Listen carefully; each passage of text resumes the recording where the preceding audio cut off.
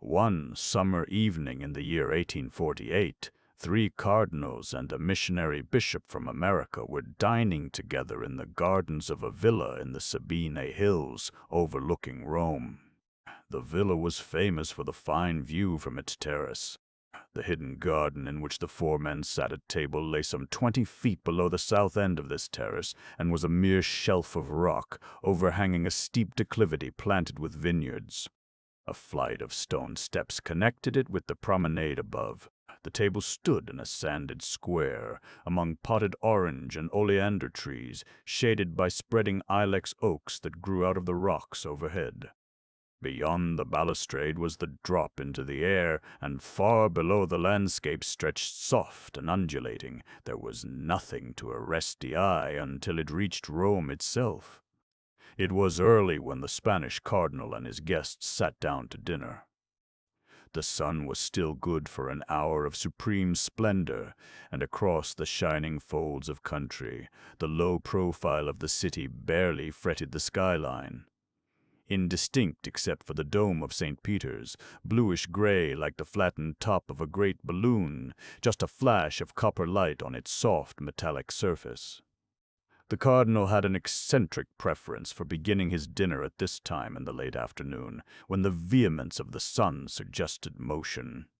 The light was full of action and had a peculiar quality of climax, of splendid finish. It was both intense and soft, with a ruddiness as of much multiplied candlelight, an aura of red in its flames.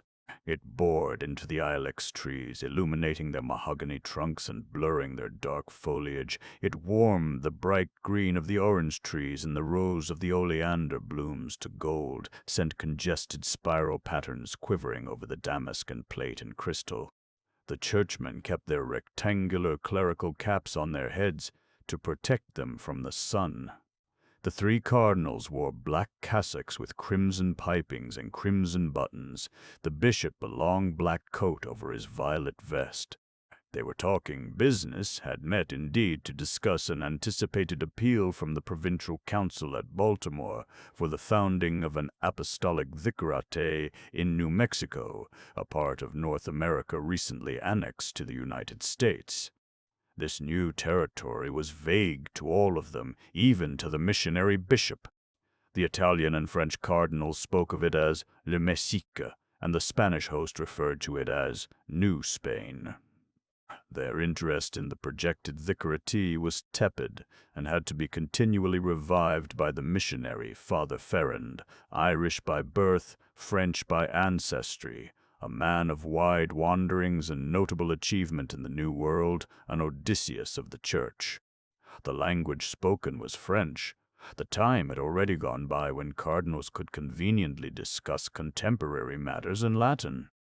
The French and Italian cardinals were men in vigorous middle life, the Norman full-belted and ruddy, the Venetian spare and sallow and hook-nosed.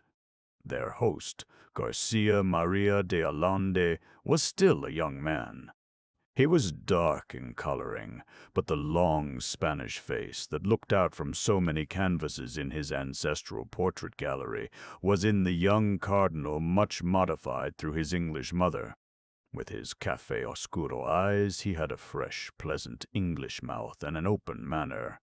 During the latter years of the reign of Gregory XVI, de Allende had been the most influential man at the Vatican, but since the death of Gregory 2 years ago, he had retired to his country estate.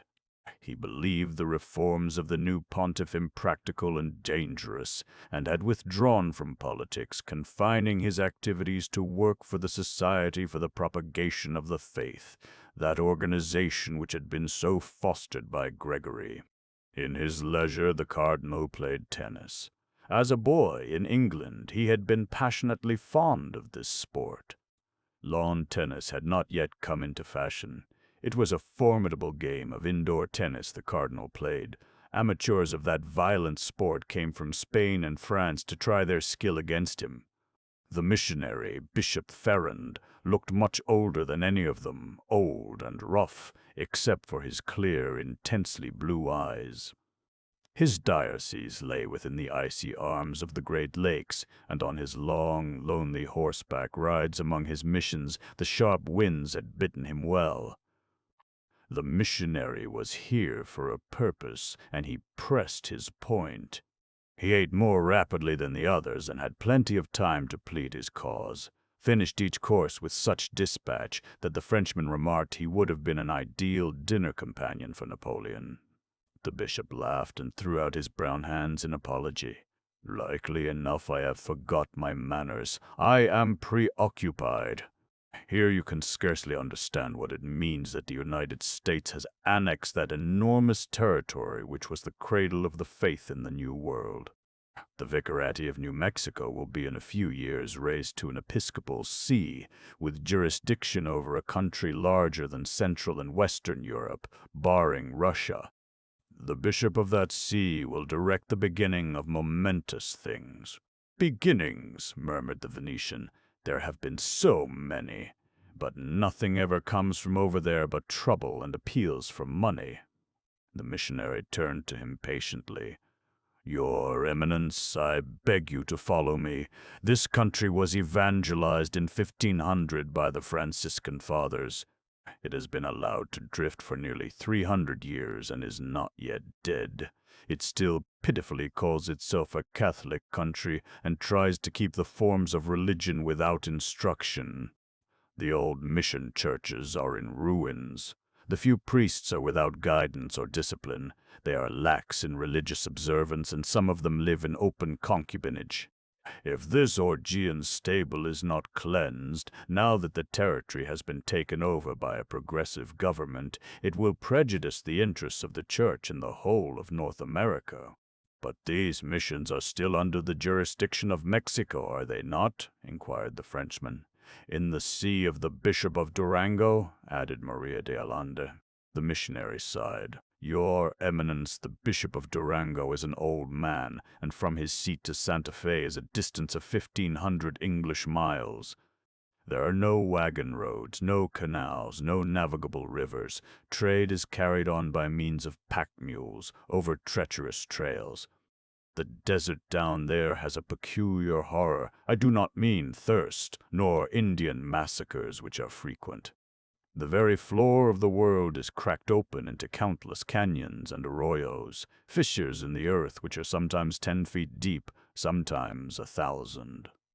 Up and down these stony chasms the traveler and his mules clamber as best they can. It is impossible to go far in any direction without crossing them. If the Bishop of Durango should summon a disobedient priest by letter, who shall bring the padre to him? Who can prove that he ever received the summons? The post is carried by hunters, fur trappers, gold seekers, whoever happens to be moving on the trails." The Norman cardinal emptied his glass and wiped his lips. "And the inhabitants, Father Ferrand? If these are the travelers, who stays at home? Some 30 Indian nations, Monsignor, each with its own customs and language, many of them fiercely hostile to each other, and the Mexicans a naturally devout people. Untaught and unshepherded, they cling to the faith of their fathers. I have a letter from the Bishop of Durango recommending his vicar for this new post," remarked Maria de Allende. "Your Eminence, it would be a great misfortune if a native priest were appointed. They have never done well in that field. Besides, this vicar is old." "The new vicar must be a young man of strong constitution, full of zeal, and above all intelligent. He will have to deal with savagery and ignorance, with dissolute priests and political intrigue. He must be a man to whom order is necessary, as dear as life." The Spaniard's coffee-colored eyes showed a glint of yellow as he glanced sidewise at his guest. "I suspect from your exordium that you have a candidate, and that he is a French priest, perhaps." "You guess rightly, Monsignor. I am glad to see that we have the same opinion of French missionaries." "Yes," said the cardinal lightly, "they are the best missionaries. Our Spanish fathers made good martyrs, but the French Jesuits accomplish more. They are the great organizers." "Better than the Germans?" asked the Venetian, who had Austrian sympathies. "Oh, the Germans classify, but the French arrange. The French missionaries have a sense of proportion and rational adjustment. They are always trying to discover the logical relation of things. It is a passion with them." Here the host turned to the old bishop again. "But, your grace, why do you neglect this Burgundy? I had this wine brought up from my cellar especially to warm away the chill of your 20 Canadian winters. Surely you do not gather vintages like this on the shores of the great Lake Huron." The missionary smiled as he took up his untouched glass. "It is superb, your eminence, but I fear I have lost my palate for vintages. Out there, a little whiskey or Hudson Bay Company rum does better for us. I must confess I enjoyed the champagne in Paris. We had been 40 days at sea, and I am a poor sailor." "Then we must have some for you." He made a sign to his major domo. "You like it very cold? And your new vicar apostolic, what will he drink in the country of bison and serpents a sonnets? And what will he eat? He will eat dried buffalo meat and frijoles with chili, and he will be glad to drink water when he can get it. He will have no easy life, your eminence. That country will drink up his youth and strength as it does the rain. He will be called upon for every sacrifice, quite possibly for martyrdom. Only last year the Indian pueblo of San Fernandez de Taos murdered and scalped the American governor and some dozen other whites. The reason they did not scalp their padre was that their padre was one of the leaders of the rebellion and himself planned the massacre. That is how things stand in New Mexico. Where is your candidate at present, Father?" "He is a parish priest on the shores of Lake Ontario in my diocese. I have watched his work for 9 years. He is but 35 now. He came to us directly from the seminary. And his name is Jean Marie Latour." Maria de Allende, leaning back in his chair, put the tips of his long fingers together and regarded them thoughtfully. "Of course, Father Farron, the propaganda will almost certainly appoint to this vicarati the man whom the Council at Baltimore recommends." "Ah, yes, your eminence. But a word from you to the provincial council, an inquiry, a suggestion." "Would have some weight, I admit," replied the cardinal, smiling. "And this Latour is intelligent, you say? What a fate you are drawing upon him! But I suppose it is no worse than a life among the Hurons. My knowledge of your country is chiefly drawn from the romances of Fenimore Cooper, which I read in English with great pleasure. But has your priest a versatile intelligence? Any intelligence in matters of art, for example?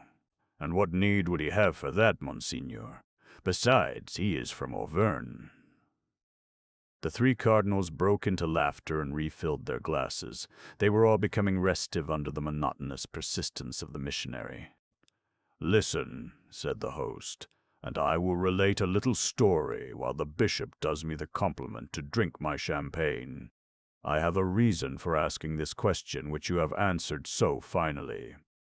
In my family house in Valencia, I have a number of pictures by the great Spanish painters, collected chiefly by my great-grandfather, who was a man of perception in these things and, for his time, rich. His collection of El Greco is, I believe, quite the best in Spain. When my progenitor was an old man, along came one of these missionary priests from New Spain begging. All missionaries from the Americas were inveterate beggars, then as now, Bishop Farron. This Franciscan had considerable success with his tales of pious Indian converts and struggling missions. He came to visit at my great-grandfather's house and conducted devotions in the absence of the chaplain. He wheedled a good sum of money out of the old man, as well as vestments and linen and chalices. He would take anything. And he implored my grandfather to give him a painting from his great collection for the ornamentation of his mission church among the Indians. My grandfather told him to choose from the gallery, believing the priest would covet most what he himself could best afford to spare. But not at all. The hairy Franciscan pounced upon one of the best in the collection, a young St. Francis in meditation by El Greco, and the model for the saint was one of the very handsome dukes of Albuquerque. My grandfather protested, tried to persuade the fellow that some picture of the crucifixion or a martyrdom would appeal more strongly to his redskins. What would a St. Francis, of almost feminine beauty, mean to the scalp-takers? All in vain. The missionary turned upon his host with a reply which has become a saying in our family. "You refuse me this picture because it is a good picture. It is too good for God, but it is not too good for you." He carried off the painting.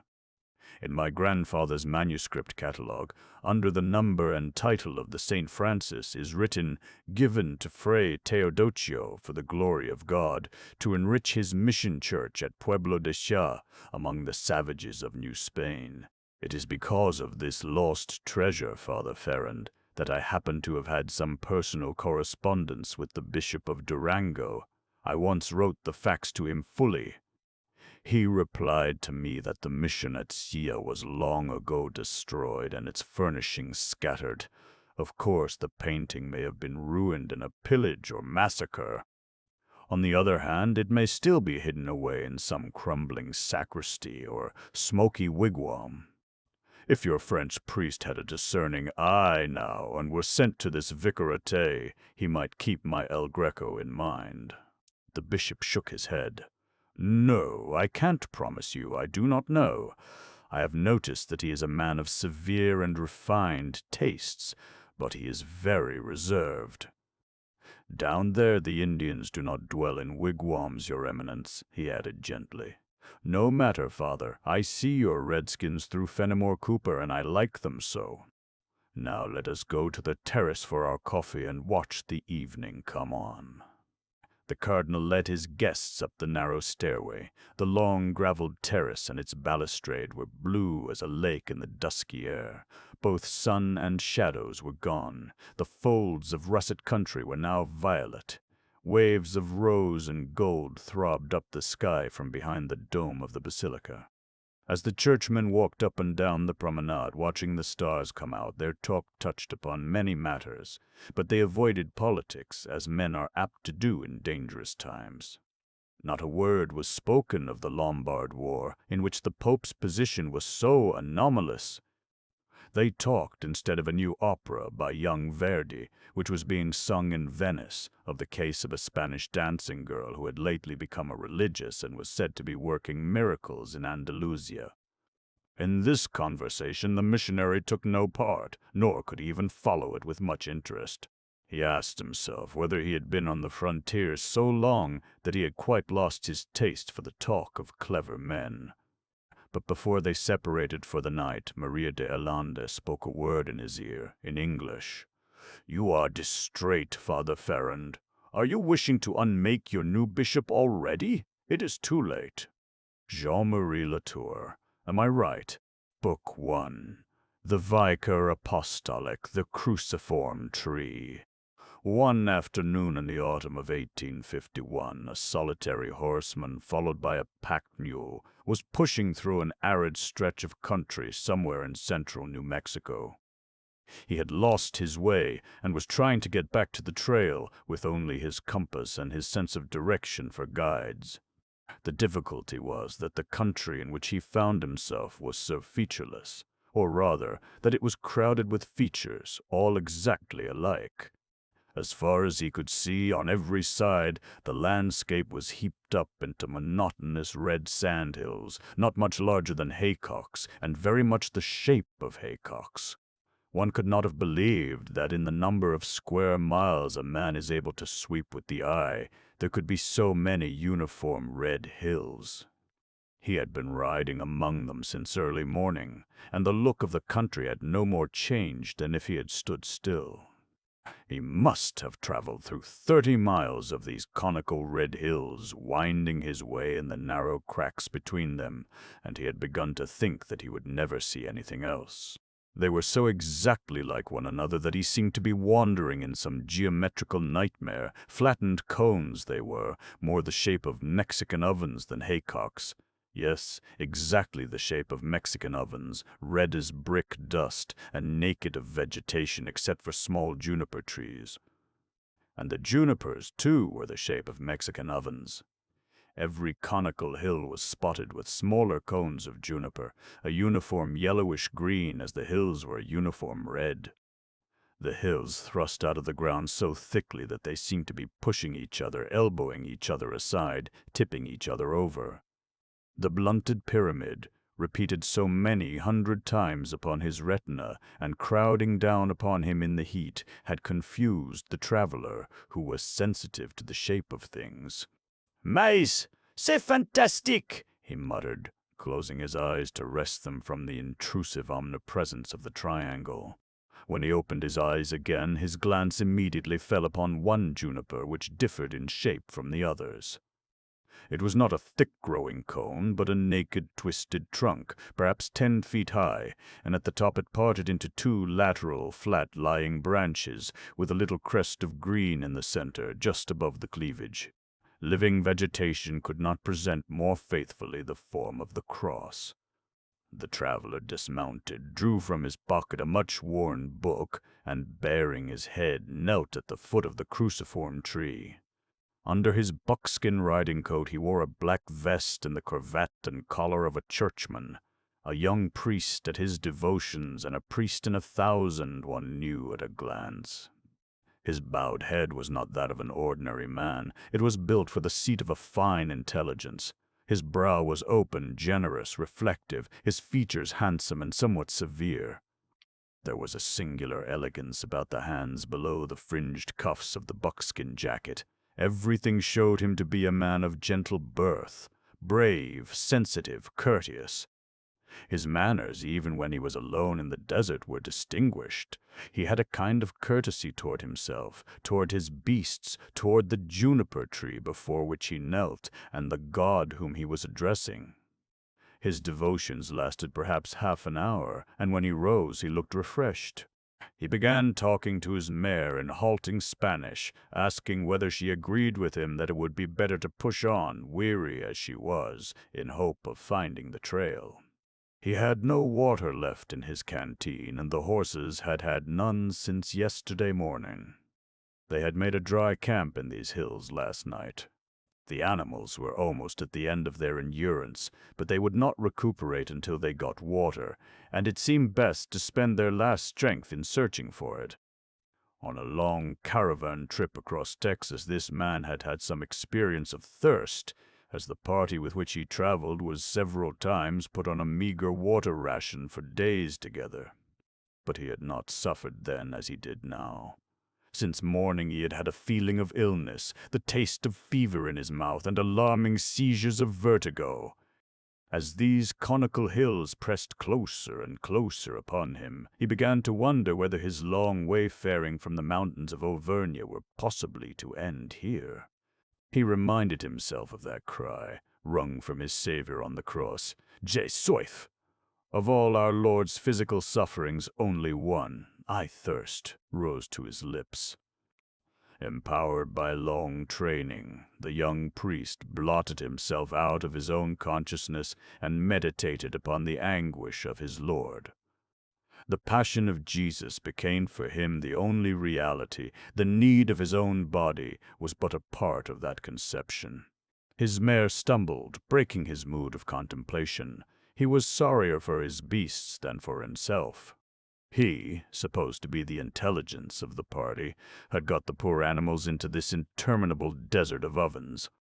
He was afraid he had been absent-minded, had been pondering his problem instead of heeding the way. His problem was how to recover a bishopric. He was a vicar apostolic, lacking a vicarati. He was thrust out. His flock would have none of him. The traveler was Jean Marie Latour, consecrated vicar apostolic of New Mexico and bishop of Agathonica and Partibus at Cincinnati a year ago, and ever since then he had been trying to reach his vicariate. No one in Cincinnati could tell him how to get to New Mexico. No one had ever been there. Since young Father Latour's arrival in America, a railroad had been built through from New York to Cincinnati, but there it ended. New Mexico lay in the middle of a dark continent. The Ohio merchants knew of two routes only. One was the Santa Fe Trail from Saint Fe, trail from Saint Stambleville. Louis, but at that time it was very dangerous because of Comanche Indian raids. His friends advised Father Latour to go down the river to New Orleans, thence by boat to Galveston, across Texas to San Antonio, and to wind up into New Mexico along the Rio Grande Valley. This he had done, but with what misadventures! His steamer was wrecked and sunk in the Galveston harbor, and he had lost all his worldly possessions except his books, which he saved at the risk of his life. He crossed Texas with a trader's caravan, and approaching San Antonio he was hurt in jumping from an overturning wagon and had to lie for 3 months in the crowded house of a poor Irish family, waiting for his injured leg to get strong. It was nearly a year after he had embarked upon the Mississippi that the young bishop, at about the sunset hour of a summer afternoon, at last beheld the old settlement toward which he had been journeying so long. The wagon train had been going all day through a greasewood plain, when late in the afternoon the teamsters began shouting that over yonder was the villa. Across the level, Father Latour could distinguish low brown shapes like earthworks, lying at the base of wrinkled green mountains with bare tops, wave-like mountains resembling billows beaten up from a flat sea by a heavy gale, and their green was of 2 colors, aspen and evergreen, not intermingled but lying in solid areas of light and dark. As the wagons went forward and the sun sank lower, a sweep of red carnelian-colored hills lying at the foot of the mountains came into view. They curved like 2 arms about a depression in the plain, and in that depression was Santa Fe at last. A thin, wavering adobe town, a green plaza, at one end a church with 2 earthen towers that rose high above the flatness. The long main street began at the church. The town seemed to flow from it like a stream from a spring. The church towers and all the low adobe houses were rose-color in that light, a little darker in tone than the amphitheater of red hills behind, and periodically the plumes of poplars flashed like gracious accent marks, inclining and recovering themselves in the wind. The young bishop was not alone in the exultation of that hour. Beside him rode Father Joseph Vaillant, his boyhood friend, who had made this long pilgrimage with him and shared his dangers. The two rode into Santa Fe together, claiming it for the glory of God. How, then, had Father Latour come to be here in the sand hills, many miles from his seat, unattended, far out of his way, and with no knowledge of how to get back to it? On his arrival at Santa Fe, this was what had happened. The Mexican priests there had refused to recognize his authority. They disclaimed any knowledge of a vicariate apostolic or a bishop of Agathonica. They said they were under the jurisdiction of the Bishop of Durango and had received no instructions to the contrary. If Father Latour was to be their bishop, where were his credentials? A parchment and letters, he knew, had been sent to the Bishop of Durango, but these had evidently got no farther. There was no postal service in this part of the world. The quickest and surest way to communicate with the Bishop of Durango was to go to him. So, having traveled for nearly a year to reach Santa Fe, Father Latour left it after a few weeks, and set off alone on horseback to ride down into Old Mexico and back, a journey of full 3,000 miles. He had been warned that there were many trails leading off the Rio Grande road, and that a stranger might easily mistake his way, for the grown careless and turned into some purely local trail. When he realized that he was astray, his canteen was already empty and his horses seemed too exhausted to retrace their steps. He had persevered in this sandy track, which grew ever fainter, reasoning that it must lead somewhere. All at once Father Latour thought he felt a change in the body of his mare. She lifted her head for the first time in a long while and seemed to redistribute her weight upon her legs. The pack mule behaved in a similar manner, and both quickened their pace. Was it possible they scented water? Nearly an hour went by, and then, winding between two hills that were like all the hundreds they had passed, the two beasts whinnied simultaneously. Below them, in the midst of that wavy ocean of sand, was a green thread of verdure and a running stream. This ribbon in the desert seemed no wider than a man could throw a stone, and it was greener than anything Latour had ever seen, even in his own greenest corner of the old world. But for the quivering of the hide on his mare's neck and shoulders, he might have thought this a vision, a delusion of thirst. Running water, clover fields, cottonwoods, acacias, little adobe houses with brilliant gardens, a boy driving a flock of white goats toward the stream. That was what the young bishop saw. A few moments later, when he was struggling with his horses, trying to keep them from overdrinking, a young girl with a black shawl over her head came running toward him. He thought he had never seen a kindlier face. Her greeting was that of a Christian. "Ave Maria Purissima, Señor. Whence do you come?" "Blessed child," he replied in Spanish, "I am a priest who has lost his way. I am famished for water." "A priest?" she cried. "That is not possible.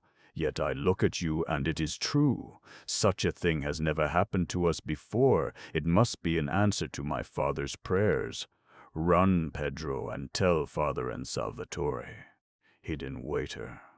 An hour later, as darkness came over the sandhills, the young bishop was seated at supper in the mother-house of this Mexican settlement, which, he learned, was appropriately called Agua Secreta, hidden water.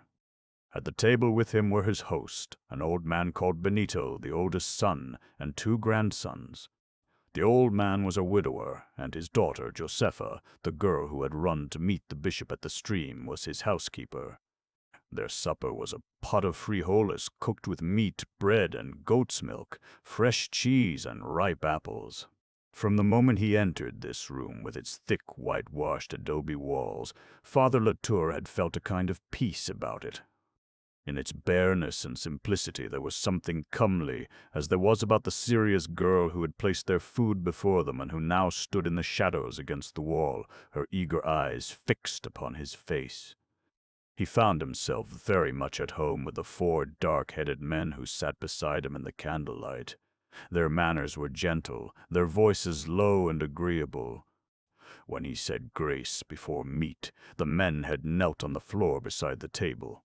The grandfather declared that the Blessed Virgin must have led the bishop from his path and brought him here to baptize the children and to sanctify the marriages. Their settlement was little known, he said. They had no papers for their land and were afraid the Americans might take it away from them. There was no one in their settlement who could read or write. Salvatore, his oldest son, had gone all the way to Albuquerque to find a wife, and had married there. But the priest had charged him 20 pesos, and that was half of all he had saved to buy furniture and glass windows for his house. His brothers and cousins, discouraged by his experience, had taken wives without the marriage sacrament. In answer to the bishop's questions, they told him the simple story of their lives. They had here all they needed to make them happy. They spun and wove from the fleece of their flocks, raised their own corn and wheat and tobacco, dried their plums and apricots for winter. Once a year the boys took the grain up to Albuquerque to have it ground, and bought such luxuries as sugar and coffee. They had bees, and when sugar was high they sweetened with honey. Benito did not know in what year his grandfather had settled here, coming from Chihuahua with all his goods in ox carts. But it was soon after the time when the French killed their king. My grandfather had heard talk of that before he left home, and used to tell us boys about it when he was an old man. "Perhaps you have guessed that I am a Frenchman," said Father Latour. No, they had not, but they felt sure he was not an American. Jose, the elder grandson, had been watching the visitor uncertainly. He was a handsome boy with a triangle of black hair hanging over his rather sullen eyes. He now spoke for the first time. "They say at Albuquerque that now we are all Americans, but that is not true, Padre. I will never be an American. They are infidels." "Not all, my son. I have lived among Americans in the North for 10 years, and I found many devout Catholics." The young man shook his head. "They destroyed our churches when they were fighting us, and stabled their horses in them. And now they will take our religion away from us. We want our own ways and our own religion." Father Latour began to tell them about his friendly relations with Protestants in Ohio, but they had not room in their minds for two ideas. There was one church, and the rest of the world was infidel. One thing they could understand, that he had here in his saddlebags, his vestments, the altar stone, and all the equipment for celebrating the Mass, and that tomorrow morning after Mass he would hear confessions, baptize, and sanctify marriages. After supper, Father Latour took up a candle and began to examine the holy images on the shelf over the fireplace. The wooden figures of the saints, found in even the poorest Mexican houses, always interested him. He had never yet seen two alike. These, over Benito's fireplace, had come in the ox carts from Chihuahua nearly 60 years ago.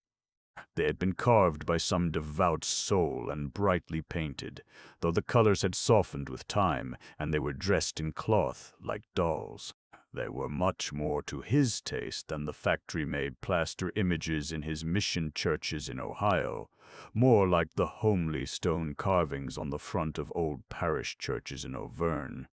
The wooden Virgin was a sorrowing mother indeed, long and stiff and severe, very long from the neck to the waist, even longer from waist to feet, like some of the rigid mosaics of the Eastern Church. She was dressed in black with a white apron and a black rebozo over her head, like a Mexican woman of the poor. At her right was Saint Joseph, and at her left a fierce little equestrian figure, a saint wearing the costume of a Mexican ranchero, velvet trousers richly embroidered and wide at the ankle, velvet jacket and silk shirt, and a high-crowned, broad-brimmed Mexican sombrero. He was attached to his fat horse by a wooden pivot driven through the saddle. The younger grandson saw the priest's interest in this figure. "That," he said, "is my name Santiago." "Oh yes, Santiago. He was a missionary, like me. In our country we call him Saint Jacques, and he carries a staff and a wallet. But here he would need a horse, surely." The boy looked at him in surprise. "But he is the saint of horses. Isn't he that in your country?" The bishop shook his head. "No, I know nothing about that. How is he the saint of horses?" "He blesses the mares and makes them fruitful. Even the Indians believe that. They know that if they neglect to pray to Santiago for a few years, the foals do not come right." A little later, after his devotions, the young bishop lay down in Benito's deep feather bed, thinking how different was this night from his anticipation of it. He had expected to make a dry camp in the wilderness and to sleep under a juniper tree like the prophet tormented by thirst. But here he lay in comfort and safety, with love for his fellow creatures flowing like peace about his heart. If Father Vaillant were here, he would say, a miracle that the Holy Mother, to whom he had addressed himself before the cruciform tree, had led him hither. And it was a miracle, Father Latour knew that. But his dear Joseph must always have the miracle very direct and spectacular, not with nature, but against it. He would almost be able to tell the color of the mantle Our Lady wore when she took the mare by the bridle back yonder among the junipers and led her out of the pathless sandhills as the angel led the ass on the flight into Egypt. Whoa! In the late afternoon of the following day, the bishop was walking alone along the banks of the life-giving stream, reviewing in his mind the events of the morning.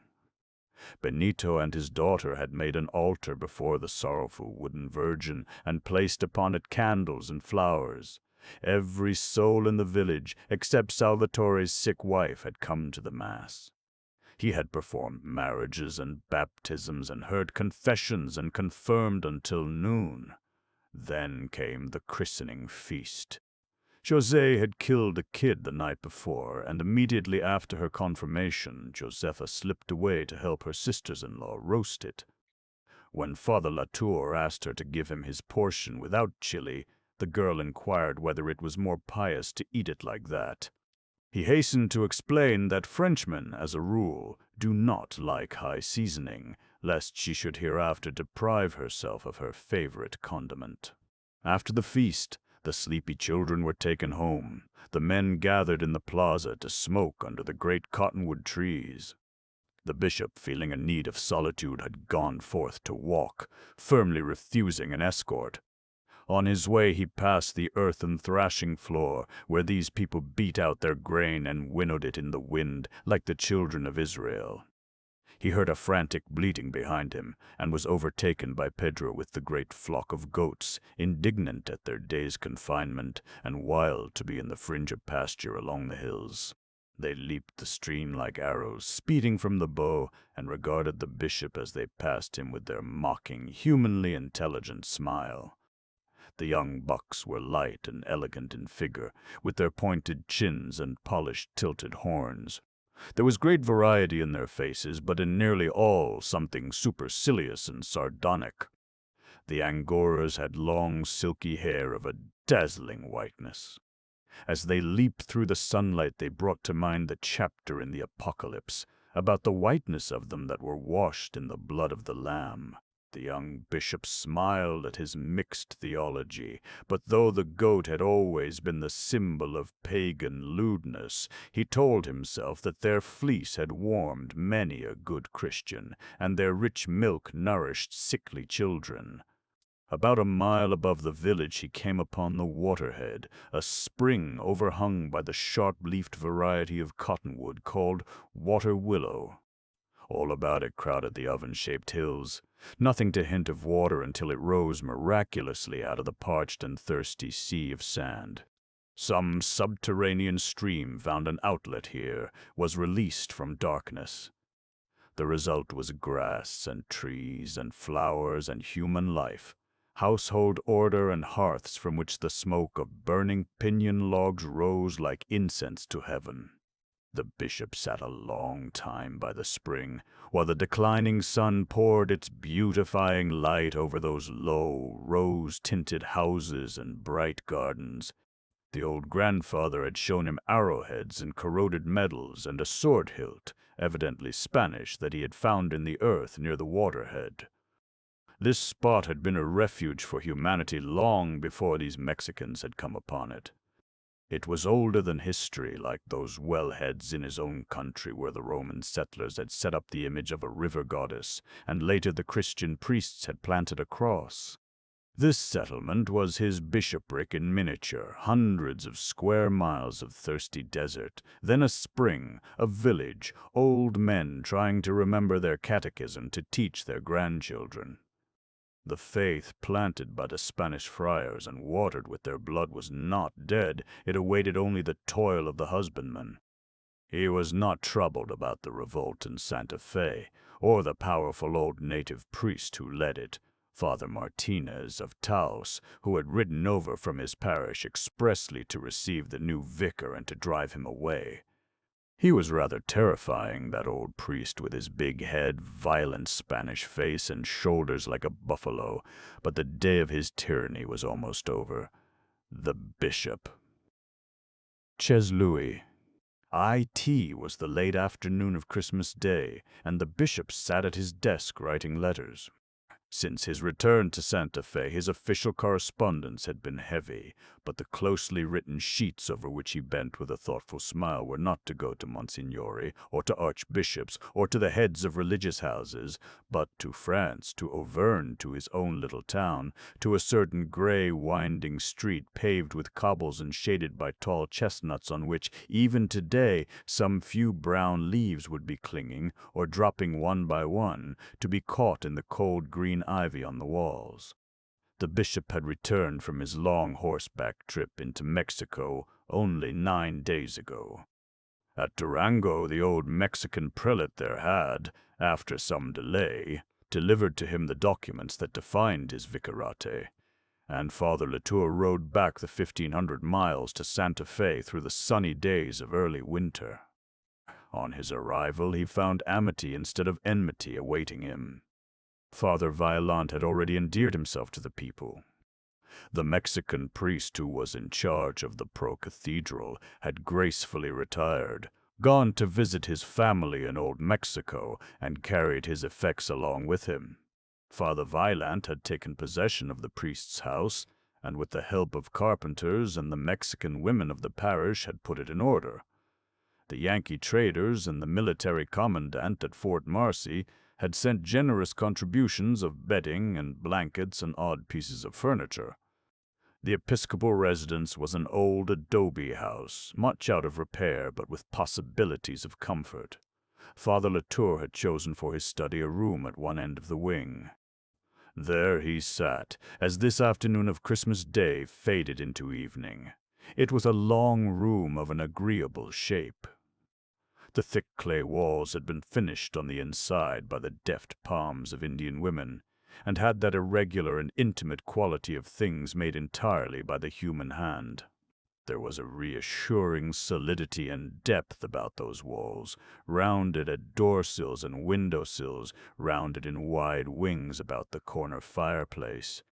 The interior had been newly whitewashed in the bishop's absence, and the flicker of the fire threw a rosy glow over the wavy surfaces, never quite evenly flat, never a dead white, for the ruddy color of the clay underneath gave a warm tone to the lime wash. The ceiling was made of heavy cedar beams, overlaid by aspen saplings, all of one size, lying close together like the ribs in corduroy, and clad in their ruddy inner skins. The earth floor was covered with thick Indian blankets. 2 blankets, very old and beautiful in design and color, were hung on the walls like tapestries. On either side of the fireplace, plastered recesses were let into the wall. In one, narrow and arched, stood the bishop's crucifix. The other was square, with a carved wooden door like a grill, and within it lay a few rare and beautiful books. The rest of the bishop's library was on open shelves at one end of the room. The furniture of the house Father Vaillant had bought from the departed Mexican priest. It was heavy and somewhat clumsy, but not unsightly. All the wood used in making tables and bedsteads was hewn from tree boles with the axe or hatchet. Even the thick planks on which the bishop's theological books rested were axe-dressed. There was not at that time a turning lathe or a sawmill in all northern New Mexico. The native carpenters whittled out chair rungs and table legs, and fitted them together with wooden pins instead of iron nails. Wooden chests were used in place of dressers with drawers, and sometimes these were beautifully carved or covered with decorated leather. The desk at which the bishop sat writing was an importation, a walnut secretary of American make, sent down by one of the officers of the fort at Father Vaillant's suggestion. His silver candlesticks he had brought from France long ago. They were given to him by a beloved aunt when he was ordained. The young bishop's pen flew over the paper, leaving a trail of fine, finished French script behind in violet ink. My new study, dear brother, as I write, is full of the delicious fragrance of the piñon logs burning in my fireplace. We use this kind of cedar wood altogether for fuel, and it is highly aromatic, yet delicate. At our meanest tasks we have a perpetual odor of incense about us. I wish that you and my dear sister could look in upon this scene of comfort and peace. We missionaries wear a frock coat and wide-brimmed hat all day, you know, and look like American traders. What a pleasure to come home at night and put on my old cassock. I feel more like a priest then, for so much of the day I must be a businessman, and for some reason more like a Frenchman. All day I am an American in speech and thought, yes, in heart too. The kindness of the American traders, and especially of the military officers at the fort, commands more than a superficial loyalty. I mean to help the officers at their task here. I can assist them more than they realize.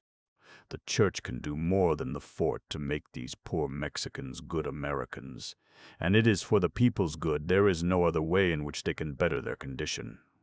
But this is not the day to write you of my duties or my purposes. Tonight we are exiles, happy ones, thinking of home. Father Joseph has sent away our Mexican woman. He will make a good cook of her in time, but tonight he is preparing our Christmas dinner himself. I had thought he would be worn out today, for he has been conducting a novena of high masses, as is the custom here before Christmas. After the novena and the midnight mass last night, I supposed he would be willing to rest today, but not a bit of it. You know his motto, rest in action. I brought him a bottle of olive oil on my horse all the way from Durango. I say olive oil, because here oil means something to grease the wheels of wagons, and he is making some sort of cooked salad. We have no green vegetables here in winter, and no one seems ever to have heard of that blessed plant, the lettuce. Joseph finds it hard to do without salad oil. He always had it in Ohio, though it was a great extravagance. He has been in the kitchen all afternoon. There is only an open fireplace for cooking and an earthen roasting oven out in the courtyard. But he has never failed me in anything yet, and I think I can promise you that tonight 2 Frenchmen will sit down to a good dinner and drink your health." The bishop laid down his pen and lit his 2 candles with a splinter from the fire, then stood dusting his fingers by the deep-set window, looking out at the pale blue darkening sky. The evening star hung above the amber afterglow, so soft, so brilliant that she seemed to bathe in her own silver light. Ave Maris Stella, the song which one of his friends at the seminary used to intone so beautifully. Humming it softly, he returned to his desk and was just dipping his pen in the ink when the door opened and a voice said, "Monseigneur Esterville." "Alors, Jean, vous apportez les bougies." The bishop carried the candles into the dining room where the table was laid, and Father Vaillant was changing his cook's apron for his cassock. Crimson from standing over an open fire, his rugged face was even homelier than usual, though one of the first things a stranger decided upon meeting Father Joseph was that the Lord had made few uglier men. He was short, skinny, bow-legged from a life on horseback, and his countenance had little to recommend it but kindliness and vivacity. He looked old, though he was then about 40. His skin was hardened and seamed by exposure to weather in a bitter climate, his neck scrawny and wrinkled like an old man's. A bold, blunt-tipped nose, positive chin, a very large mouth, the lips thick and succulent but never loose, never relaxed, always stiffened by effort or working with excitement. His hair, sunburned to the shade of dry hay, had originally been tow-colored, blanchet, whitey, he was always called at the seminary. Even his eyes were nearsighted, and of such a pale, watery blue as to be unimpressive. There was certainly nothing in his outer case to suggest the fierceness and fortitude and fire of the man, and yet even the thick-blooded Mexican half-breeds knew his quality at once. If the bishop returned to find Santa Fe friendly to him, it was because everybody believed in Father Vaillant, homely, real, persistent, with the driving power of a dozen men in his poorly built body. On coming into the dining room, Bishop Latour placed his candlesticks over the fireplace, since there were already 6 upon the table illuminating the brown soup pot. After they had stood for a moment in prayer, Father Joseph lifted the cover and ladled the soup into the plates, a dark onion soup with croutons. The bishop tasted it critically and smiled at his companion. After the spoon had traveled to his lips a few times, he put it down and, leaning back in his chair, remarked, "Think of it, Blanchet, in all this vast country between the Mississippi and the Pacific Ocean, there is probably not another human being who could make a soup like this." "Not unless he is a Frenchman," said Father Joseph. He had tucked a napkin over the front of his cassock and was losing no time in reflection. "I am not deprecating your individual talent, Joseph," the bishop continued, "but when one thinks of it, a soup like this is not the work of one man. It is the result of a constantly refined tradition. There are nearly 1,000 years of history in this soup." Father Joseph frowned intently at the earthen pot in the middle of the table. His pale, near-sighted eyes had always the look of peering into distance. "C'est foi," he murmured. "But how?" he exclaimed as he filled the bishop's plate again. "How can a man make a proper soup without leeks, that king of vegetables? We cannot go on eating onions forever." After carrying away the soupière, he brought in the roast chicken and pomme sautés. "And salad Jean," he continued as he began to carve. "Are we to eat dried beans and roots for the rest of our lives? Surely we must find time to make a garden." "Ah, my garden at Sandusky, and you could snatch me away from it. You will admit that you never ate better lettuces in France, and my vineyard, a natural habitat for the vine, that, I tell you, the shores of Lake Erie will be covered with vineyards one day. I envy the man who is drinking my wine. Ah well, that is a missionary's life, to plant where another shall reap." As this was Christmas Day, the two friends were speaking in their native tongue. For years they had made it a practice to speak English together, except upon very special occasions, and of late they conversed in Spanish, in which they both needed to gain fluency. "And yet sometimes you used to chafe a little at your dear Sandusky and its comforts," the bishop reminded him, "to say that you would end a home-staying parish priest after all. Of course one wants to eat one's cake and have it, as they say in Ohio. But no farther, Jean. This is far enough. Do not drag me any farther." Father Joseph began gently to coax the cork from a bottle of red wine with his fingers. "This I begged for your dinner at the hacienda where I went to baptize the baby on St. Thomas's Day. It is not easy to separate these rich Mexicans from their French wine. They know its worth." He poured a few drops and tried it. A slight taste of the cork, they do not know how to keep it properly. However, it is quite good enough for missionaries. You asked me not to drag you any farther, Joseph. I wish. Bishop Latour leaned back in his chair and locked his hands together beneath his chin. I wish I knew how far this is. Does anyone know the extent of this diocese or of this territory? The commandant at the fort seems as much in the dark as I. He says I can get some information from the scout, Kit Carson, who lives at Dawas. Don't begin worrying about the diocese, Jean. For the present, Santa Fe is the diocese. Establish order at home.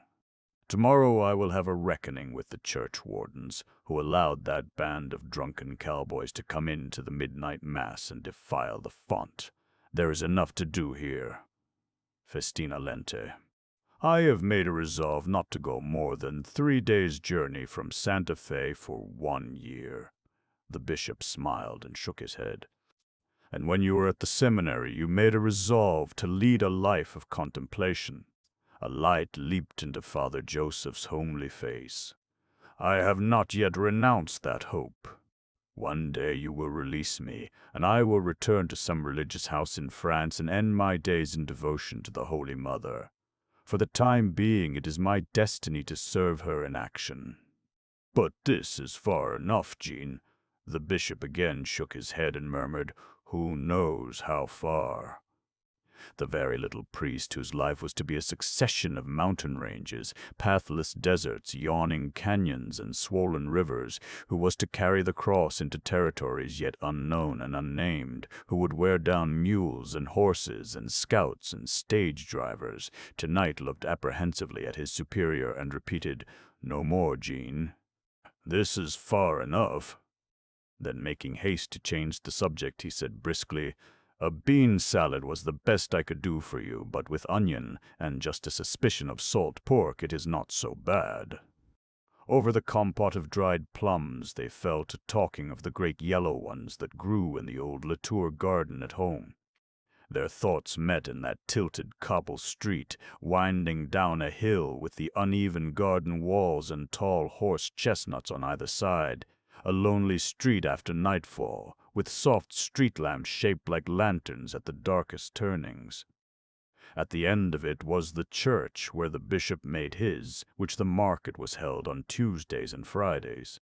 While they lingered over these memories, an indulgence they seldom permitted themselves, the two missionaries were startled by a volley of rifle shots and blood-curdling yells without, and the galloping of horses. The bishop half rose, but Father Joseph reassured him with a shrug. "Do not discompose yourself. The same thing happened here on the eve of All Souls' Day. A band of drunken cowboys like those who came into the church last night go out to the pueblo and get the Tesuque Indian boys drunk, and then they ride in to serenade the soldiers at the fort in this manner. A bell and a miracle." On the morning after the bishop's return from Durango, after his first night in his episcopal residence, he had a pleasant awakening from sleep. He had ridden into the courtyard after nightfall, having changed horses at a rancho and pushed on nearly 60 miles in order to reach home. Consequently, he slept late the next morning, did not awaken until 6 o'clock when he heard the Angelus ringing.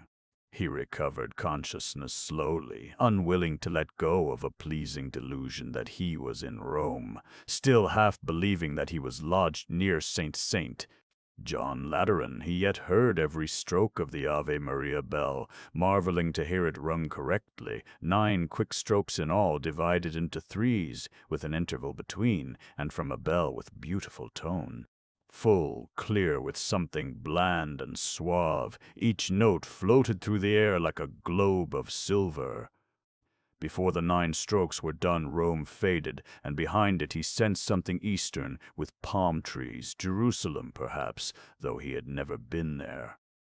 Keeping his eyes closed, he cherished for a moment this sudden, pervasive sense of the East.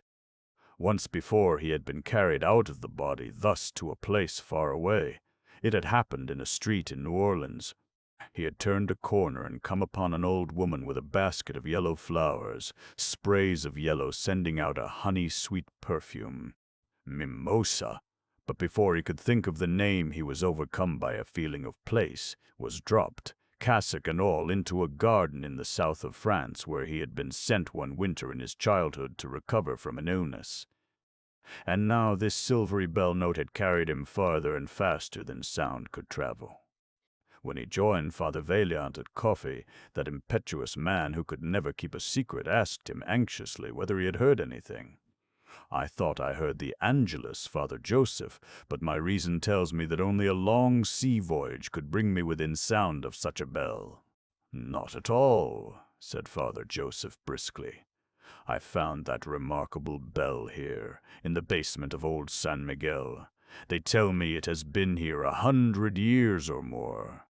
There is no church tower in the place strong enough to hold it. It is very thick and must weigh close upon 800 pounds. But I had a scaffolding built in the churchyard, and with the help of oxen we raised it and got it swung on crossbeams. I taught a Mexican boy to ring it properly against your return." "But how could it have come here? It is Spanish, I suppose?" "Yes, the inscription is in Spanish, to St. Joseph, and the date is 3056. It must have been brought up from Mexico City in an ox cart. A heroic undertaking, certainly. Nobody knows where it was cast. But they do tell a story about it, that it was pledged to St. Joseph in the wars with the Moors, and that the people of some besieged city brought all their plate and silver and gold ornaments and threw them in with the baser metals. There is certainly a good deal of silver in the bell. Nothing else would account for its tone." Father Latour reflected. "And the silver of the Spaniards was really Moorish, was it not, if not actually of Moorish make, copied from their design? The Spaniards knew nothing about working silver except as they learned it from the Moors. What are you doing, Jean? trying to make my bell out an infidel?" Father Joseph asked impatiently. The bishop smiled. "I am trying to account for the fact that when I heard it this morning it struck me at once as something oriental. A learned Scotch Jesuit in Montreal told me that our first bells, and the introduction of the bell in the service all over Europe, originally came from the East. He said the Templars brought the Angelus back from the Crusades, and it is really an adaptation of a Muslim custom." Father Vaillant sniffed.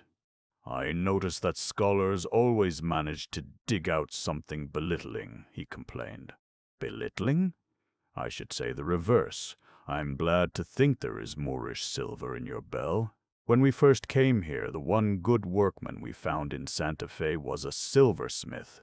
The Spaniards handed on their skill to the Mexicans, and the Mexicans have taught the Navajos to work silver, but it all came from the Moors."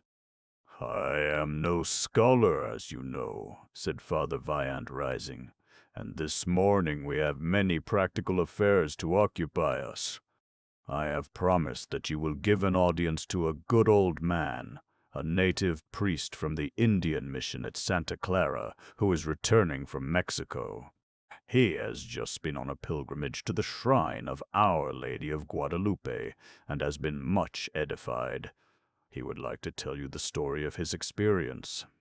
It seems that ever since he was ordained, he has desired to visit the shrine. During your absence, I have found how particularly precious is that shrine to all Catholics in New Mexico. They regard it as the one absolutely authenticated appearance of the Blessed Virgin in the New World, and a witness of her affection for her church on this continent." The bishop went into his study, and Father Vaillant brought in Padre Escolastico Herrera, a man of nearly 70 who had been 40 years in the ministry and had just accomplished the pious desire of a lifetime. His mind was still full of the sweetness of his late experience. He was so rapt that nothing else interested him. He asked anxiously whether perhaps the bishop would have more leisure to attend to him later in the day. But Father Latour placed a chair for him and told him to proceed. The old man thanked him for the privilege of being seated. Leaning forward with his hands locked between his knees, he told the whole story of the miraculous appearance, both because it was so dear to his heart and because he was sure that no American bishop would have heard of the occurrence as it was, though at Rome all the details were well known, and 2 popes had sent gifts to the shrine. On Saturday, December 9th, in the year 1531, a poor neophyte of the monastery of St. James was hurrying down Tepeyac Hill to attend Mass in the city of Mexico. His name was Juan Diego, and he was 55 years old. When he was halfway down the hill, a light shone in his path, and the Mother of God appeared to him as a young woman of great beauty, clad in blue and gold. She greeted him by name and said, "Juan, seek out thy bishop and bid him build a church in my honor on the spot where I now stand. Go then, and I will bide here and await thy return." Brother Juan ran into the city and straight to the bishop's palace, where he reported the matter. The bishop was Zumarraga, a Spaniard. He questioned the monk severely and told him he should have required a sign of the lady to assure him that she was indeed the Mother of God and not some evil spirit. He dismissed the poor brother harshly and set an attendant to watch his actions. Juan went forth very downcast and repaired to the house of his uncle Bernardino, who was sick of a fever. The 2 succeeding days he spent in caring for this aged man who seemed at the point of death. Because of the bishop's reproof, he had fallen into doubt and did not return to the spot where the lady said she would await him. On Tuesday he left the city to go back to his monastery to fetch medicines for Bernardino, but he avoided the place where he had seen the vision and went by another way. Again he saw a light in his path, and the Virgin appeared to him as before, saying, "Juan, why goest thou by this way?" Weeping, he told her that the bishop had distrusted his report, and that he had been employed in caring for his uncle, who was sick unto death. The lady spoke to him with all comfort, telling him that his uncle would be healed within the hour, and that he should return to Bishop Zumarraga and bid him build a church where she had first appeared to him. It must be called the Shrine of Our Lady of Guadalupe, after her dear shrine of that name in Spain. When Brother Juan replied to her that the bishop required a sign, she said, "Go up on the rocks yonder and gather roses." Though it was December and not the season for roses, he ran up among the rocks and found such roses as he had never seen before. He gathered them until he had filled his tilma. The tilma was a mantle worn only by the very poor, a wretched garment loosely woven of coarse vegetable fiber and sewn down the middle. When he returned to the apparition, she bent over the flowers and took pains to arrange them, then closed the ends of the tilma together and said to him, "Go now, and do not open your mantle until you open it before your bishop." Juan sped into the city and gained admission to the bishop, who was in council with his vicar. "Your Grace," he said, "the Blessed Lady who appeared to me has sent you these roses for a sign." At this he held up one end of his tilma and let the roses fall in profusion to the floor. To his astonishment, Bishop Zumarraga and his vicar instantly fell upon their knees among the flowers. On the inside of his poor mantle was a painting of the Blessed Virgin, in robes of blue and rose and gold, exactly as she had appeared to him upon the hillside. A shrine was built to contain this miraculous portrait, which since that day has been the goal of countless pilgrimages and has performed many miracles. Of this picture, Padre Escolastico had much to say. He affirmed that it was of marvelous beauty, rich with gold, and the colors as pure and delicate as the tints of early morning. Many painters had visited the shrine and marveled that paint could be laid at all upon such poor and coarse material. In the ordinary way of nature, the flimsy mantle would have fallen to pieces long ago. The padre modestly presented Bishop Latour and Father Joseph with little medals he had brought from the shrine. On one side a relief of the miraculous portrait, on the other an inscription, Non fecit taliter omni nationi. She hath not dealt so with any nation. Father Vaillant was deeply stirred by the priest's recital, and after the old man had gone he declared to the bishop that he meant himself to make a pilgrimage to this shrine at the earliest opportunity. "What a priceless thing for the poor converts of a savage country!" he exclaimed, wiping his glasses, which were clouded by his strong feeling. "All these poor Catholics who have been so long without instruction have at least the reassurance of that visitation. It is a household word with them that their Blessed Mother revealed herself in their own country to a poor convert.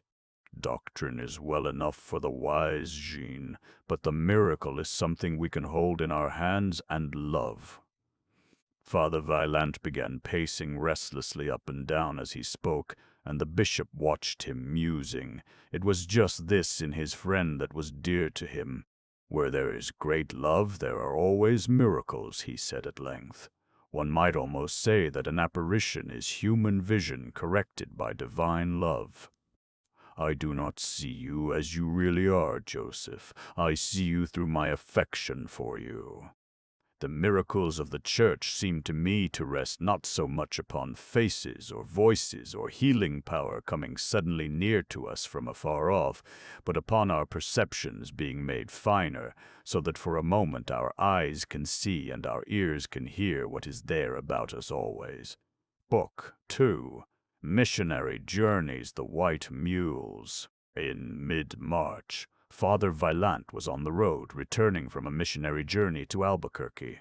He was to stop at the rancho of a rich Mexican, Manuel Lujan, to marry his men and maid-servants who were living in concubinage, and to baptize the children. There he would spend the night. Tomorrow or the day after, he would go on to Santa Fe, halting by the way at the Indian pueblo of Santo Domingo to hold service.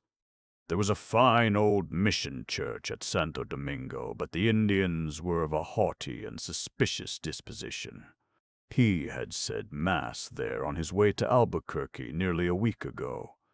By dint of canvassing from house to house and offering medals and religious color prints to all who came to church, he had got together a considerable congregation. It was a large and prosperous pueblo, set among clean sandhills, with its rich irrigated farmlands lying just below in the valley of the Rio Grande. His congregation was quiet, dignified, attentive. They sat on the earth floor, wrapped in their best blankets, repose in every line of their strong, stubborn backs. He harangued them in such Spanish as he could command, and they listened with respect. But bring their children to be baptized they would not. The Spaniards had treated them very badly long ago, and they had been meditating upon their grievance for many generations. Father Vaillant had not baptized one infant there, but he meant to stop tomorrow and try again, then back to his bishop, provided he could get his horse up La Bajada Hill. He had bought his horse from a Yankee trader and had been woefully deceived. 1 week's journey of from 20 to 30 miles a day had shown the beast up for a wind-broken wreck. Father Vaillant's mind was full of material cares as he approached Manuel Lujan's place beyond Bernalillo. The rancho was like a little town with all its stables, corrals, and stake fences. The Casa Grande was long and low, with glass windows and bright blue doors, a portal running its full length supported by blue posts. Under this portal the adobe wall was hung with bridles, saddles, great boots and spurs, guns and saddle blankets, strings of red peppers, fox skins, and the skins of 2 great rattlesnakes.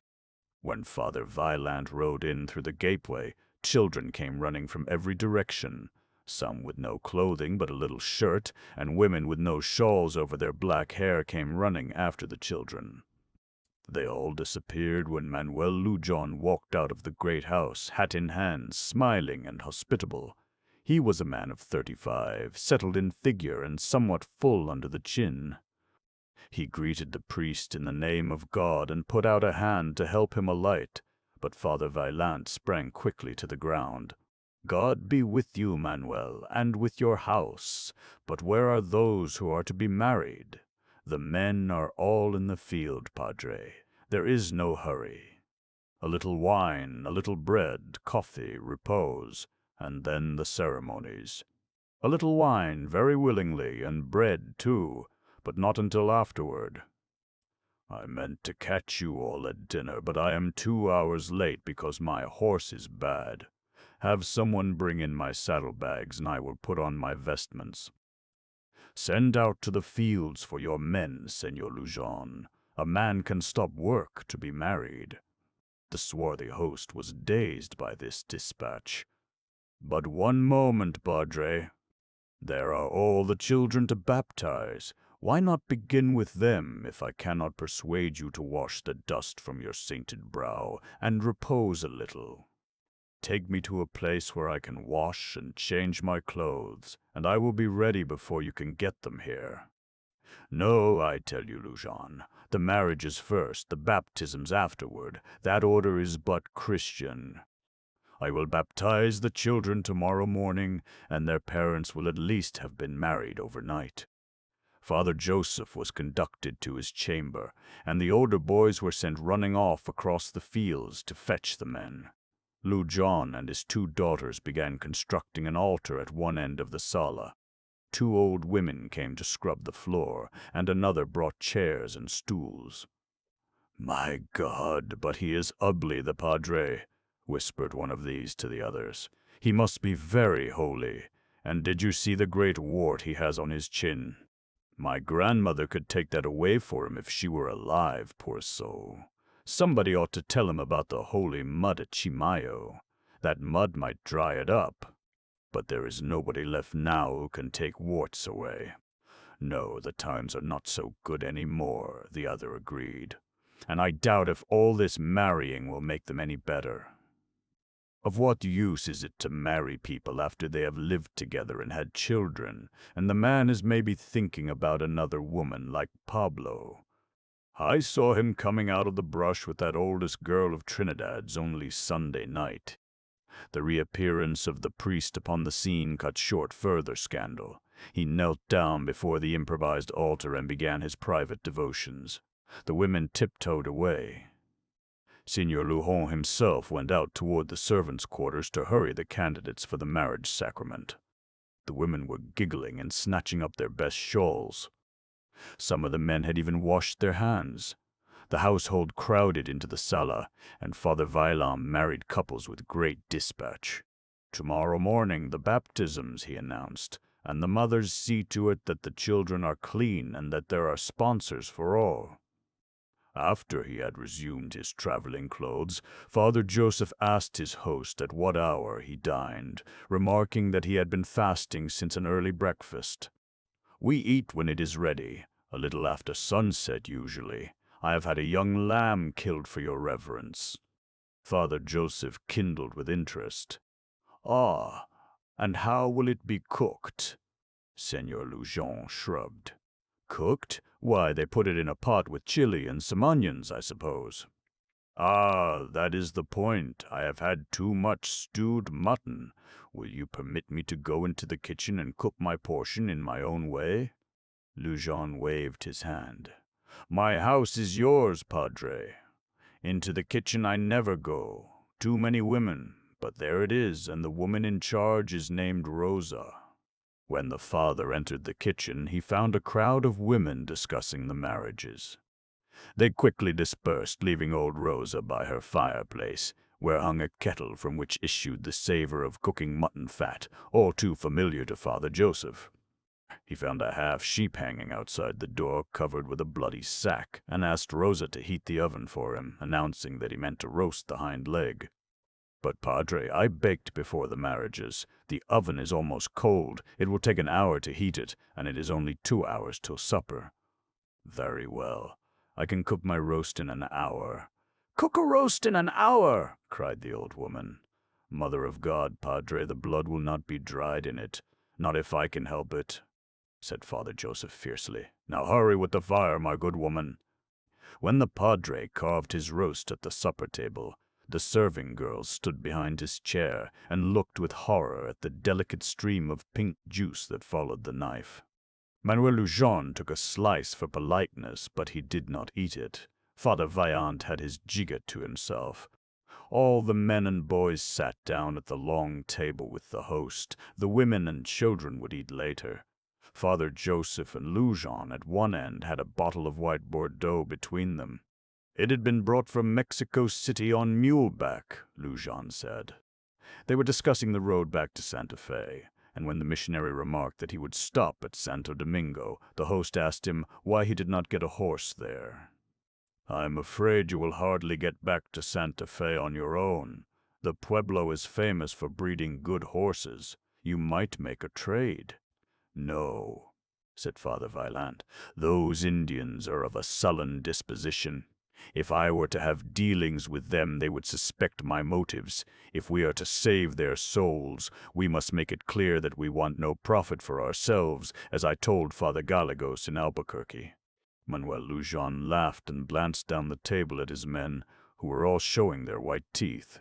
"You said that to the Padre at Albuquerque. You have courage. He is a rich man, Padre Gallegos." "All the same, I respect him. I have played poker with him. He is a great gambler and takes his losses like a man. He stops at nothing, plays like an American." "And I," retorted Father Joseph, "I have not much respect for a priest who either plays cards or manages to get rich." "Then you do not play?" asked Lujon. "I am disappointed. I had hoped we could have a game after supper. The evenings are dull enough here. You do not even play dominoes?" "Ah, that is another matter," Father Joseph declared. "A game of dominoes there by the fire with coffee or some of that excellent grape brandy you allowed me to taste that I would find refreshing. And tell me, Manuelito, where do you get that brandy? It is like a French liqueur. It is well seasoned. It was made at Bernalillo in my grandfather's time. They make it there still, but it is not so good now. The next morning, after coffee, while the children were being got ready for baptism, the host took Father Vaillant through his corrals and stables to show him his stock. He exhibited with peculiar pride 2 cream-colored mules, stalled side by side. With his own hand he led them out of the stable in order to display to advantage their handsome coats, not bluish-white, as with white horses, but a rich, deep ivory that in shadow changed to fawn color. Their tails were clipped at the end into the shape of bells. "Their names," said Lujan, "are Contento and Angelica, and they are as good as their names. It seems that God has given them intelligence. When I talk to them, they look up at me like Christians. They are very companionable. They are always ridden together and have a great affection for each other." Father Joseph took one by the halter and led it about. "Ah, but they are rare creatures. I have never seen a mule or horse colored like a young fawn before." To his host's astonishment, the wiry little priest sprang upon Contento's back with the agility of a grasshopper. The mule, too, was astonished. He shook himself violently, bolted toward the gate of the barnyard, and at the gate stopped suddenly. Since this did not throw his rider, he seemed satisfied, trotted back, and stood placidly beside Angelica. "But you are a caballero, Father Vaillant," Lujan exclaimed. "I doubt if Father Gallegos would have kept his seat, though he is something of a hunter." "The saddle is to be my home in your country, Lujan. What an easy gait this mule has, and what a narrow back. I noticed that especially. For a man with short legs like me, it is a punishment to ride 8 hours a day on a wide horse, and this I must do day after day. From here I go to Santa Fe and, after a day in conference with the bishop, I start for Mora." "For Mora?" exclaimed Lujan. "Yes, that is far, and the roads are very bad. On your mare you will never do it. She will drop dead under you." While he talked, the father remained upon the mule's back, stroking him with his hand. "Well, I have no other. God grant that she does not drop somewhere far from food and water. I can carry very little with me except my vestments and the sacred vessels." The Mexican had been growing more and more thoughtful, as if he were considering something profound and not altogether cheerful. Suddenly his brow cleared, and he turned to the priest with a radiant smile, quite boyish in its simplicity. "Father Vaillant," he burst out in a slightly oratorical manner, "you have made my house right with heaven, and you charge me very little. I will do something very nice for you. I will give you Contento for a present, and I hope to be particularly remembered in your prayers." Springing to the ground, Father Vaillant threw his arms about his host. "Manuelito," he cried, "for this darling mule, I think I could almost pray you into heaven." The Mexican laughed, too, and warmly returned the embrace. Arm in arm they went in to begin the baptisms. The next morning, when Lujan went to call Father Vaillant for breakfast, he found him in the barnyard, leading the 2 mules about and smoothing their fawn-colored flanks, but his face was not the cheerful countenance of yesterday. "Manuel," he said at once, "I cannot accept your present. I have thought upon it overnight, and I see that I cannot. The bishop works as hard as I do, and his horse is little better than mine. You know he lost everything on his way out here in a shipwreck at Galveston, among the rest a fine wagon he had had built for travel on these plains. I could not go about on a mule like this when my bishop rides a common hack. It would be inappropriate. I must ride away on my old mare." "Yes, Padre." Manuel looked troubled and somewhat aggrieved. Why should the Padre spoil everything? It had all been very pleasant yesterday, and he had felt like a prince of generosity. "I doubt if she will make La Barchada Hill," he said slowly, shaking his head. "Look my horses over and take the one that suits you. They are all better than yours." "No, no," said Father Vaillant decidedly. "Having seen these mules, I want nothing else. They are the color of pearls, really. I will raise the price of marriages until I can buy this pair from you. A missionary must depend upon his mount for companionship in his lonely life. I want a mule that can look at me like a Christian, as you said of these." Senor Lujan sighed and looked about his barnyard as if he were trying to find some escape from this situation. Father Joseph turned to him with vehemence. "If I were a rich ranchero like you, Manuel, I would do a splendid thing. I would furnish the 2 mounts that are to carry the word of God about this heathen country, and then I would say to myself, 'There go my bishop and my vicario on my beautiful cream-colored mules.'" "So be it, Padre," said Lujan with a mournful smile. "But I ought to get a good many prayers. On my whole estate there is nothing I prize like those 2. True, they might pine if they were parted for long. They have never been separated, and they have a great affection for each other. Mules, as you know, have strong affections. It is hard for me to give them up." "You will be all the happier for that, Manuelito," Father Joseph cried heartily. "Every time you think of these mules you will feel pride in your good deed." Soon after breakfast, Father Vaillant departed, riding contento, with Angelica trotting submissively behind, and from his gate Senor Lujan watched them disconsolately until they disappeared. He felt he had been worried out of his mules, and yet he bore no resentment. He did not doubt Father Joseph's devotedness, nor his singleness of purpose. After all, a bishop was a bishop, and a vicar was a vicar, and it was not to their discredit that they worked like a pair of common parish priests. He believed he would be proud of the fact that they rode contento and Angelica. Father Vaillant had forced his hand, but he was rather glad of it. The lonely road to Mora. The bishop and his vicar were riding through the rain in the Trucius Mountains. The heavy, lead-colored drops were driven slantingly through the air by an icy wind from the peak. These raindrops, Father Latour kept thinking, were the shape of tadpoles, and they broke against his nose and cheeks, exploding with a splash as if they were hollow and full of air. The priests were riding across high mountain meadows, which in a few weeks would be green, though just now they were slate-colored. On every side lay ridges covered with blue-green fir trees. Above them rose the horny backbones of mountains. The sky was very low. Purplish, lead-colored clouds let down curtains of mist into the valleys between the pine ridges.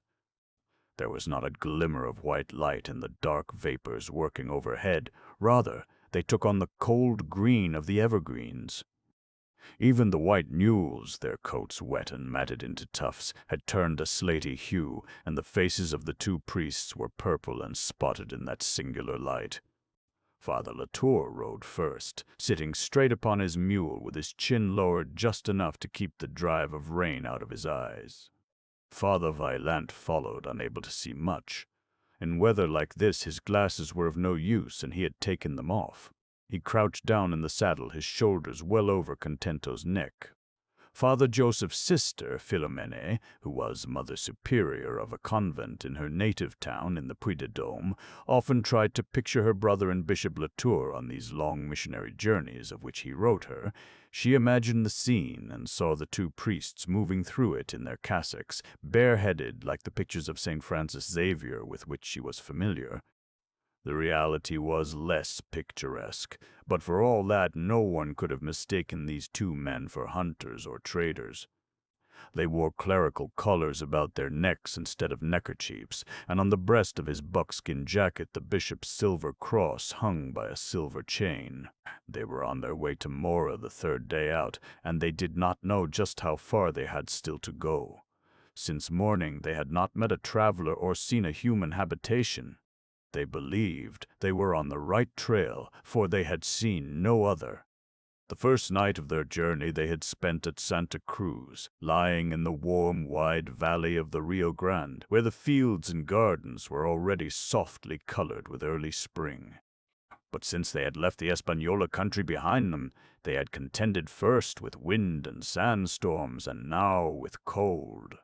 The bishop was going to Mora to assist the padre there in disposing of a crowd of refugees who filled his house. A new settlement in the Conejos Valley had lately been raided by Indians. Many of the inhabitants were killed, and the survivors, who were originally from Mora, had managed to get back there utterly destitute. Before the travelers had crossed the mountain meadows, the rain turned to sleet. Their wet buckskins quickly froze, and the rattle of icy flakes struck them and bounded off. The prospect of a night in the open was not cheering. It was too wet to kindle a fire. Their blankets would become soaked on the ground. As they were descending the mountain on the Mora side, the gray daylight seemed already beginning to fail, though it was only 4 o'clock. Father Latour turned in his saddle and spoke over his shoulder. "The mules are certainly very tired, Joseph. They ought to be fed." "Push on," said Father Vaillant. "We will come to shelter of some kind before night sets in." The vicar had been praying steadfastly while they crossed the meadows, and he felt confident that St. Joseph would not turn a deaf ear. Before the hour was done, they did indeed come upon a wretched adobe house, so poor and mean that they might not have seen it had it not lain close beside the trail on the edge of a steep ravine. The stable looked more habitable than the house, and the priests thought perhaps they could spend the night in it.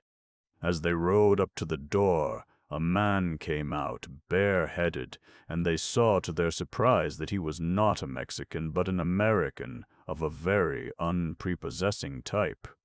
He spoke to them in some drawling dialect they could scarcely understand, and asked if they wanted to stay the night.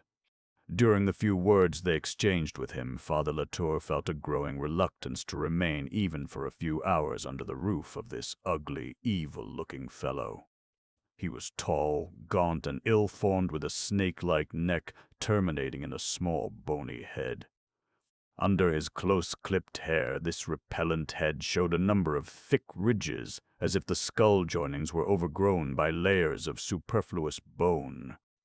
With its small, rudimentary ears, this head had a positively malignant look.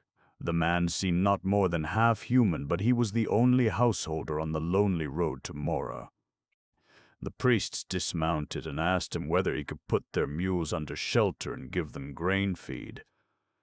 "As soon as I get my coat on, I will. You kin come in."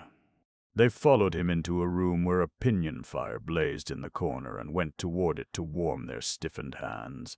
Their host made an angry, snarling sound in the direction of the partition, and a woman came out of the next room. She was a Mexican. Father Latour and Father Vaillant addressed her courteously in Spanish, greeting her in the name of the Holy Mother, as was customary. She did not open her lips, but stared at them blankly for a moment, then dropped her eyes and cowered as if she were terribly frightened. The priests looked at each other. It struck them both that this man had been abusing her in some way. Suddenly he turned on her. "Clear off them cheers, further strangers. They won't eat ye if they air priests." She began distractedly snatching rags and wet socks and dirty clothes from the chairs. Her hands were shaking so that she dropped things. She was not old. She might have been very young, but she was probably half-witted. There was nothing in her face but blankness and fear. Her husband put on his coat and boots, went to the door, and stopped with his hand on the latch, throwing over his shoulder a crafty, hateful glance at the bewildered woman. "Here, you! Come right along, I'll need ye." She took her black shawl from a peg and followed him. Just at the door she turned and caught the eyes of the visitors, who were looking after her in compassion and perplexity. Instantly that stupid face became intense, prophetic, full of awful meaning. With her finger she pointed them away. "Away!" 2 quick thrusts into the air. Then, with a look of horror beyond anything language could convey, she threw back her head and drew the edge of her palm quickly across her distended throat, and vanished. The doorway was empty. The 2 priests stood staring at it, speechless. That flash of electric passion had been so swift, the warning it communicated so vivid and definite, that they were struck dumb. Father Joseph was the first to find his tongue. "There is no doubt of her meaning. Your pistol is loaded, Jean?" "Yes, but I neglected to keep it dry. No matter." They hurried out of the house. It was still light enough to see the stable through the gray drive of rain, and they went toward it. "Señor American," the bishop called, "will you be good enough to bring out our mules?" The man came out of the stable. "What do you want?" "Our mules. We have changed our mind. We will push on to Mora, and here is $1 for your trouble." The man took a threatening attitude. As he looked from one to the other, his head played from side to side exactly like a snake's. "What's the matter? My house ain't good enough for ye. No explanation is necessary. Go into the barn and get the mules, Father Joseph. You dare go into my stable, you priest." The bishop drew his pistol. "No profanity, Signor. We want nothing from you but to get away from your uncivil tongue. Stand where you are." The man was unarmed.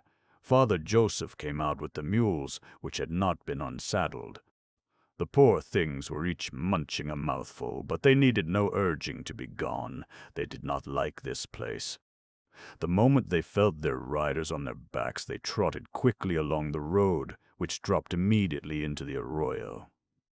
While they were descending, Father Joseph remarked that the man would certainly have a gun in the house, and that he had no wish to be shot in the back. "Nor I. But it is growing too dark for that, unless he should follow us on horseback," said the bishop. "Were there horses in the stable? Only a burro." Father Vaillant was relying upon the protection of St. Joseph, whose office he had fervently said that morning. The warning given them by that poor woman with such scant opportunity seemed evidence that some protecting power was mindful of them. By the time they had ascended the far side of the arroyo, night had closed down, and the rain was pouring harder than ever. "I am by no means sure that we can keep in the road," said the bishop, "but at least I am sure we are not being followed. We must trust to these intelligent beasts. Poor woman. He will suspect her and abuse her, I am afraid." He kept seeing her in the darkness as he rode on, her face in the firelight and her terrible pantomime. They reached the town of Mora a little after midnight.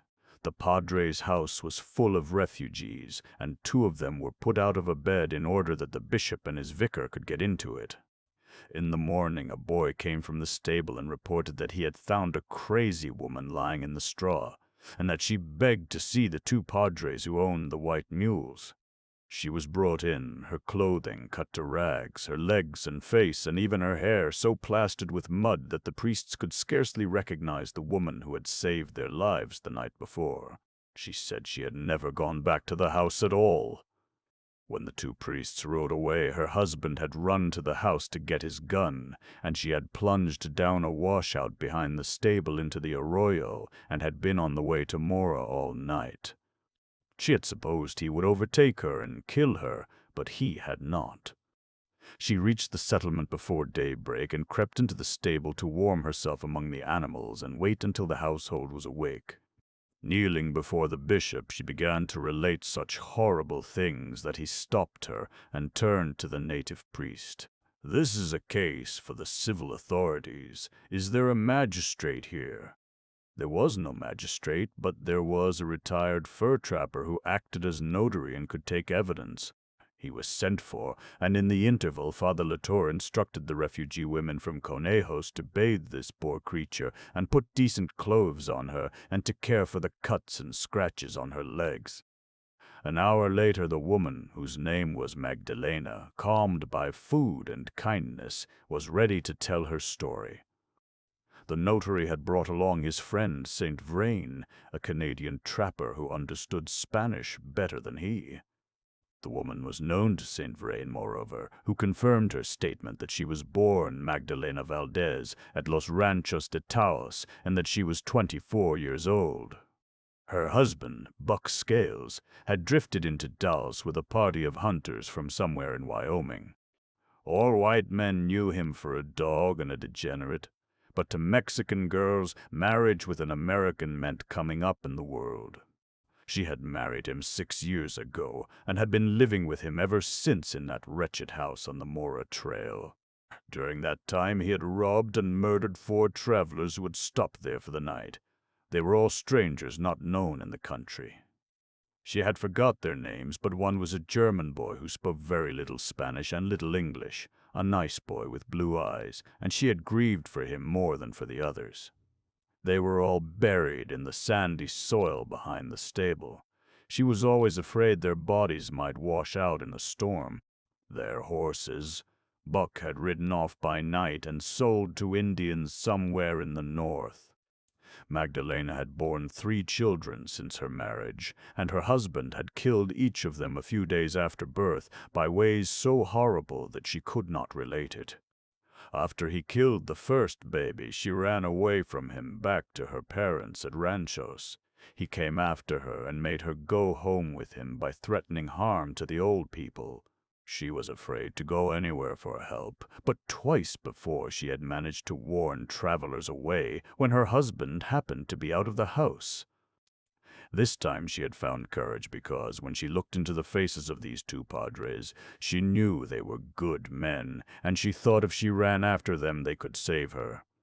She could not bear any more killing.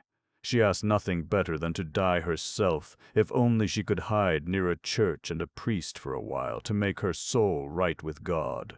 St. Vrain and his friend got together a search party at once. They rode out to Scales's place and found the remains of 4 men buried under the corral behind the stable, as the woman had said. Scales himself they captured on the road from Taos, where he had gone to look for his wife. They brought him back to Mora, but St. Vrain rode on to Taos to fetch a magistrate. There was no calabozo in Mora, so Scales was put into an empty stable under guard. This stable was soon surrounded by a crowd of people who loitered to hear the blood-curdling threats the prisoner shouted against his wife. Magdalena was kept in the padre's house, where she lay on a mat in the corner begging Father Latour to take her back to Santa Fe so that her husband could not get at her. Though Scales was bound, the bishop felt alarmed for her safety. He and the American notary, who had a pistol of the new revolver model, sat in the sala and kept watch over her all night. In the morning, the magistrate and his party arrived from Taos. The notary told him the facts of the case in the plaza, where everyone could hear. The bishop inquired whether there was any place for Magdalena in Taos, as she could not stay on here in such a state of terror. A man dressed in buckskin hunting clothes stepped out of the crowd and asked to see Magdalena. Father Latour conducted him into the room where she lay on her mat. The stranger went up to her, removing his hat. He bent down and put his hand on her shoulder. Though he was clearly an American, he spoke Spanish in the native manner. "Magdalena, don't you remember me?" She looked up at him as out of a dark well. Something became alive in her deep, haunted eyes. She caught with both hands at his fringed buckskin knees. "Cristobal," she wailed. "Oh, Cristobal! I'll take you home with me, Magdalena, and you can stay with my wife. You wouldn't be afraid in my house, would you?" "No, no, Cristobal, I would not be afraid with you. I am not a wicked woman." He smoothed her hair. "You're a good girl, Magdalena. Always were. It will be all right. Just leave things to me." Then he turned to the bishop. "Señor Vicario, she can come to me. I live near Taos. My wife is a native woman, and she'll be good to her. That varmint won't come about my place, even if he breaks jail. He knows me. My name is Carson." Father Latour had looked forward to meeting the scout. He had supposed him to be a very large man of powerful body and commanding presence. This Carson was not so tall as the bishop himself, was very slight in frame, modest in manner, and he spoke English with a soft southern drawl. His face was both thoughtful and alert. Anxiety had drawn a permanent ridge between his blue eyes. Under his blond mustache his mouth had a singular refinement. The lips were full and delicately modeled. There was something curiously unconscious about his mouth, reflective, a little melancholy, and something that suggested a capacity for tenderness. The bishop felt a quick glow of pleasure in looking at the man. As he stood there in his buckskin clothes, one felt in him standards, loyalties, a code which is not easily put into words, but which is instantly felt when two men who live by it come together by chance. He took the scout's hand. "I have long wanted to meet Kit Carson," he said, "even before I came to New Mexico. I have been hoping you would pay me a visit at Santa Fe." The other smiled. "I'm right shy, sir, and I'm always afraid of being disappointed, but I guess it will be all right from now on." This was the beginning of a long friendship. On their ride back to Carson's ranch, Magdalena was put in Father Vaillant's care, and the bishop and the scout rode together. Carson said he had become a Catholic merely as a matter of form, as Americans usually did when they married a Mexican girl. His wife was a good woman and very devout, but religion had seemed to him pretty much a woman's affair until his last trip to California. He had been sick out there, and the fathers at one of the missions took care of him. I began to see things different and thought I might someday be a Catholic in earnest. I was brought up to think priests were rascals, and that the nuns were bad women, all the stuff they talk back in Missouri. A good many of the native priests here bear out that story. Our Padre Martinez at Tawas is an old scapegrace, if ever there was one. He's got children and grandchildren in almost every settlement around here. And Padre Lucero at Arroyo Hondo is a miser, takes everything a poor man's got to give him a Christian burial. The bishop discussed the needs of his people at length with Carson. He felt great confidence in his judgment. The two men were about the same age, both a little over 40, and both had been sobered and sharpened by wide experience. Carson had been guide in world-renowned explorations, but he was still almost as poor as in the days when he was a beaver trapper. He lived in a little adobe house with his Mexican wife. The great country of desert and mountain ranges between Santa Fe and the Pacific coast was not yet mapped or charted. The most reliable map of it was in Kit Carson's brain. This Missourian, whose eye was so quick to read a landscape or a human face, could not read a printed page. He could at that time barely write his own name.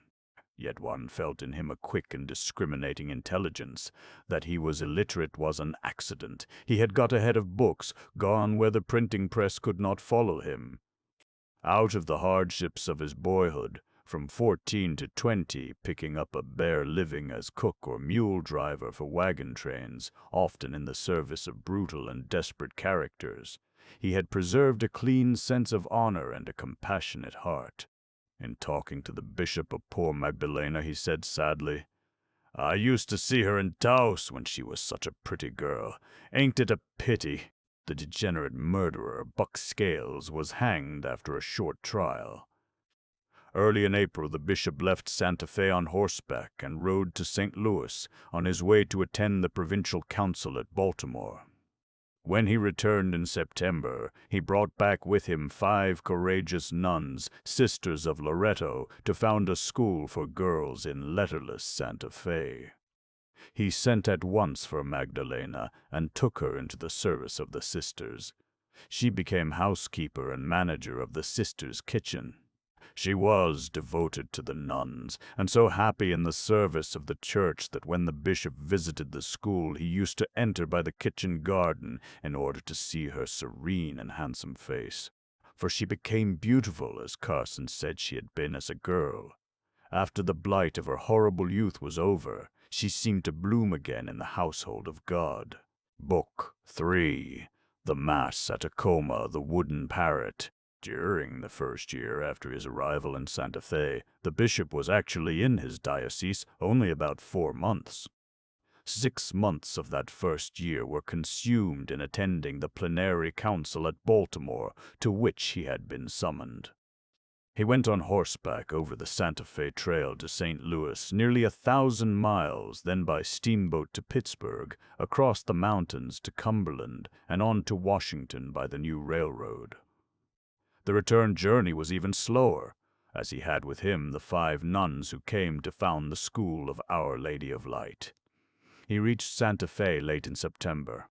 So far, Bishop Latour had been mainly employed on business that took him far away from his vicarate.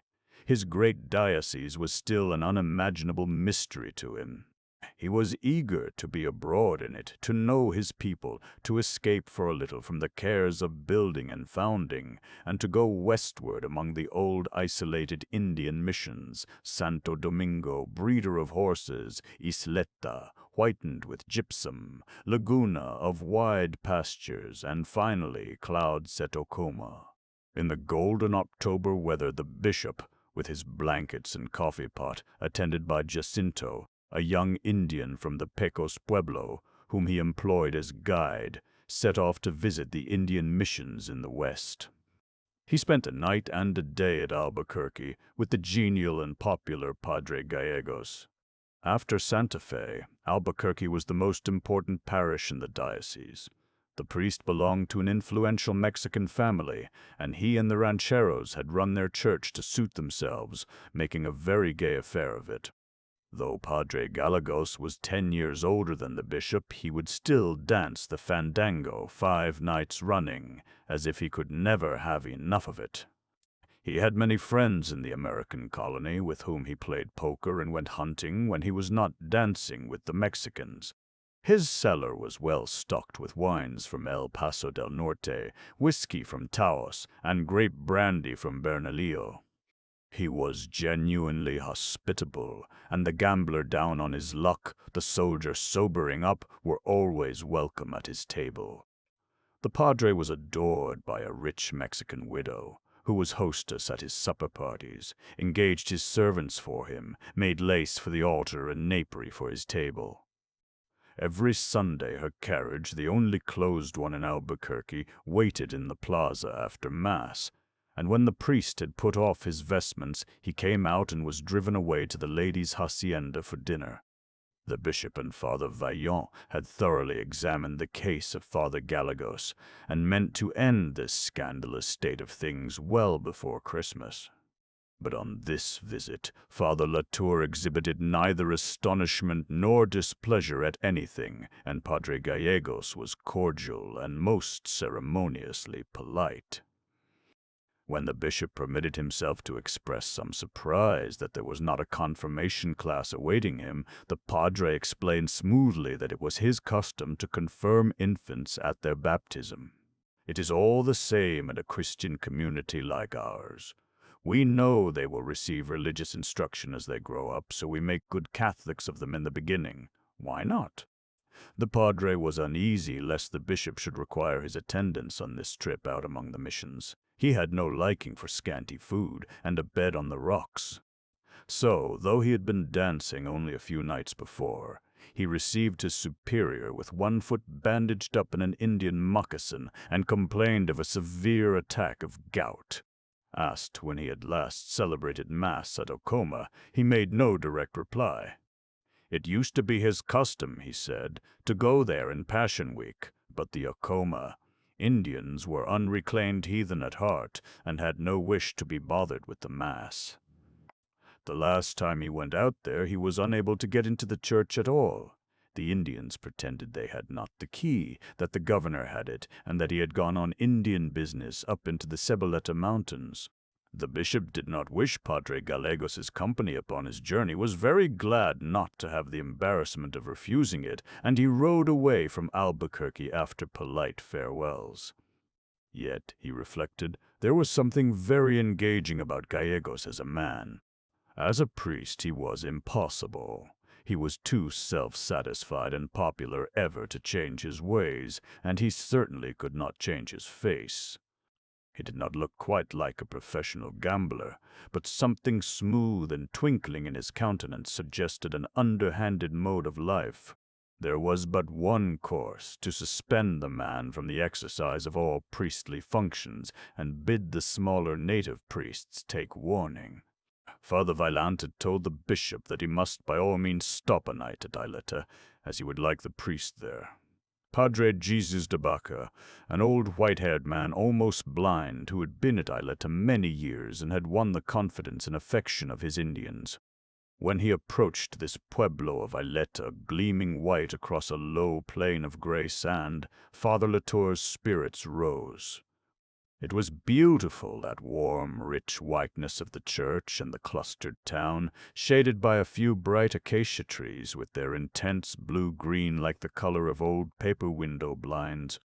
That tree always awakened pleasant memories, recalling a garden in the south of France where he used to visit young cousins.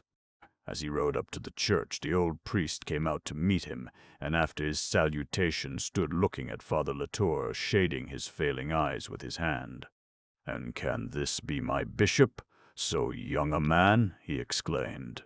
They went into the priest's house by way of a garden, walled in behind the church. This enclosure was full of domesticated cactus plants of many varieties and great size. It seemed the padre loved them, and among these hung wicker cages made of willow twigs full of parrots. There were even parrots hopping about the sanded paths, with one wing clipped to keep them at home. Father Jesus explained that parrot feathers were much prized by his Indians as ornaments for their ceremonial robes, and he had long ago found he could please his parishioners by raising the birds. The priest's house was white within and without, like all the Isleta houses, and was almost as bare as an Indian dwelling. The old man was poor and too soft-hearted to press the Pueblo people for pesos. An Indian girl cooked his beans and cornmeal mush for him. He required little else. The girl was not very skillful, he said, but she was clean about her cooking. When the bishop remarked that everything in this pueblo, even the streets, seemed clean, the padre told him that near Isleta there was a hill of some white mineral, which the Indians ground up and used as whitewash. They had done this from time immemorial, and the village had always been noted for its whiteness. A little talk with Father Jesus revealed that he was simple almost to childishness, and very superstitious. But there was a quality of golden goodness about him. His right eye was overgrown by a cataract, and he kept his head tilted as if he were trying to see around it. All his movements were to the left, as if he were reaching or walking about some obstacle in his path. After coming to the house by way of a garden full of parrots, Father Latour was amused to find that the sole ornament in the padre's poor, bare little sala was a wooden parrot, perched in a hoop and hung from one of the roof logs. While Father Jesus was instructing his Indian girl in the kitchen, the bishop took this carving down from its perch to examine it. It was cut from a single stick of wood, exactly the size of a living bird, body and tail rigid and straight, the head a little turned. The wings and tail and neck feathers were just indicated by the tool and thinly painted. He was surprised to feel how light it was. The surface had the whiteness and velvety smoothness of very old wood. Though scarcely carved at all, merely smoothed into shape, it was strangely lifelike, a wooden pattern of parrots, as it were. The padre smiled when he found the bishop with the bird in his hand. "I see you have found my treasure. That, your grace, is probably the oldest thing in the pueblo, older than the pueblo itself." The parrot, Father Jesus said, had always been the bird of wonder and desire to the Pueblo Indians. In ancient times its feathers were more valued than wampum and turquoises. Even before the Spaniards came, the pueblos of northern New Mexico used to send explorers along the dangerous and difficult trade routes down into tropical Mexico to bring back upon their bodies a cargo of parrot feathers. To purchase these, the trader carried pouches full of turquoises from the Cerrillos Hills near Santa Fe. When, very rarely, a trader succeeded in bringing back a live bird to his people, it was paid divine honors, and its death threw the whole village into the deepest gloom. Even the bones were piously preserved. There was in Isleta a parrot skull of great antiquity. His wooden bird he had bought from an old man who was much indebted to him and who was about to die without descendants. Father Jesus had had his eye upon the bird for years. The Indian told him that his ancestors, generations ago, had brought it with them from the mother pueblo. The priest fondly believed that it was a portrait, done from life, of one of those rare birds that in ancient times were carried up alive, all the long trail from the tropics. Father Jesus gave a good report of the Indians at Laguna and Acoma. He used to go to those pueblos to hold services when he was younger, and had always found them friendly. "At Acoma," he said, "you can see something very holy. They have there a portrait of Saint Joseph, sent to them by one of the kings of Spain long ago, and it has worked many miracles. If the season is dry, the Acoma people take the picture down to their farms at Acomita, and it never fails to produce rain. They have rain when none falls in all the country, and they have crops when the Laguna Indians have none." Jacinto. Taking leave of Isleta and its priest early in the morning, Father Latour and his guide rode all day through the dry desert plain west of Albuquerque. It was like a country of dry ashes, no juniper, no rabbit brush, nothing but thickets of withered, dead-looking cactus and patches of wild pumpkin, the only vegetation that had any vitality. It is a vine remarkable for its tendency not to spread and ramble, but to mass and mount. Its long, sharp, arrow-shaped leaves, frosted over with prickly silver, are thrust upward and crowded together. The whole rigid, up-thrust, matted clump looks less like a plant than like a great colony of gray-green lizards, moving and suddenly arrested by fear. As the morning wore on, they had to make their way through a sandstorm which quite obscured the sun. Jacinto knew the country well, having crossed it often to go to the religious dances at Laguna, but he rode with his head low and a purple handkerchief tied over his mouth. Coming from a pueblo among woods and water, he had a poor opinion of this plain. At noon he alighted and collected enough greasewood to boil the bishop's coffee. They knelt on either side of the fire, the sand curling about them so that the bread became gritty as they ate it. The sun set red in an atmosphere murky with sand. The travelers made a dry camp and rolled themselves in their blankets. All night a cold wind blew over them. Father Latour was so stiff that he arose long before daybreak. The dawn came at last, fair and clear, and they made an early start. About the middle of that afternoon, Jacinto pointed out Laguna in the distance, lying apparently in the midst of bright yellow waves of high sand dunes, yellow as ochre. As they approached, Father Latour found these were petrified sand dunes, long waves of soft, gritty yellow rock, shining and bare except for a few lines of dark juniper that grew out of the weather cracks, little trees, and very, very old. At the foot of this sweep of rock waves was the Blue Lake, a stone basin full of water, from which the pueblo took its name. The kindly padre at Isleta had sent his cook's brother off on foot to warn the Laguna people that the new high priest was coming, and that he was a good man and did not want money. They were prepared accordingly. The church was clean and the doors were open, a small white church painted above and about the altar with gods of wind and rain and thunder, sun and moon, linked together in a geometrical design of crimson and blue and dark green, so that the end of the church seemed to be hung with tapestry. It recalled to Father Latour the interior of a Persian chieftain's tent he had seen in a textile exhibit at Lyons. Whether this decoration had been done by Spanish missionaries or by Indian converts, he was unable to find out. The governor told him that his people would come to Mass in the morning, and that there were a number of children to be baptized. He offered the bishop the sacristy for the night, but there was a damp, earthy smell about that chamber, and Father Latour had already made up his mind that he would like to sleep on the rock dunes, under the junipers. Jacinto got firewood and good water from the lagunas, and they made their camp in a pleasant spot on the rocks north of the village. As the sun dropped low, the light brought the white church and the yellow adobe houses up into relief from the flat ledges.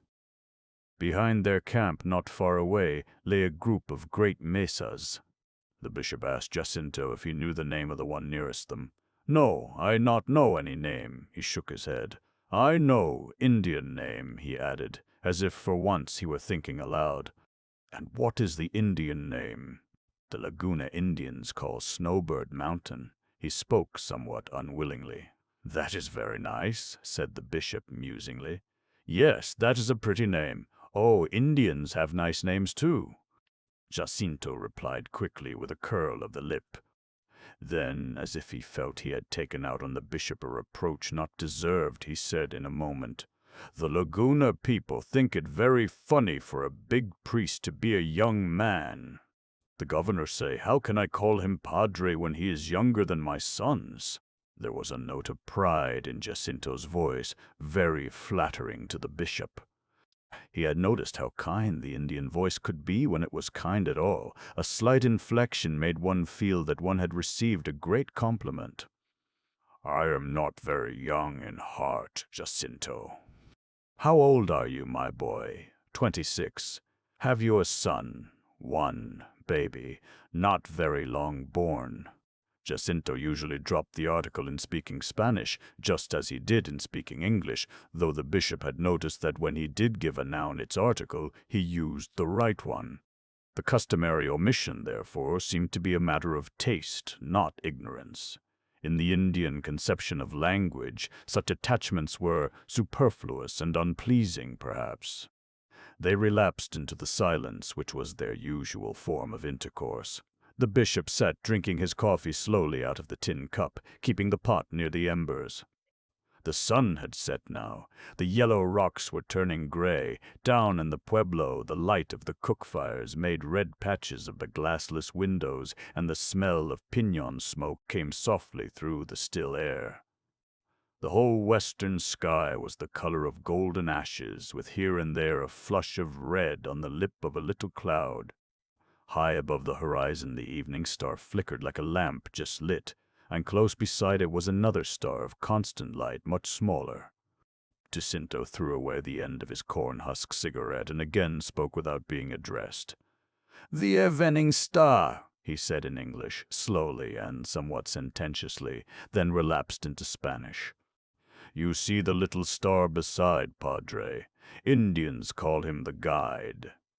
The two companions sat, each thinking his own thoughts as night closed in about them. A blue night set with stars, the bulk of the solitary mesas cutting into the firmament. The bishop seldom questioned Jacinto about his thoughts or beliefs. He didn't think it polite, and he believed it to be useless. There was no way in which he could transfer his own memories of European civilization into the Indian mind, and he was quite willing to believe that behind Jacinto there was a long tradition, a story of experience which no language could translate to him. A chill came with the darkness. Father Latour put on his old fur-lined cloak, and Jacinto, loosening the blanket tied about his loins, drew it up over his head and shoulders. "Many stars," he said presently. "What you think about the stars, Padre? The wise men tell us they are worlds, like ours, Jacinto." The end of the Indian's cigarette grew bright and then dull again before he spoke. "I think not," he said in the tone of one who has considered a proposition fairly and rejected it. "I think they are leaders, great spirits." "Perhaps they are," said the bishop with a sigh. "Whatever they are great. Let us say our Father and go to sleep, my boy." Kneeling on either side of the embers, they repeated the prayer together and then rolled up in their blankets. The bishop went to sleep thinking with satisfaction that he was beginning to have some sort of human companionship with his Indian boy. One called the young Indians boys, perhaps because there was something youthful and elastic in their bodies. Certainly about their behavior there was nothing boyish in the American sense, nor even in the European sense. Jacinto was never by any chance naïf. He was never taken by surprise. One felt that his training, whatever it had been, had prepared him to meet any situation which might confront him. He was as much at home in the bishop's study as in his own pueblo, and he was never too much at home anywhere. Father Latour felt he had gone a good way toward gaining his guide's friendship, though he did not know how. The truth was, Jacinto liked the bishop's way of meeting people, thought he had the right tone with Padre Gallegos, the right tone with Padre Jesus, and that he had good manners with the Indians. In his experience, white people, when they addressed Indians, always put on a false face. There were many kinds of false faces. Father Vaillant's, for example, was kindly but too vehement. The bishop put on none at all. He stood straight and turned to the governor of Laguna, and his face underwent no change. Jacinto thought this remarkable. The Rock. After early Mass the next morning, Father Latour and his guide rode off across the low plain that lies between Laguna and Acoma. In all his travels, the bishop had seen no country like this. From the flat red sea of sand rose great rock mesas, generally Gothic in outline, resembling vast cathedrals. They were not crowded together in disorder, but placed in wide spaces, long vistas between. This plain might once have been an enormous city, all the smaller quarters destroyed by time, only the public buildings left, piles of architecture that were like mountains. The sandy soil of the plain had a light sprinkling of junipers and was splotched with masses of blooming rabbit brush, that olive-colored plant that grows in high waves like a tossing sea, at this season covered with a thatch of bloom, yellow as gorse or orange like marigolds. This mesa plain had an appearance of great antiquity and of incompleteness, as if, with all the materials for world-making assembled, the Creator had desisted, gone away and left everything on the point of being brought together, on the eve of being arranged into mountain, plain, plateau.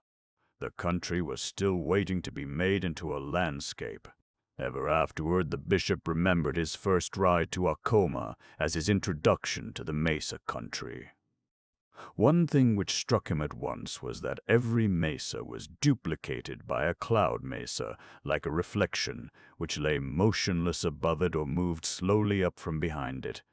These cloud formations seemed to be always there, however hot and blue the sky. Sometimes they were flat terraces, ledges of vapor. Sometimes they were dome-shaped or fantastic, like the tops of silvery pagodas rising one above another, as if an oriental city lay directly behind the rock. The great tables of granite set down in an empty plain were inconceivable without their attendant clouds, which were a part of them, as the smoke is part of the censer or the foam of the wave. Coming along the Santa Fe Trail in the vast plains of Kansas, Father Latour had found the sky more a desert than the land, a hard, empty blue very monotonous to the eyes of a Frenchman. But west of the Pecos, all that changed. Here there was always activity overhead, clouds forming and moving all day long. Whether they were dark and full of violence or soft and white with luxurious idleness, they powerfully affected the world beneath them. The desert, the mountains and mesas were continually reformed and recolored by the cloud shadows. The whole country seemed fluid to the eye under this constant change of accent, this ever-varying distribution of light. Jacinto interrupted these reflections by an exclamation. "Acoma!" He stopped his mule. The bishop, following with his eye the straight pointing Indian hand, saw far away 2 great mesas. They were almost square in shape, and at this distance seemed close together, though they were really some miles apart. The far one. His guide still pointed. The bishop's eyes were not so sharp as Jacinto's, but now, looking down upon the top of the farther mesa from the high land on which they halted, he saw a flat white outline on the gray surface, a white square made up of squares. That, his guide said, was the pueblo of Acoma. Riding on, they presently drew rein under the enchanted mesa, and Jacinto told him that on this, too, there had once been a village. But the stairway, which had been the only access to it, was broken off by a great storm many centuries ago, and its people had perished up there from hunger. But how, the bishop asked him, did men first think of living on the top of naked rocks like these, hundreds of feet in the air, without soil or water? Jacinto shrugged. A man can do whole lot when they hunt him day and night like an animal. Navajos on the north, Apaches on the south, the Acoma run up a rock to be safe.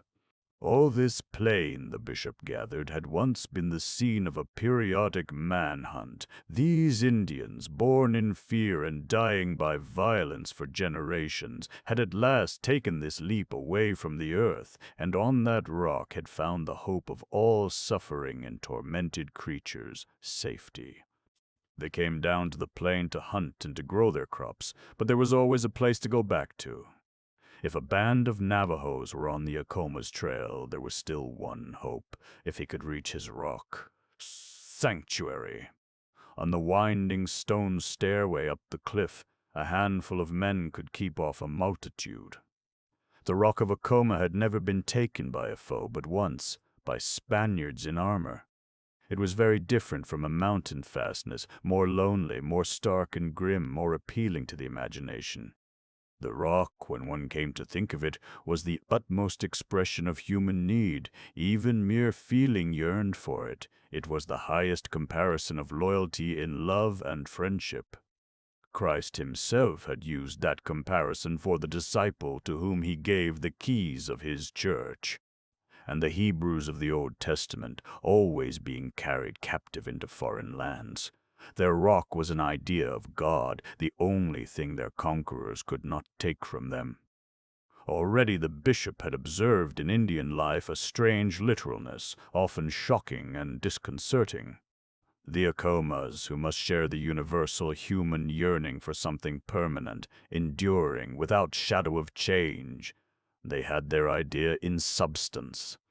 They actually lived upon their rock, were born upon it and died upon it. There was an element of exaggeration in anything so simple. As they drew near the Acoma Mesa, dark clouds began boiling up from behind it, like ink spots spreading in a brilliant sky. "Rain come," remarked Jacinto. "That is good. They will be well disposed." He left the mules in a stake corral at the foot of the mesa, took up the blankets and hurried Father Latour into the narrow crack in the rock where the craggy edges formed a kind of natural stairway up the cliff.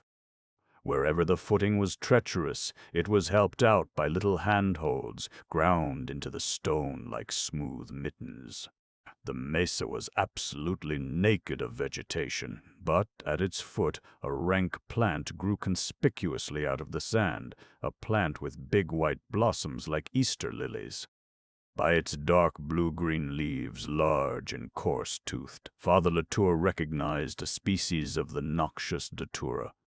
The size and luxuriance of these nightshades astonished him. They looked like great artificial plants made of shining silk.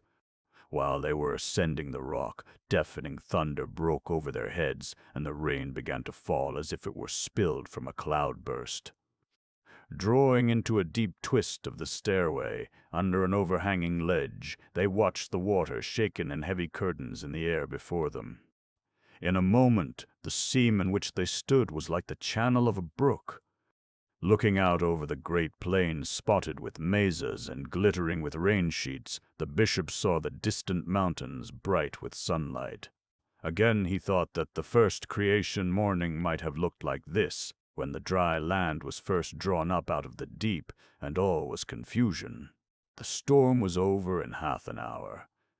By the time the bishop and his guide reached the last turn in the trail and rose through the crack, stepping out on the flat top of the rock, the noontide sun was blazing down upon Acoma with almost insupportable brightness. The bare stone floor of the town and its deep-worn paths were washed white and clean, and those depressions in the surface which the Acomas call their cisterns were full of fresh rainwater. Already the women were bringing out their clothes to begin washing. The drinking water was carried up the stairway in earthen jars on the heads of the women from a secret spring below, but for all other purposes the people depended on the rainfall held in these cisterns. The top of the mesa was about 10 acres in extent, the bishop judged, and there was not a tree or a blade of green upon it, not a handful of soil, except the churchyard, held in by an adobe wall, where the earth for burial had been carried up in baskets from the plain below. The white dwellings, 2- and 3-storied, were not scattered, but huddled together in a close cluster, with no protecting slope of ground or shoulder of rock, lying flat against the flat, bright against the bright. Both the rock and the plastered houses threw off the sun glare blindingly. At the very edge of the mesa, overhanging the abyss so that its retaining wall was like a part of the cliff itself, was the old warlike church of Okoma, with its 2 stone towers. Gaunt, grim, gray, its nave rising some 70 feet to a sagging, half-ruined roof, it was more like a fortress than a place of worship. That spacious interior depressed the bishop as no other mission church had done. He held a service there before midday, and he had never found it so hard to go through the ceremony of the Mass. Before him, on the gray floor, in the gray light, a group of bright shawls and blankets, some 50 or 60 silent faces, above and behind them the gray walls. He felt as if he were celebrating Mass at the bottom of the sea, for antediluvian creatures, for types of life so old, so hardened, so shut within their shells, that the sacrifice on Calvary could hardly reach back so far. Those shell-like backs behind him might be saved by baptism and divine grace, as undeveloped infants are, but hardly through any experience of their own, he thought. When he blessed them and sent them away, it was with a sense of inadequacy and spiritual defeat. After he had laid aside his vestments, Father Latour went over the church with Jacinto. As he examined it, his wonder grew. What need had there ever been for this great church at Okoma? It was built early in 1600 by Fray Juan Ramirez, a great missionary who labored on the rock of Okoma for 20 years or more.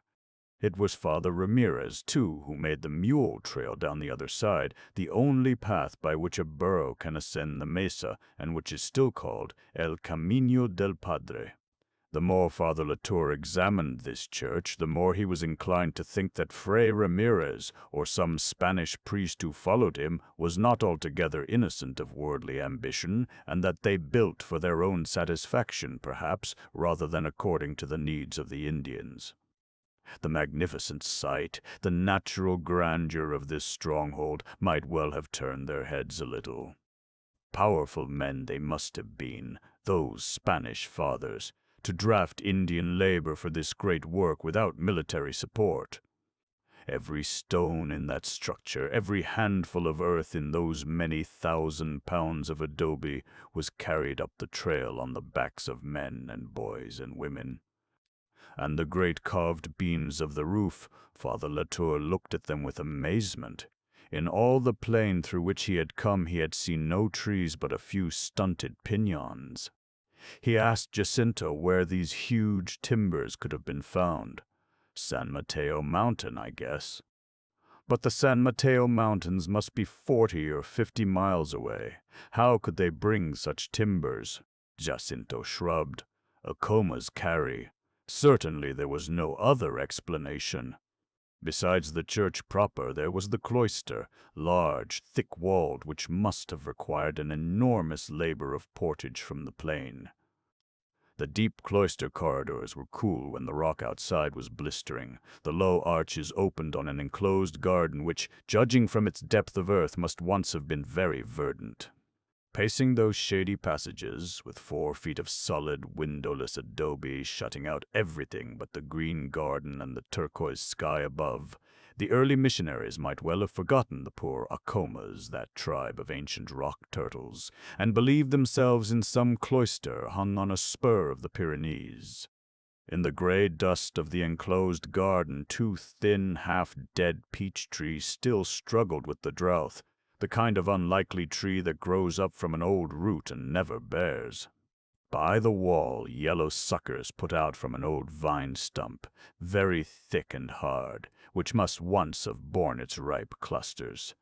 Built upon the northeast corner of the cloister, the bishop found a loggia, roofed, but with open sides, looking down on the white pueblo and the tawny rock, and over the wide plain below. There he decided he would spend the night. From this loggia he watched the sun go down, watched the desert become dark, the shadows creep upward. Abroad in the plain, the scattered mesa tops, red with the afterglow, one by one lost their light like candles going out. He was on a naked rock in the desert, in the Stone Age, a prey to homesickness for his own kind, his own epoch, for European man and his glorious history of desire and dreams. Through all the centuries that his own part of the world had been changing like the sky at daybreak, this people had been fixed, increasing neither in numbers nor desires, rock turtles on their rock. Something reptilian he felt here, something that had endured by immobility, a kind of life out of reach, like the crustaceans in their armor. On his homeward way the bishop spent another night with Father Jesus, the good priest at Isleta, who talked with him much of the Moqui country and of those very old rock-set pueblos still farther to the west. One story related to a long-forgotten friar at Acoma, and was somewhat as follows: the legend of Fray Baltazar. Some time in the very early years of 1700, nearly 50 years after the great Indian uprising in which all the missionaries and all the Spaniards in northern New Mexico were either driven out or murdered, after the country had been reconquered and new missionaries had come to take the place of the martyrs, a certain Friar Baltazar Montoya was priest at Acoma. He was of a tyrannical and overbearing disposition and bore a hard hand on the natives. All the missions now in ruins were active then. Each had its resident priest, who lived for the people or upon the people according to his nature. Friar Baltazar was one of the most ambitious and exacting.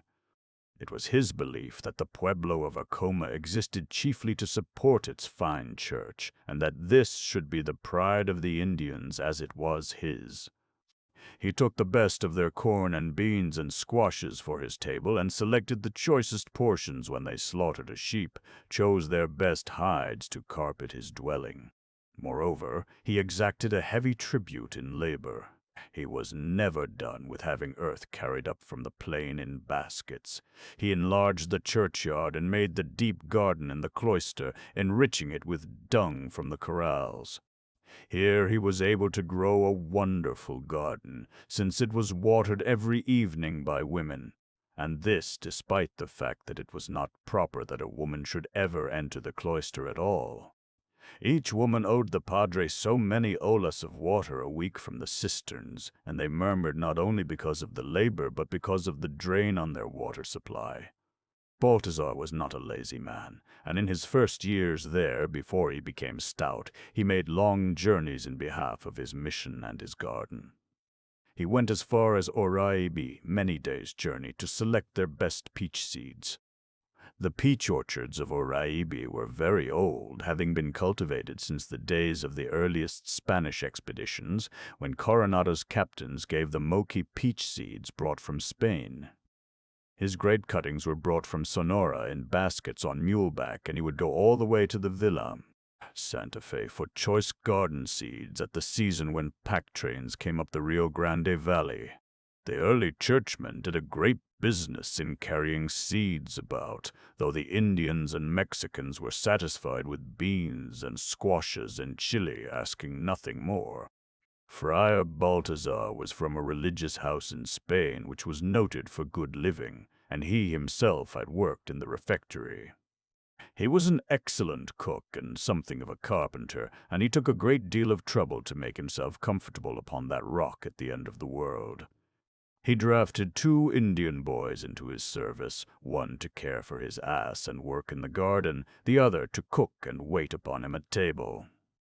In time, as he grew more unwieldy in figure, he adopted a 3rd boy and employed him as a runner to the distant missions. This boy would go on foot all the way to the villa for red cloth or an iron spade or a new knife, stopping at Bernalillo to bring home a wineskin full of grape brandy.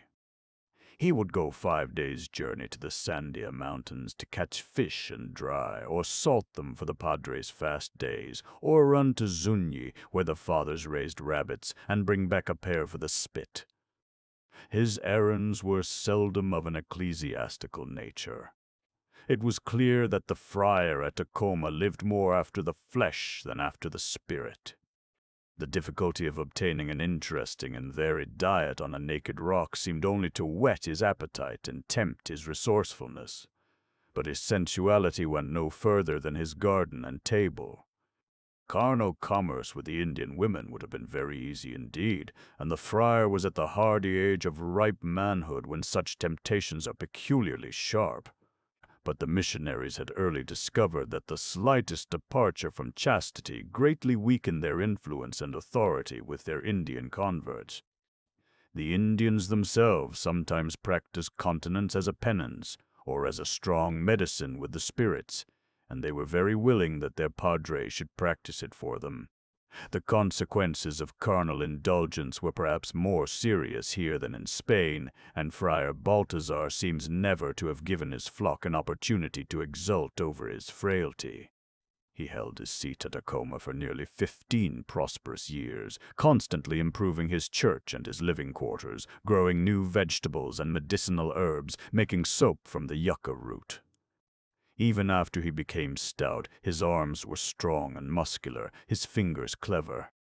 He cultivated his peach trees and watched over his garden like a little kingdom, never allowing the native women to grow slack in the water supply.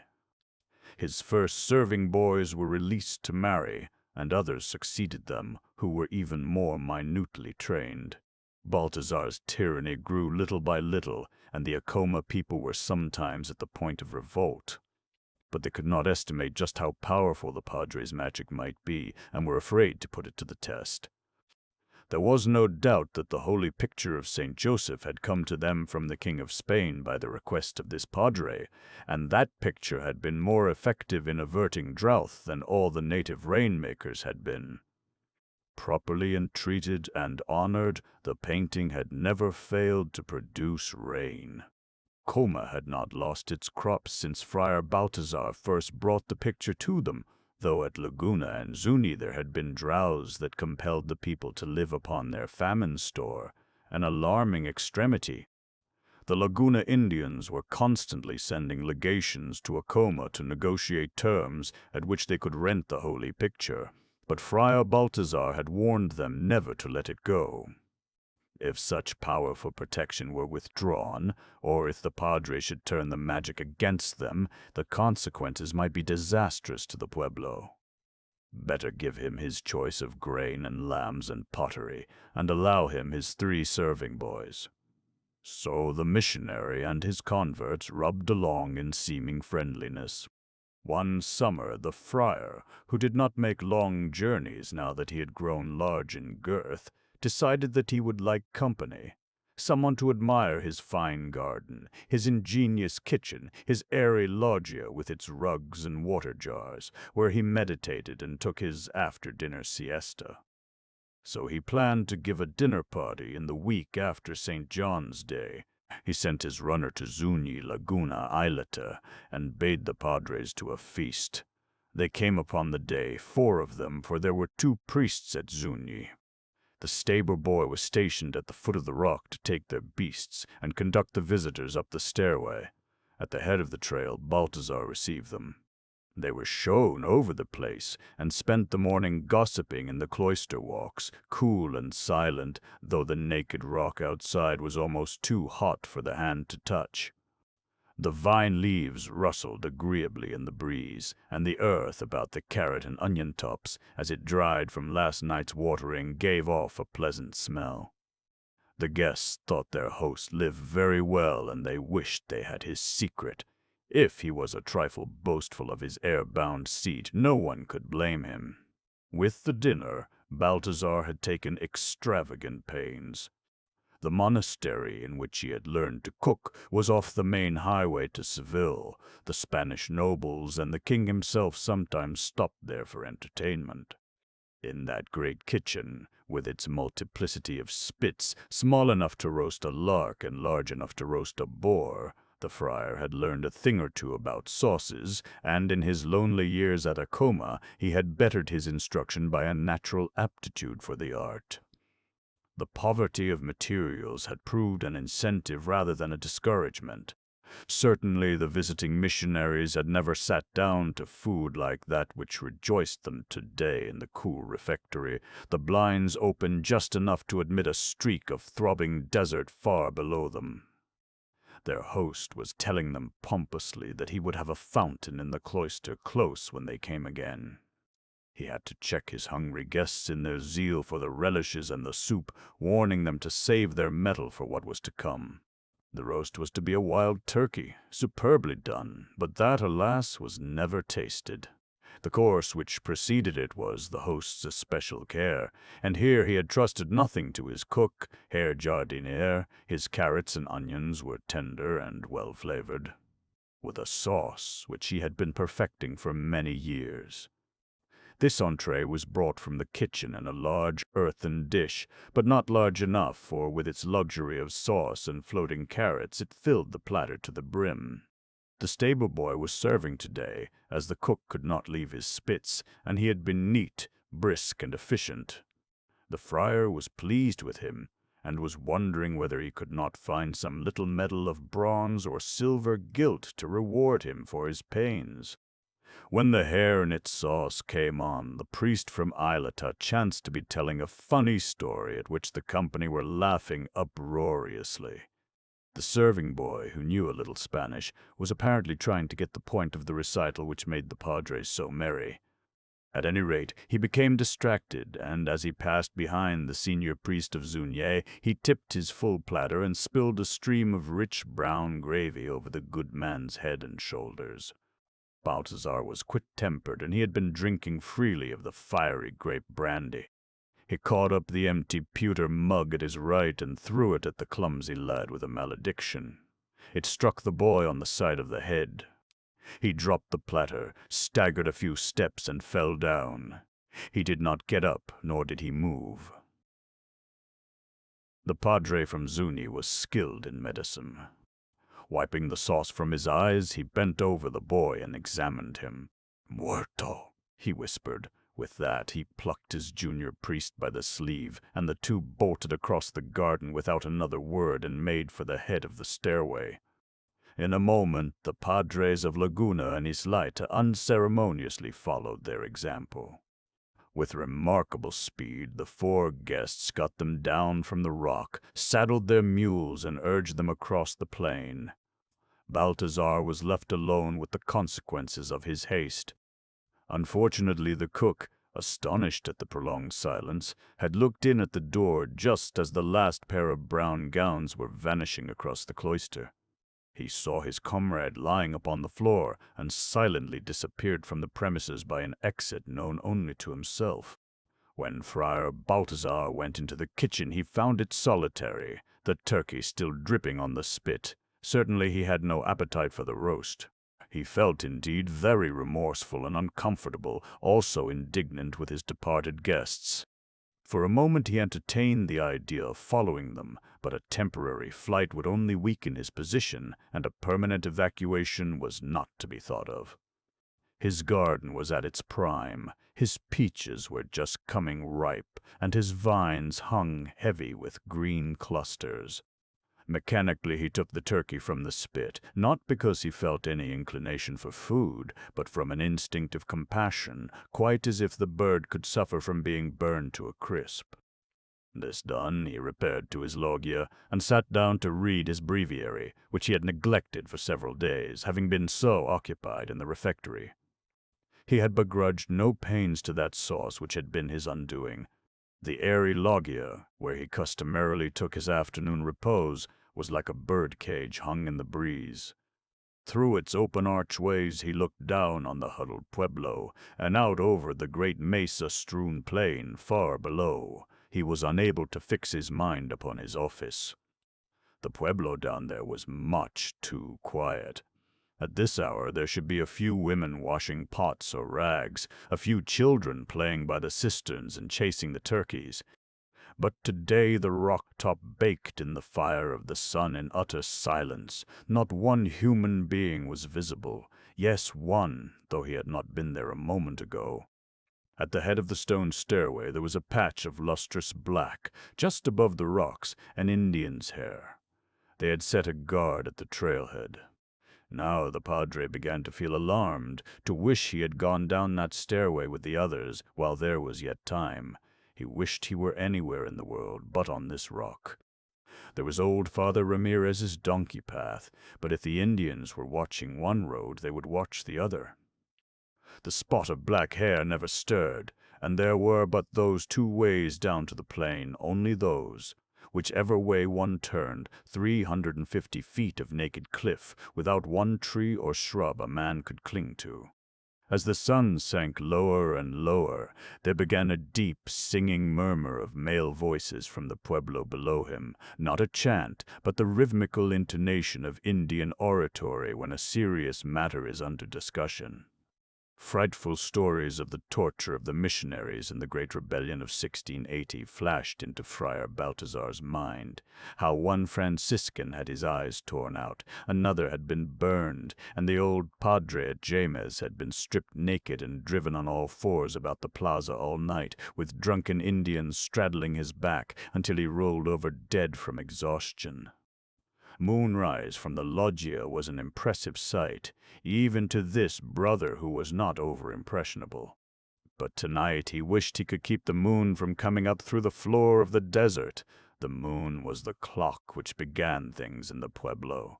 He watched with horror for that golden rim against the deep blue velvet of the night. The moon came, and at its coming the Acoma people issued from their doors. A company of men walked silently across the rock to the cloister.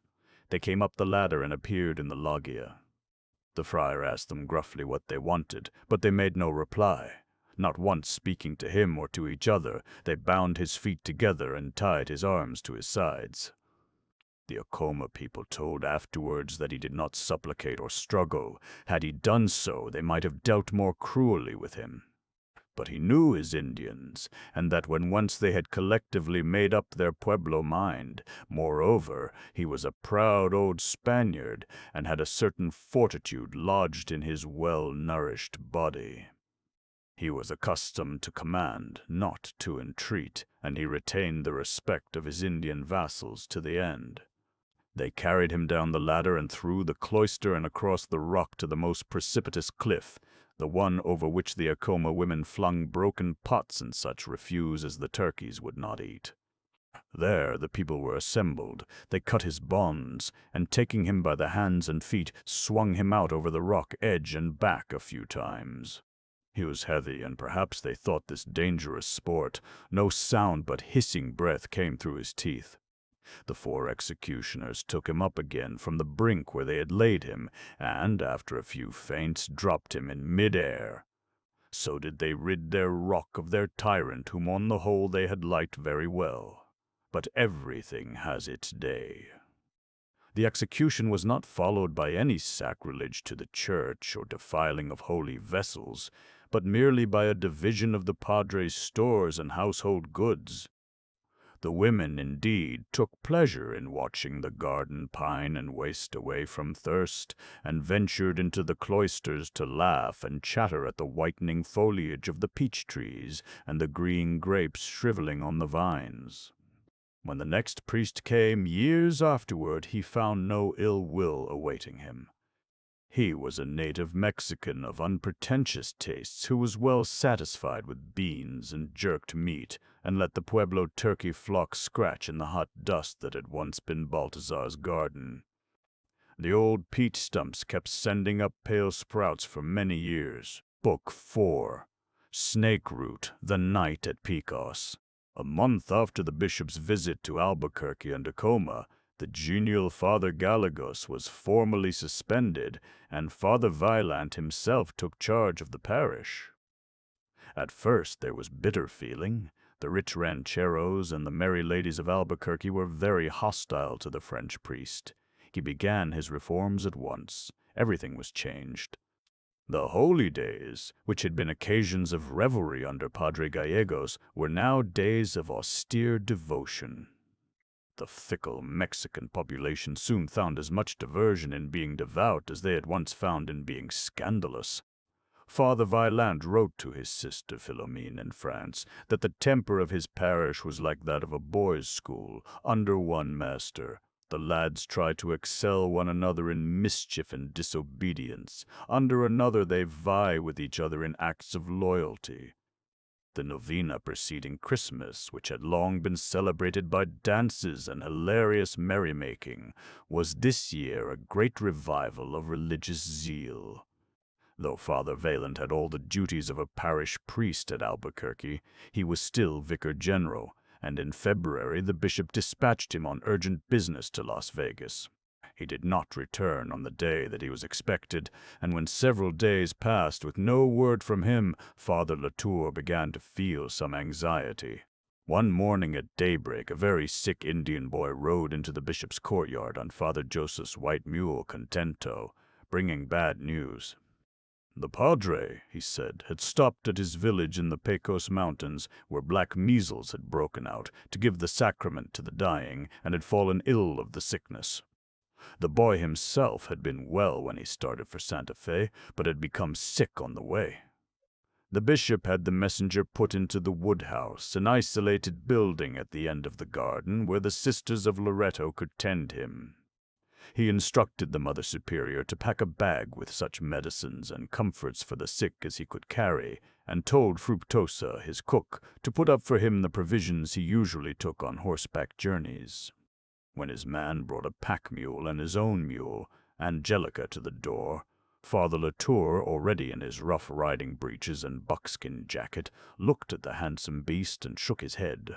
"No, leave her with Contento. The new army mule is heavier, and will do for this journey." The bishop rode out of Santa Fe 2 hours after the Indian messenger rode in. He was going direct to the pueblo of Pecos, where he would pick up Jacinto. It was late in the afternoon when he reached the pueblo, lying low on its red rock ledges, half surrounded by a crown of fir-clad mountains, and facing a sea of junipers and cedars. The bishop had meant to get fresh horses at Pecos and push on through the mountains, but Jacinto and the older Indians who gathered about the horsemen strongly advised him to spend the night there and start in the early morning. The sun was shining brilliantly in a blue sky, but in the west, behind the mountain, lay a great stationary black cloud, opaque and motionless as a ledge of rock. The old men looked at it and shook their heads. "Very big wind," said the governor gravely. Unwillingly the bishop dismounted and gave his mules to Jacinto. It seemed to him that he was wasting time. There was still an hour before nightfall, and he spent that hour pacing up and down the crust of bare rock between the village and the ruin of the old mission church. The sun was sinking, a red ball which threw a copper glow over the pine-covered ridge of mountains, and edged that inky, ominous cloud with molten silver. The great red earth walls of the mission, red as brick dust, yawned gloomily before him. Part of the roof had fallen in, and the rest would soon go. At this moment Father Joseph was lying dangerously ill in the dirt and discomfort of an Indian village in winter. Why, the bishop was asking himself, had he ever brought his friend to this life of hardship and danger? Father Vaillant had been frail from childhood, though he had the endurance resulting from exhaustless enthusiasm. The brothers at Montferrand were not given to coddling boys, but every year they used to send this one away for a rest in the high Volvic mountains, because his vitality ran down under the confinement of college life. Twice, while he and Father Latour were missionaries in Ohio, Joseph had been at death's door, once so ill with cholera that the newspapers had printed his name in the death list. On that occasion their Ohio bishop had christened him Trompe la Mort. Yes, Father Latour told himself, Blanchet had outwitted death so often there was always the chance he would do it again. Walking about the walls of the ruin, the bishop discovered that the sacristy was dry and clean, and he decided to spend the night there, wrapped in his blankets, on one of the earthen benches that ran about the inner walls. While he was examining this room, the wind began to howl about the old church, and darkness fell quickly. From the low doorways of the pueblo, ruddy firelight was gleaming, singularly grateful to the eye. Waiting for him on the rocks, he recognized the slight figure of Jacinto, his blanket drawn close about his head, his shoulders bowed to the wind. The young Indian said that supper was ready, and the bishop followed him to his particular lair in those rows of little houses all alike and all built together.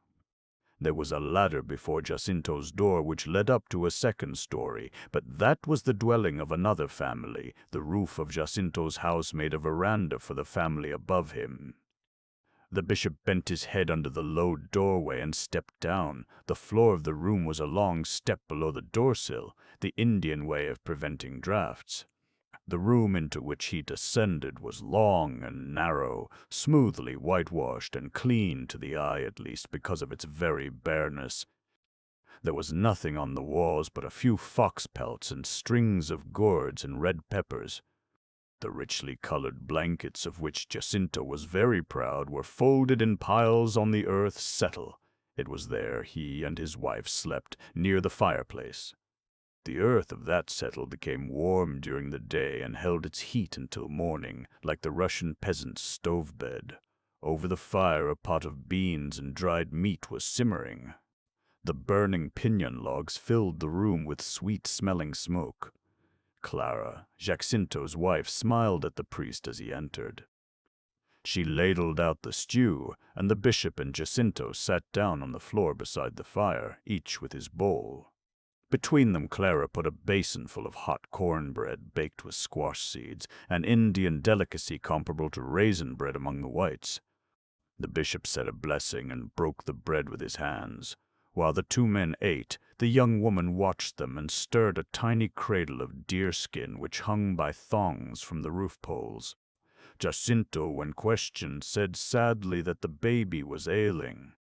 Father Latour did not ask to see it. It would be swathed in layers of wrappings, he knew. Even its face and head would be covered against draughts. Indian babies were never bathed in winter, and it was useless to suggest treatment for the sick ones. On that subject the Indian ear was closed to advice. It was a pity, too, that he could do nothing for Jacinto's baby. Cradles were not many in the pueblo of Pecos.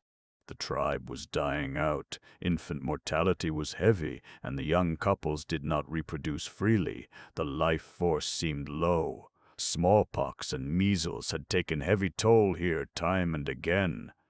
Of course, there were other explanations credited by many good people in Santa Fe. Pecos had more than its share of dark legends. Perhaps that was because it had been too tempting to white men and had had more than its share of history. It was said that this people had from time immemorial kept a ceremonial fire burning in some cave in the mountain, a fire that had never been allowed to go out and had never been revealed to white men. The story was that the service of this fire sapped the strength of the young men appointed to serve it, always the best of the tribe. Father Latour thought this hardly probable. Why should it be very arduous, in a mountain full of timber, to feed a fire so small that its whereabouts had been concealed for centuries? There was also the snake story, reported by the early explorers, both Spanish and American, and believed ever since, that this tribe was peculiarly addicted to snake worship, that they kept rattlesnakes concealed in their houses, and somewhere in the mountain guarded an enormous serpent which they brought to the pueblo for certain feasts. It was said that they sacrificed young babies to the great snake and thus diminished their numbers. It seemed much more likely that the contagious diseases brought by white men were the real cause of the shrinkage of the tribe. Among the Indians, measles, scarlatina, and whooping cough were as deadly as typhus or cholera. Certainly the tribe was decreasing every year.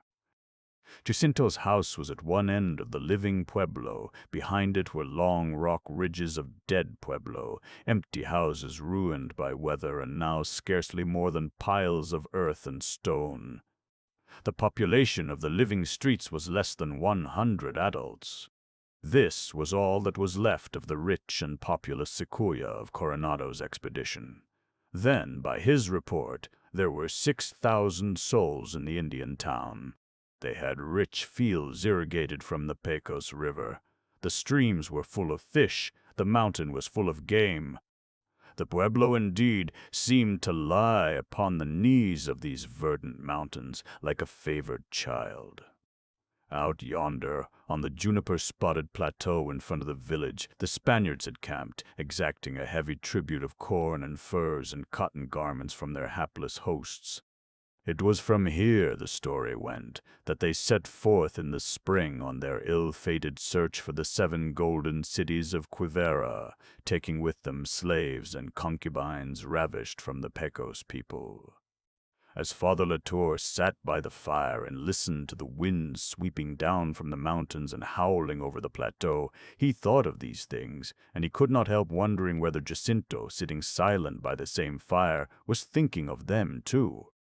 The wind, he knew, was blowing out of the inky cloud bank that lay behind the mountain at sunset, but it might well be blowing out of a remote black past. The only human voice raised against it was the feeble wailing of the sick child in the cradle. Clara ate noiselessly in a corner. Jacinto looked into the fire. The bishop read his breviary by the firelight for an hour. Then, worn to the bone and assured that his roll of blankets was worn through, he rose to go. Jacinto followed with the blankets and one of his own buffalo robes. They went along a line of red doorways and across the bare rock to the gaunt ruin, whose lateral walls with their buttresses still braved the storm and let in the starlight. Stone lips. It was not difficult for the bishop to waken early. After midnight his body became more and more chilled and cramped. He said his prayers before he rolled out of his blankets, remembering Father Vaillant's maxim that if you said your prayers first, you would find plenty of time for other things afterward. Going through the silent pueblo to Jacinto's door, the bishop woke him and asked him to make a fire. While the Indian went to get the mules ready, Father Latour got his coffee pot and tin cup out of his saddlebags and a round loaf of Mexican bread. With bread and black coffee, he could travel day after day. Jacinto was for starting without breakfast, but Father Latour made him sit down and share his loaf. Bread is never too plenty in Indian households. Clara was still lying on the settle with her baby. At 4 o'clock they were on the road, Jacinto riding the mule that carried the blankets. He knew the trails through his own mountains well enough to follow them in the dark. Toward noon, the bishop suggested a halt to rest the mules, but his guide looked at the sky and shook his head. The sun was nowhere to be seen, the air was thick and gray and smelled of snow. Very soon the snow began to fall, lightly at first, but all the while becoming heavier. The vista of pine trees ahead of them grew shorter and shorter through the vast powdering of descending flakes. A little after midday, a burst of wind sent the snow whirling in coils about the 2 travelers, and a great storm broke. The wind was like a hurricane at sea, and the air became blind with snow. The bishop could scarcely see his guide, saw only parts of him, now a head, now a shoulder, now only the black rump of his mule. Pine trees, by the way, stood out for a moment, then disappeared absolutely in the whirlpool of snow. Trail and landmarks, the mountain itself, were obliterated. Jacinto sprang from his mule and unstrapped the roll of blankets. Throwing the saddlebags to the bishop, he shouted, "Come, I know a place. Be quick, Padre." The bishop protested they could not leave the mules. Jacinto said the mules must take their chance. For Father Latour, the next hour was a test of endurance. He was blind and breathless, panting through his open mouth. He clambered over half-visible rocks, fell over prostrate trees, sank into deep holes, and struggled out, always following the red blankets on the shoulders of the Indian boy, which stuck out when the boy himself was lost to sight. Suddenly the snow seemed thinner. The guide stopped short. They were standing, the bishop made out, under an overhanging wall of rock which made a barrier against the storm. Jacinto dropped the blankets from his shoulder and seemed to be preparing to climb the cliff. Looking up, the bishop saw a peculiar formation in the rocks, two rounded ledges, one directly over the other, with a mouth-like opening between. They suggested two great stone lips, slightly parted and thrust outward. Up to this mouth, Jacinto climbed quickly by footholds well known to him. Having mounted, he lay down on the lower lip and helped the bishop to clamber up. He told Father Latour to wait for him on this projection while he brought up the baggage. A few moments later, the bishop slid after Jacinto and the blankets, through the orifice, into the throat of the cave. Within stood a wooden ladder like that used in kivas, and down this he easily made his way to the floor. He found himself in a lofty cavern, shaped somewhat like a Gothic chapel, of vague outline. The only light within was that which came through the narrow aperture between the stone lips. Great as was his need of shelter, the bishop, on his way down the ladder, was struck by a reluctance, an extreme distaste for the place. The air in the cave was glacial, penetrated to the very bones, and he detected at once a fetid odor, not very strong but highly disagreeable.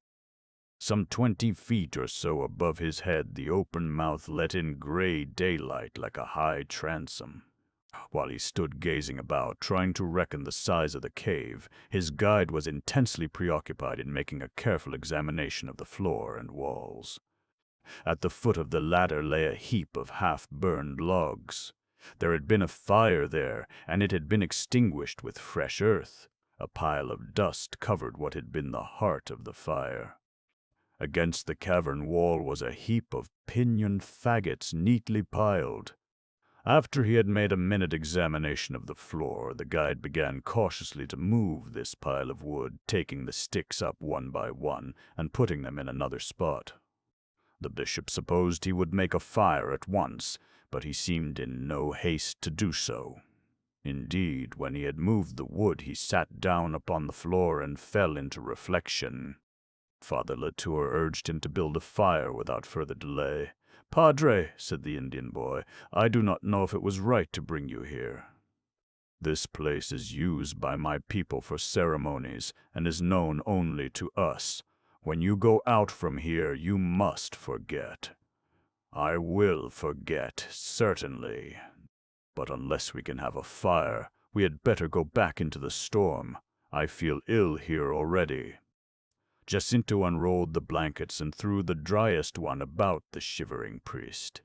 Then he bent over the pile of ashes and charred wood, but what he did was to select a number of small stones that had been used to fence in the burning embers. These he gathered in his serape and carried to the rear wall of the cavern where, a little above his head, there seemed to be a hole. It was about as large as a very big watermelon, of an irregular oval shape. Holes of that shape are common in the black volcanic cliffs of the Pajarito Plateau, where they occur in great numbers. This one was solitary, dark, and seemed to lead into another cavern. Though it lay higher than Jacinto's head, it was not beyond easy reach of his arms, and to the bishop's astonishment, he began deftly and noiselessly to place the stones he had collected within the mouth of this orifice, fitting them together until he had entirely closed it. He then cut wedges from the pinon faggots and inserted them into the cracks between the stones. Finally, he took a handful of the earth that had been used to smother the dead fire and mixed it with the wet snow that had blown in between the stone lips. With this thick mud he plastered over his masonry and smoothed it with his palm. The whole operation did not take a quarter of an hour. Without comment or explanation, he then proceeded to build a fire. The odor, so disagreeable to the bishop, soon vanished before the fragrance of the burning logs. The heat seemed to purify the rank air at the same time that it took away the deathly chill, but the dizzy noise in Father Latour's head persisted. At first he thought it was a vertigo, a roaring in his ears brought on by cold and changes in his circulation. But as he grew warm and relaxed, he perceived an extraordinary vibration in this cavern. It hummed like a hive of bees, like a heavy roll of distant drums. After a time, he asked Jacinto whether he too noticed this. The slim Indian boy smiled for the first time since they had entered the cave. He took up a faggot for a torch and beckoned the padre to follow him along a tunnel which ran back into the mountain, where the roof grew much lower, almost within reach of the hand. There Jacinto knelt down over a fissure in the stone floor, like a crack in china, which was plastered up with clay. Digging some of this out with his hunting knife, he put his ear on the opening, listened a few seconds, and motioned the bishop to do likewise. Father Latour lay with his ear to this crack for a long while, despite the cold that arose from it. He told himself he was listening to one of the oldest voices of the earth. What he heard was the sound of a great underground river flowing through a resounding cavern. The water was far, far below, perhaps as deep as the foot of the mountain, a flood moving in utter blackness under ribs of antediluvian rock. It was not a rushing noise, but the sound of a great flood moving with majesty and power. "It is terrible," he said at last as he rose. "Si, padre!" Jacinto began spitting on the clay he had gouged out of the seam and plastered it up again.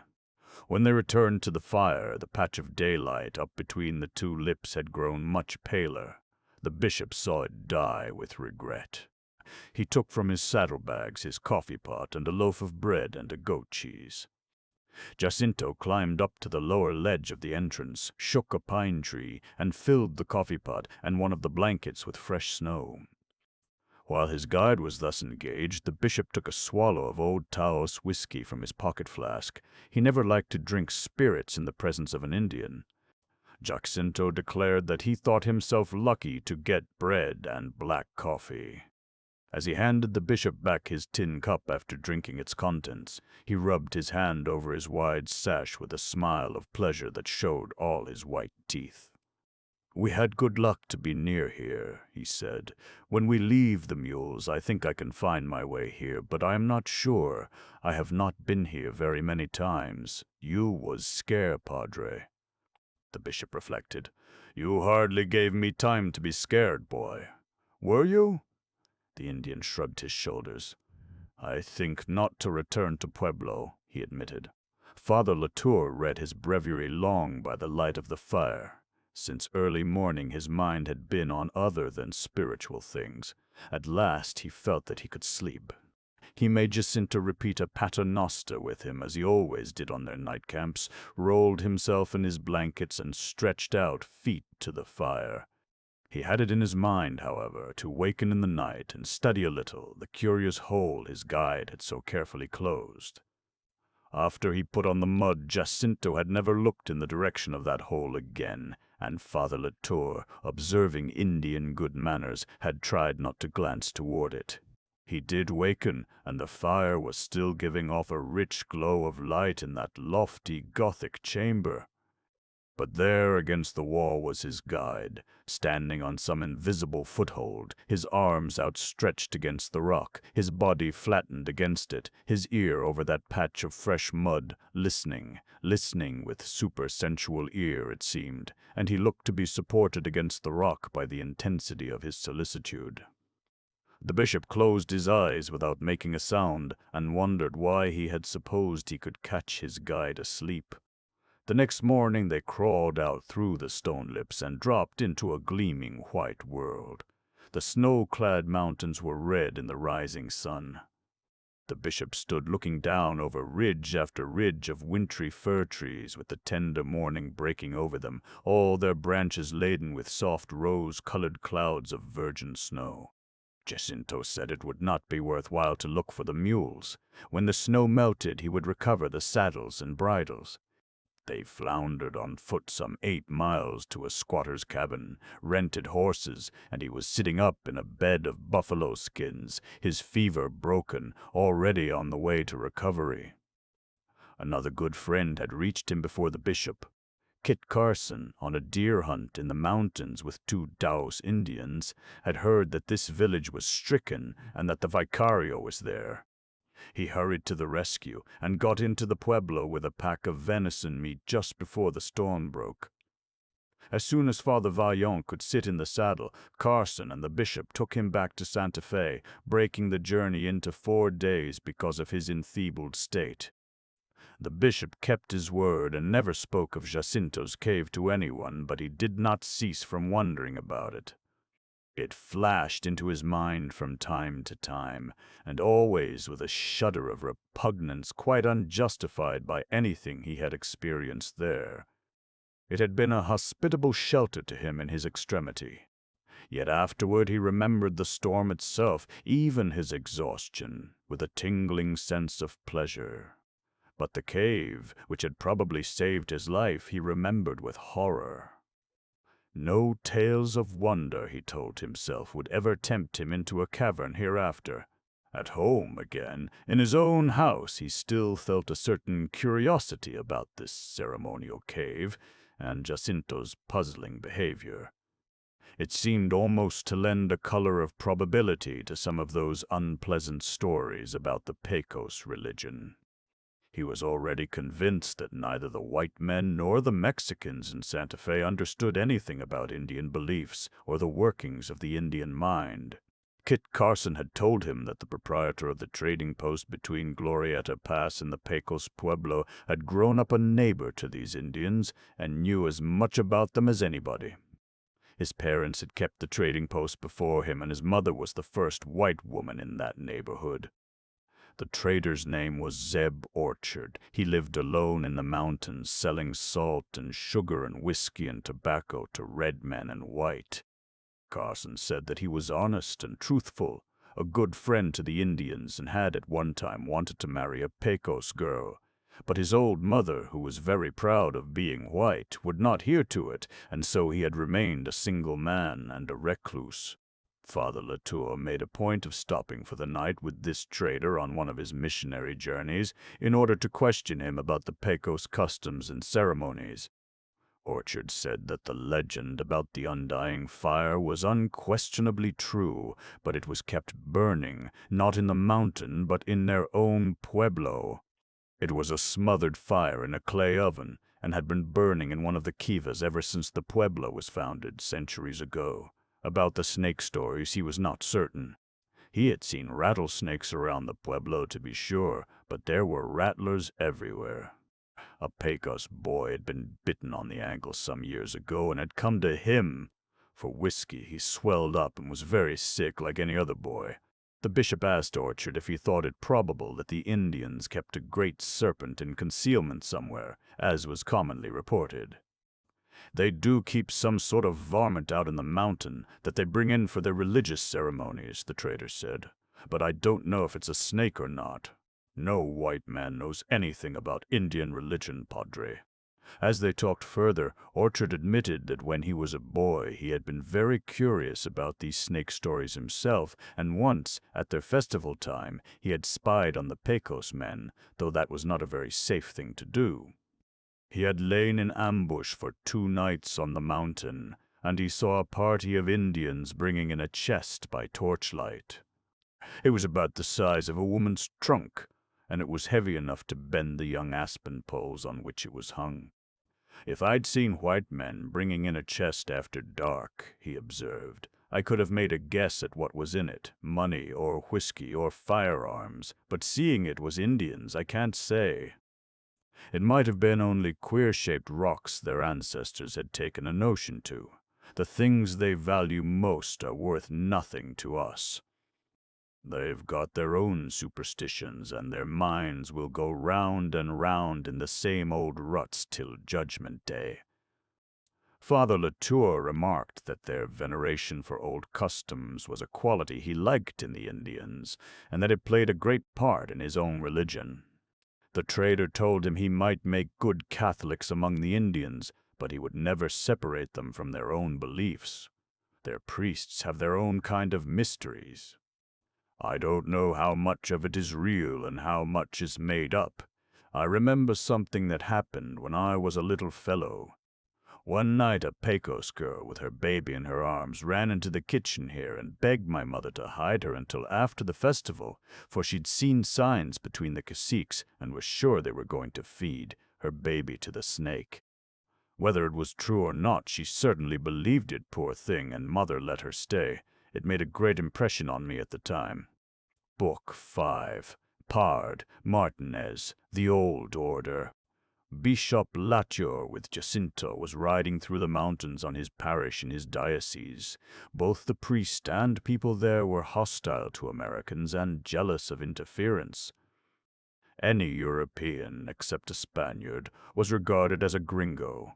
The bishop had let the parish alone, giving their animosity plenty of time to cool. With Carson's help, he had informed himself fully about conditions there, and about the powerful old priest Antonio José Martinez, who was ruler in temporal as well as in spiritual affairs.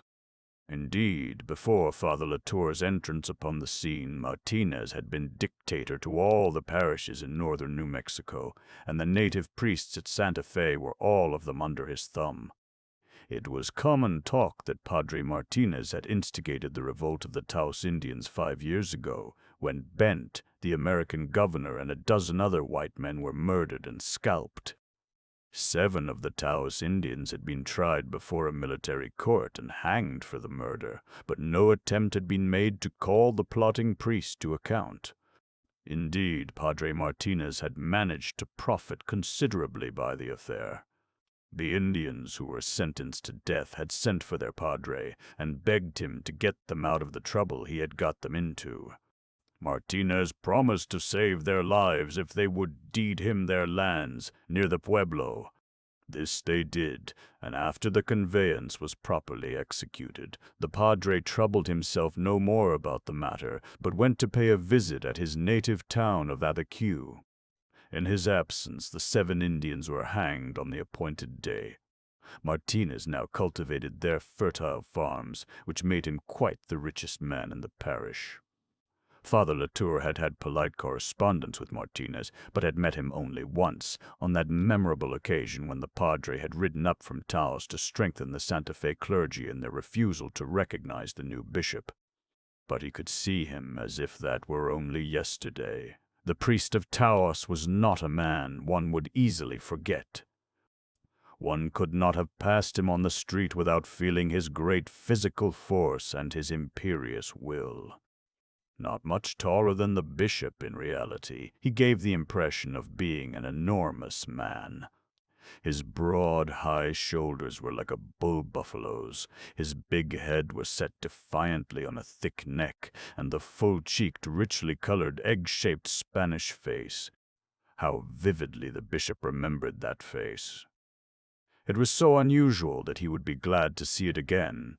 A high, narrow forehead, brilliant yellow eyes set deep in strong arches, and full, florid cheeks, not blank areas of smooth flesh, as in Anglo-Saxon faces, but full of muscular activity, as quick to change with feeling as any of his features.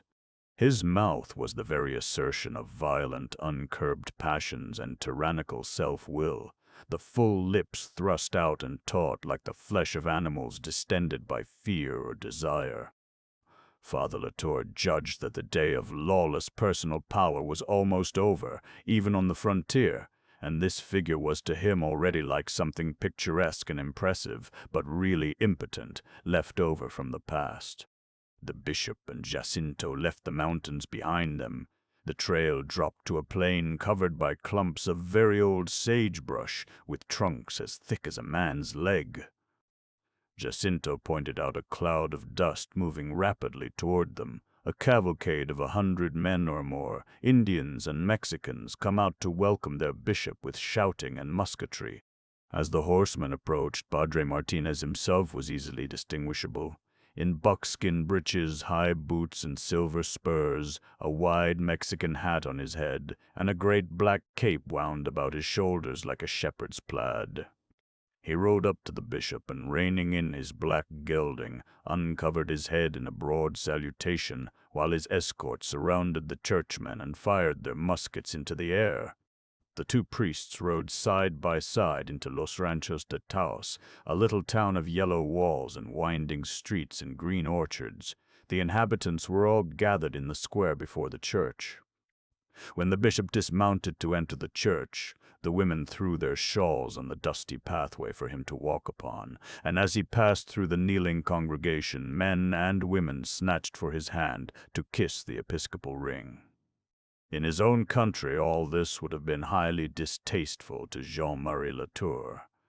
Here these demonstrations seemed a part of the high color that was in landscape and gardens, in the flaming cactus and the gaudily decorated altars, in the agonized Christs and dolorous virgins and the very human figures of the saints. He had already learned that with this people religion was necessarily theatrical. From Los Ranchos the party rode quickly across the gray plain into Taos itself, to the priest's house opposite the church, where a great throng had collected. As the people sank on their knees, one boy, a gawky lad of 10 or 12, remained standing, his mouth open and his hat on his head. Padre Martinez reached over the heads of several kneeling women, snatched off the boy's cap, and cuffed him soundly about the ears. When Father Latour murmured in protest, the native priest said boldly, "He is my own son, Bishop, and it is time I taught him manners." So this was to be the tune, the bishop reflected. His well-schooled countenance did not change a shadow as he received this challenge, and he passed on into the padre's house. They went at once into Martinez's study, where they found a young man lying on the floor, fast asleep. He was a very large young man, very stout, lying on his back with his head pillowed on a book, and as he breathed his bulk rose and fell amazingly. He wore a Franciscan's brown gown, and his hair was clipped short. At sight of the sleeper, Padre Martinez broke into a laugh and gave him a no very gentle kick in the ribs. The fellow got to his feet in great confusion, escaping through a door into the patio. "You there," the padre called after him. "Only young men who work hard at night want to sleep in the day. You must have been studying by candlelight. I'll give you an examination in theology."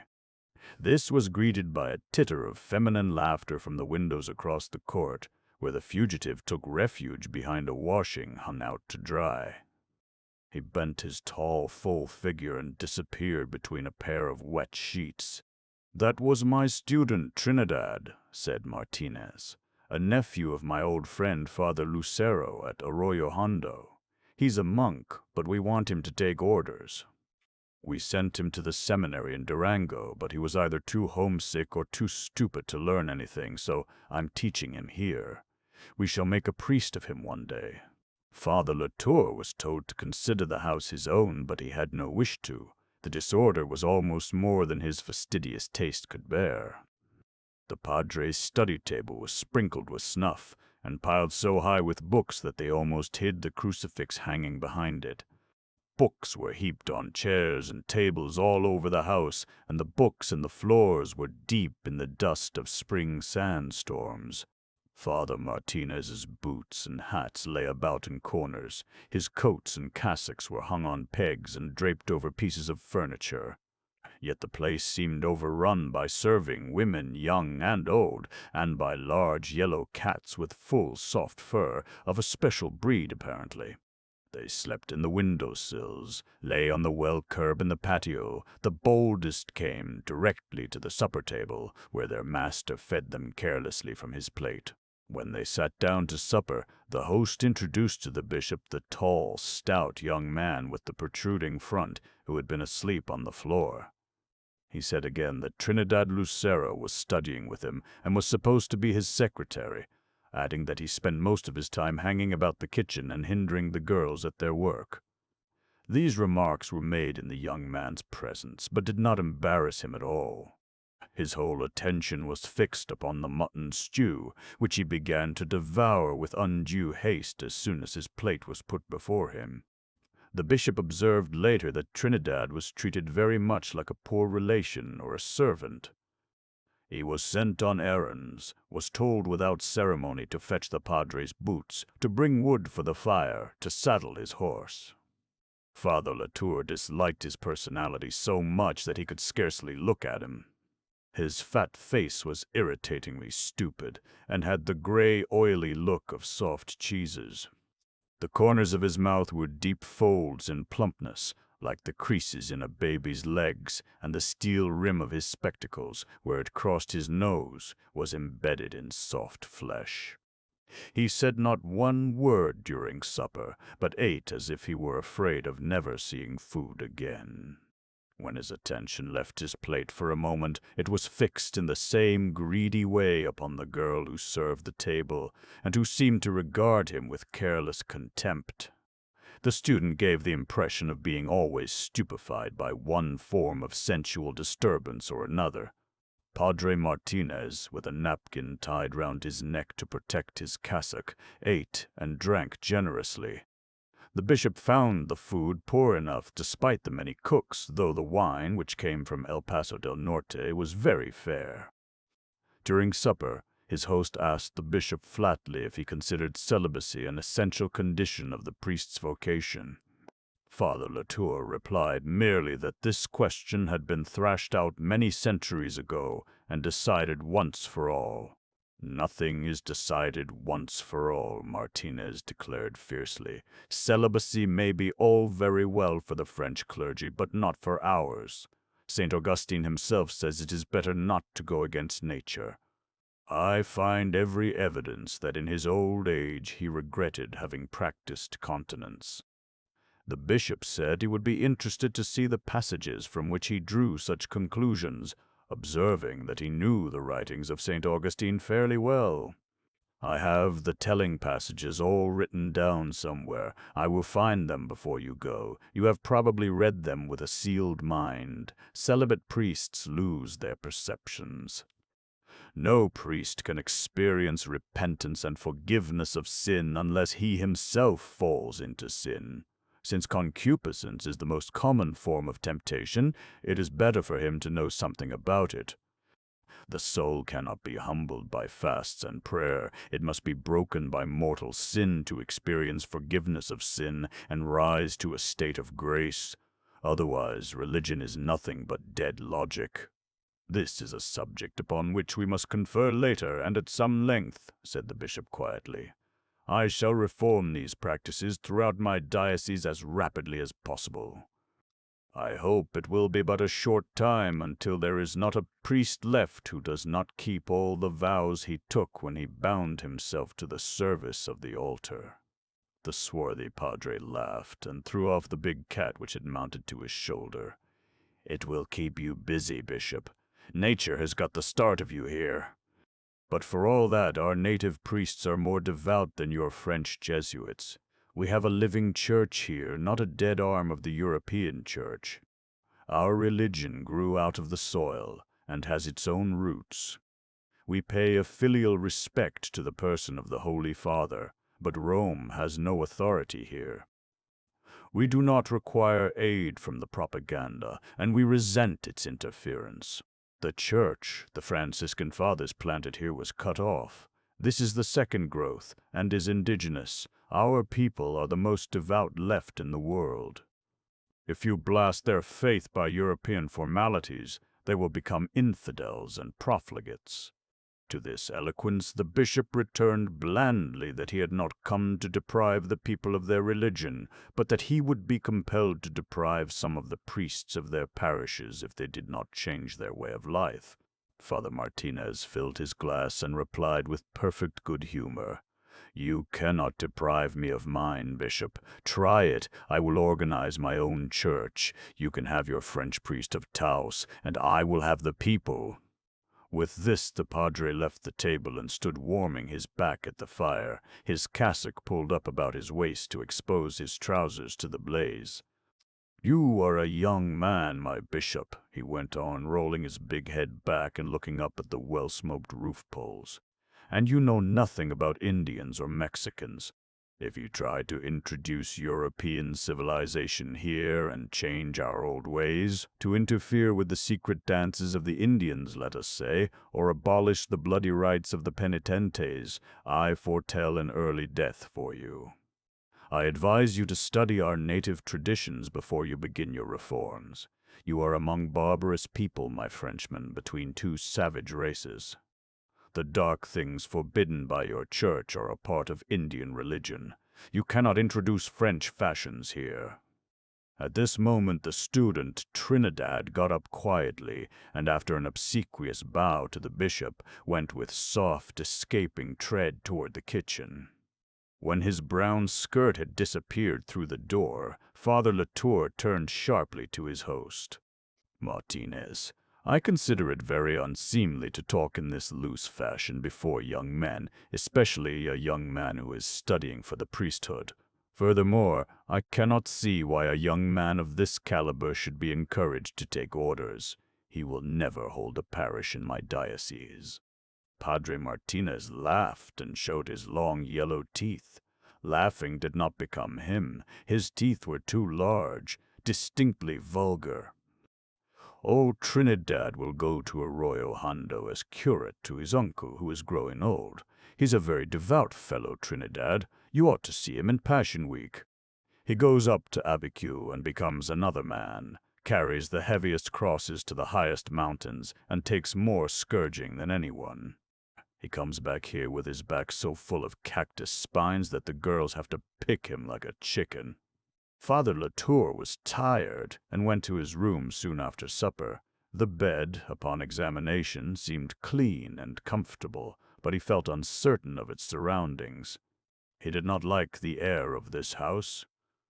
After he retired, the clatter of dishwashing and the giggling of women across the patio kept him awake a long while, and when that ceased, Father Martinez began snoring in some chamber nearby. He must have left his door open into the patio, for the adobe partitions were thick enough to smother sound otherwise. The padre snored like an enraged bull until the bishop decided to go forth and find his door and close it. He arose, lit his candle, and opened his own door in half-hearted resolution. As the night wind blew into the room, a little dark shadow fluttered from the wall across the floor, a mouse, perhaps. But no, it was a bunch of woman's hair that had been indolently tossed into a corner when some slovenly female toilet was made in this room. This discovery annoyed the bishop exceedingly. High Mass was at 11 the next morning, the parish priest officiating and the bishop in the episcopal chair. He was well pleased with the church of Taos. The building was clean and in good repair, the congregation large and devout. The delicate lace, snowy linen, and burnished brass on the altar told of a devoted altar guild. The boys who served at the altar wore rich smocks of handmade lace over their scarlet surplices. The bishop had never heard the Mass more impressively sung than by Father Martinez. The man had a beautiful baritone voice, and he drew from some deep well of emotional power. Nothing in the service was slighted, every phrase and gesture had its full value. At the moment of the elevation, the dark priest seemed to give his whole force, his swarthy body, and all its blood to that lifting up. Rightly guided, the bishop reflected. This Mexican might have been a great man. He had an altogether compelling personality, a disturbing, mysterious, magnetic power. After the confirmation service, Father Martinez had horses brought round and took the bishop out to see his farms and livestock. He took him all over his ranches down in the rich bottomlands between Taos and the Indian Pueblo, which, as Father Latour knew, had come into his possession from the 7 Indians who were hanged. Martinez referred carelessly to the Bent massacre as they rode along. He boasted that there had never been trouble afoot in New Mexico that wasn't started in Taos. They stopped just west of the Pueblo a little before sunset, a Pueblo very different from all the others the bishop had visited, 2 large communal houses shaped like pyramids, gold-colored in the afternoon light, with the purple mountain lying just behind them. Gold-colored men in white burnesses came out on the stair-like flights of roofs and stood still as statues, apparently watching the changing light on the mountain. There was a religious silence over the place, no sound at all but the bleating of goats coming home through clouds of golden dust. These 2 houses, the padre told him, had been continuously occupied by this tribe for more than 1,000 years. Coronado's men found them there, and described them as a superior kind of Indian, handsome and dignified in bearing, dressed in deerskin coats and trousers like those of Europeans. Though the mountain was timbered, its lines were so sharp that it had the sculptured look of naked mountains like the Sandias. The general growth on its sides was evergreen, but the canyons and ravines were wooded with aspens, so that the shape of every depression was painted on the mountainside, light green against the dark, like symbols, serpentine, crescent, half-circles. This mountain and its ravines had been the seat of old religious ceremonies, honeycombed with noiseless Indian life, the repository of Indian secrets for many centuries, the padre remarked. And some place in there, you may be sure, they keep Pope's estufa, but no white man will ever see it. I mean the estufa where Pope sealed himself up for 4 years and never saw the light of day when he was planning the revolt of 1680. I suppose you know all about that outbreak, Bishop Latour? Something, of course, from the martyrology, but I did not know that it originated in Taos. Haven't I just told you that all the trouble there ever was in New Mexico originated in Taos? Boasted the padre. Pope was born a San Juan Indian, but so was Napoleon a Corsican. He operated from Taos. Padre Martinez knew his country, a country which had no written histories. He gave the bishop much the best account he had heard of the great Indian revolt of 1680, which added such a long chapter to the martyrology of the New World, when all the Spaniards were killed or driven out, and there was not one European left alive north of El Paso del Norte. That night after supper, as his host sat taking snuff, Father Latour questioned him closely and learned something about the story of his life. Martinez was born directly under that solitary blue mountain on the skyline west of Taos, shaped like a pyramid with the apex sliced off, in Abicu. It was one of the oldest Mexican settlements in the territory, surrounded by canyons so deep and ranges so rugged that it was practically cut off from intercourse with the outside world. Being so solitary, its people were somber in temperament, fierce and fanatical in religion, celebrated the Passion Week by cross-bearings and bloody scourgings. Antonio Jose Martinez grew up there, without learning to read or write, married at 20, and lost his wife and child when he was 23. After his marriage, he had learned to read from the parish priest, and when he became a widower, he decided to study for the priesthood. Taking his clothes and the little money he got from the sale of his household goods, he started on horseback for Durango in Old Mexico. There he entered the seminary and began a life of laborious study. The bishop could imagine what it meant for a young man who had not learned to read until long after adolescence, to undergo a severe academic training. He found Martinez deeply versed, not only in the Church Fathers, but in the Latin and Spanish classics. After 6 years at the seminary, Martinez had returned to his native Abicu as priest of the parish church there. He was passionately attached to that old village under the pyramidal mountain. All the while he had been in Taos, half a lifetime now, he made periodic pilgrimages on horseback back to Abicu, as if the flavor of his own yellow earth were medicine to his soul. Naturally, he hated the Americans. The American occupation meant the end of men like himself. He was a man of the old order, a son of Abicu, and his day was over. On his departure from Taos, the bishop went out of his way to make a call at Kit Carson's ranch house. Carson, he knew, was away buying sheep, but Father Latour wished to see the Senora Carson to thank her again for her kindness to poor Magdalena, and to tell her of the woman's happy and devoted life with the sisters in their school at Santa Fe. The Senora received him with that quiet but unabashed hospitality which is a common grace in Mexican households. She was a tall woman, slender, with drooping shoulders and lustrous black eyes and hair. Though she could not read, both her face and conversation were intelligent. To the bishop's thinking, she was handsome. Her countenance showed that discipline of life which he admired. She had a cheerful disposition, too, and a pleasant sense of humor. It was possible to talk confidentially to her. She said she hoped he had been comfortable in Padre Martinez's house, with an inflection which told that she much doubted it, and she laughed a little when he confessed that he had been annoyed by the presence of Trinidad Lucero. "Some people say he is Father Lucero's son," she said with a shrug, "but I do not think so. More likely one of Padre Martinez's." "Did you hear what happened to him at Abiquiu last year in Passion Week? He tried to be like the Savior and had himself crucified. Oh, not with nails! He was tied upon a cross with ropes to hang there all night. They do that sometimes at Abiquiu. It is a very old-fashioned place. But he is so heavy that after he had hung there a few hours, the cross fell over with him, and he was very much humiliated.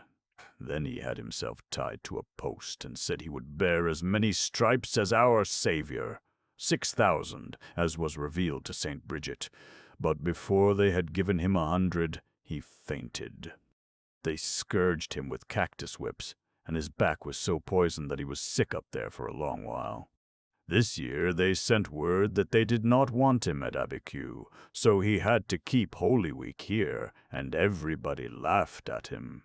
Father Latour asked the Senora to tell him frankly whether she thought he could put a stop to the extravagances of the penitential brotherhood. She smiled and shook her head. "I often say to my husband, I hope you will not try to do that. It would only set the people against you. The old people have need of their old customs, and the young ones will go with the times." As the bishop was taking his leave, she put into his saddlebags a beautiful piece of lace work for Magdalena. "She will not be likely to use it for herself, but she will be glad to have it to give to the sisters. That brutal man left her nothing. After he was hung, there was nothing to sell but his gun and one burro. That was why he was going to take the risk of killing 2 padres for their mules, and for spite against religion, maybe. Magdalena said he had often threatened to kill the priest at Mora. At Santa Fe, the bishop found Father Vaillant awaiting him. They had not seen each other since Easter, and there were many things to be discussed. The vigor and zeal of Bishop Latour's administration had already been recognized at Rome, and he had lately received a letter from Cardinal Fransoni, prefect of the Propaganda, announcing that the vicariate of Santa Fe had been formally raised to a diocese. By the same long-delayed post came an invitation from the cardinal, urgently requesting Father Latour's presence at important conferences at the Vatican during the following year. Though all these matters must be taken up in their turn between the bishop and his vicar general, Father Joseph had undoubtedly come up from Albuquerque at this particular time because of a lively curiosity to hear how the bishop had been received in Taos. Seated in the study in their old cassocks, with the candles lighted on the table between them, they spent a long evening. "For the present," Father Latour remarked, "I shall do nothing to change the curious situation at Taos. It is not expedient to interfere. The church is strong, the people are devout. No matter what the conduct of the priest has been, he has built up a strong organization, and his people are devotedly loyal to him. But can he be disciplined, do you think? Oh, there is no question of discipline. He has been a little potentate too long. His people would assuredly support him against a French bishop. For the present I shall be blind to what I do not like there. But, Jean," Father Joseph broke out in agitation, "the man's life is an open scandal. One hears of it everywhere. Only a few weeks ago I was told a pitiful story of a Mexican girl carried off in one of the Indian raids on the Costella Valley. She was a child of 8 when she was carried away, and was 15 when she was found and ransomed. During all that time, the pious girl had preserved her virginity by a succession of miracles. She had a medal from the shrine of Our Lady of Guadalupe tied round her neck, and she said such prayers as she had been taught. Her chastity was threatened many times, but always some unexpected event averted the catastrophe. After she was found and sent back to some relatives living in Arroyo Hondo, she was so devout that she wished to become a religious. She was debauched by this Martinez, and he married her to one of his peons. She is now living on one of his farms. Yes, Cristobal told me that story, said the bishop with a shrug, but Padre Martinez is getting too old to play the part of Don Juan much longer. I do not wish to lose the parish of Taos in order to punish its priest, my friend. I have no priest strong enough to put in his place. You are the only man who could meet the situation there, and you are at Albuquerque. A year from now I shall be in Rome, and there I hope to get a Spanish missionary who will take over the parish of Taos. Only a Spaniard would be welcome there, I think. You are doubtless right, said Father Joseph. I am often too hasty in my judgments. I may do very badly for you while you are in Europe, for I suppose I am to leave my dear Albuquerque and come to Santa Fe while you are gone. Assuredly, they will love you all the more for lacking you a while. I hope to bring some more hardy Auvernats back with me, young men from our own seminary, and I am afraid I must put one of them in Albuquerque. You have been there long enough. You have done all that is necessary. I need you here, Father Joseph. As it is now, one of us must ride 70 miles whenever we wish to converse about anything. Father Vaillant sighed. I supposed it would come. You will snatch me from Albuquerque as you did from Sandusky. When I went there, everybody was my enemy. Now everybody is my friend. Therefore, it is time to go. Father Vaillant took off his glasses, folded them, and put them in their case, which act always announced his determination to retire. So, a year from now you will be in Rome. Well, I had rather be among my people in Albuquerque, that I can say honestly. But Clermont, there I envy you. I should like to see my own mountains again. At least you will see all my family and bring me word of them. And you can bring me the vestments that my dear sister Philomene and her nuns have been making for me these 3 years. I shall be very glad to have them. He rose and took up one of the candles. And when you leave Clermont, Jean, put a few chestnuts in your pocket for me. The Misser. In February, Bishop Latour once more set out on horseback over the Santa Fe Trail, this time with Rome as his objective.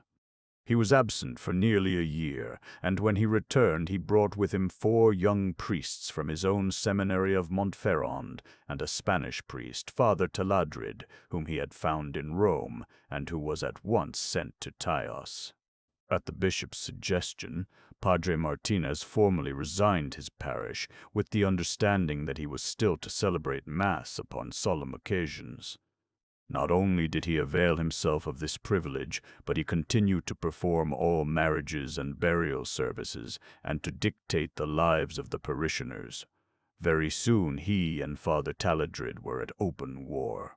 When the bishop, unable to compose their differences, supported the new priest, Father Martinez and his friend Father Lucero of Arroyo Hondo mutinied, flatly refused to submit, and organized a church of their own.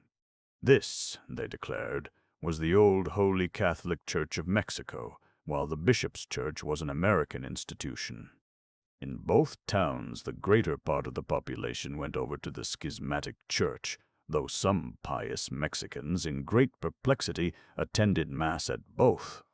Father Martinez printed a long and eloquent proclamation which very few of his parishioners could read, giving an historical justification for his schism and denying the obligation of celibacy for the priesthood. As both he and Father Lucero were well on in years, this particular clause could be of little benefit to anyone in their new organization except Trinidad. After the 2 old priests went off into schism, one of their first solemn acts was to elevate Father Lucero's nephew to the priesthood, and he acted as curate to them both, swinging back and forth between Taos and Arroyo Hondo. The schismatic church at least accomplished the rejuvenation of the 2 rebellious priests at its head, and far and wide revived men's interest in them. though they had always furnished their people with plenty to talk about. Ever since they were young men with adjoining parishes, they had been friends, cronies, rivals, sometimes bitter enemies. But their quarrels could never keep them apart for long. Old Marino Lucero had not one trait in common with Martinez, except the love of authority. He had been a miser from his youth, and lived down in the sunken world of Arroyo Hondo in the barest poverty, though he was supposed to be very rich. He used to boast that his house was as poor as a burro's stable.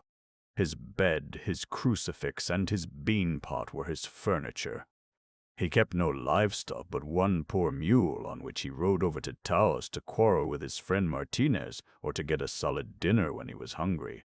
In his casa every day was Friday, unless one of his neighbor women cooked a chicken and brought it in to him out of pure compassion, for his people liked him. He was grasping but not oppressive, and he wrung more pesos out of Arroyo Seco and Cuesta than out of his own arroyo.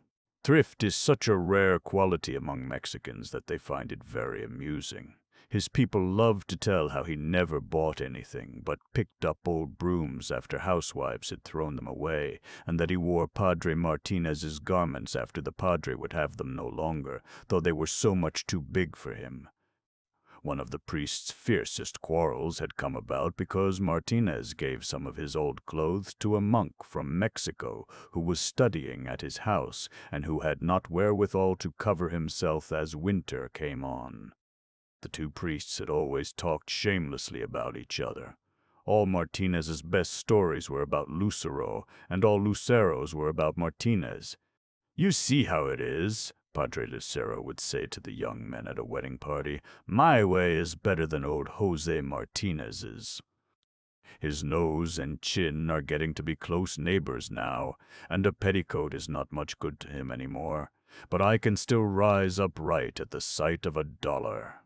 With a new piece of money in my hand, I am happier than ever, and what can he do with a pretty girl but regret?" Avarice, he assured them, was the one passion that grew stronger and sweeter in old age. He had the lust for money as Martinez had for women, and they had never been rivals in the pursuit of their pleasures. After Trinidad was ordained and went to stay with his uncle, Father Lucero complained that he had formed gross habits living with Martinez, and was eating him out of house and home. Father Martinez told with delight how Trinidad sponged upon the parish at Arroyo Hondo, and went about poking his nose into one bean-pot after another. When the bishop could no longer remain deaf to the rebellion, he sent Father Vaillant over Taos to publish the warning for 3 weeks and exhort the two priests to renounce their heresy. On the 4th Sunday, Father Joseph, who complained that he was always sent afuera les chats, solemnly read the letter in which the bishop stripped Father Martinez of the rights and privileges of the priesthood. On the afternoon of the same day, he rode over to Arroyo Hondo, 18 miles away, and read a similar letter of excommunication against Father Lucero. Father Martinez continued at the head of his schismatic church until, after a short illness, he died and was buried in schism by Father Lucero. Soon after this, Father Lucero himself fell into a decline. But even after he was ailing, he performed a feat which became one of the legends of the countryside: killed a robber in a midnight scuffle. A wandering teamster who had been discharged from a wagon train for theft was picking up a living over in Taos, and there heard the stories about Father Lucero's hidden riches. He came to Arroyo Hondo to rob the old man. Father Lucero was a light sleeper, and hearing stealthy sounds in the middle of the night, he reached for the carving knife he kept hidden under his mattress and sprang upon the intruder. They began fighting in the dark, and though the thief was a young man and armed, the old priest stabbed him to death and then, covered with blood, ran out to arouse the town. The neighbors found the padre's chamber like a slaughterhouse, his victim hanging dead beside the hole he had dug. They were amazed at what the old man had been able to do.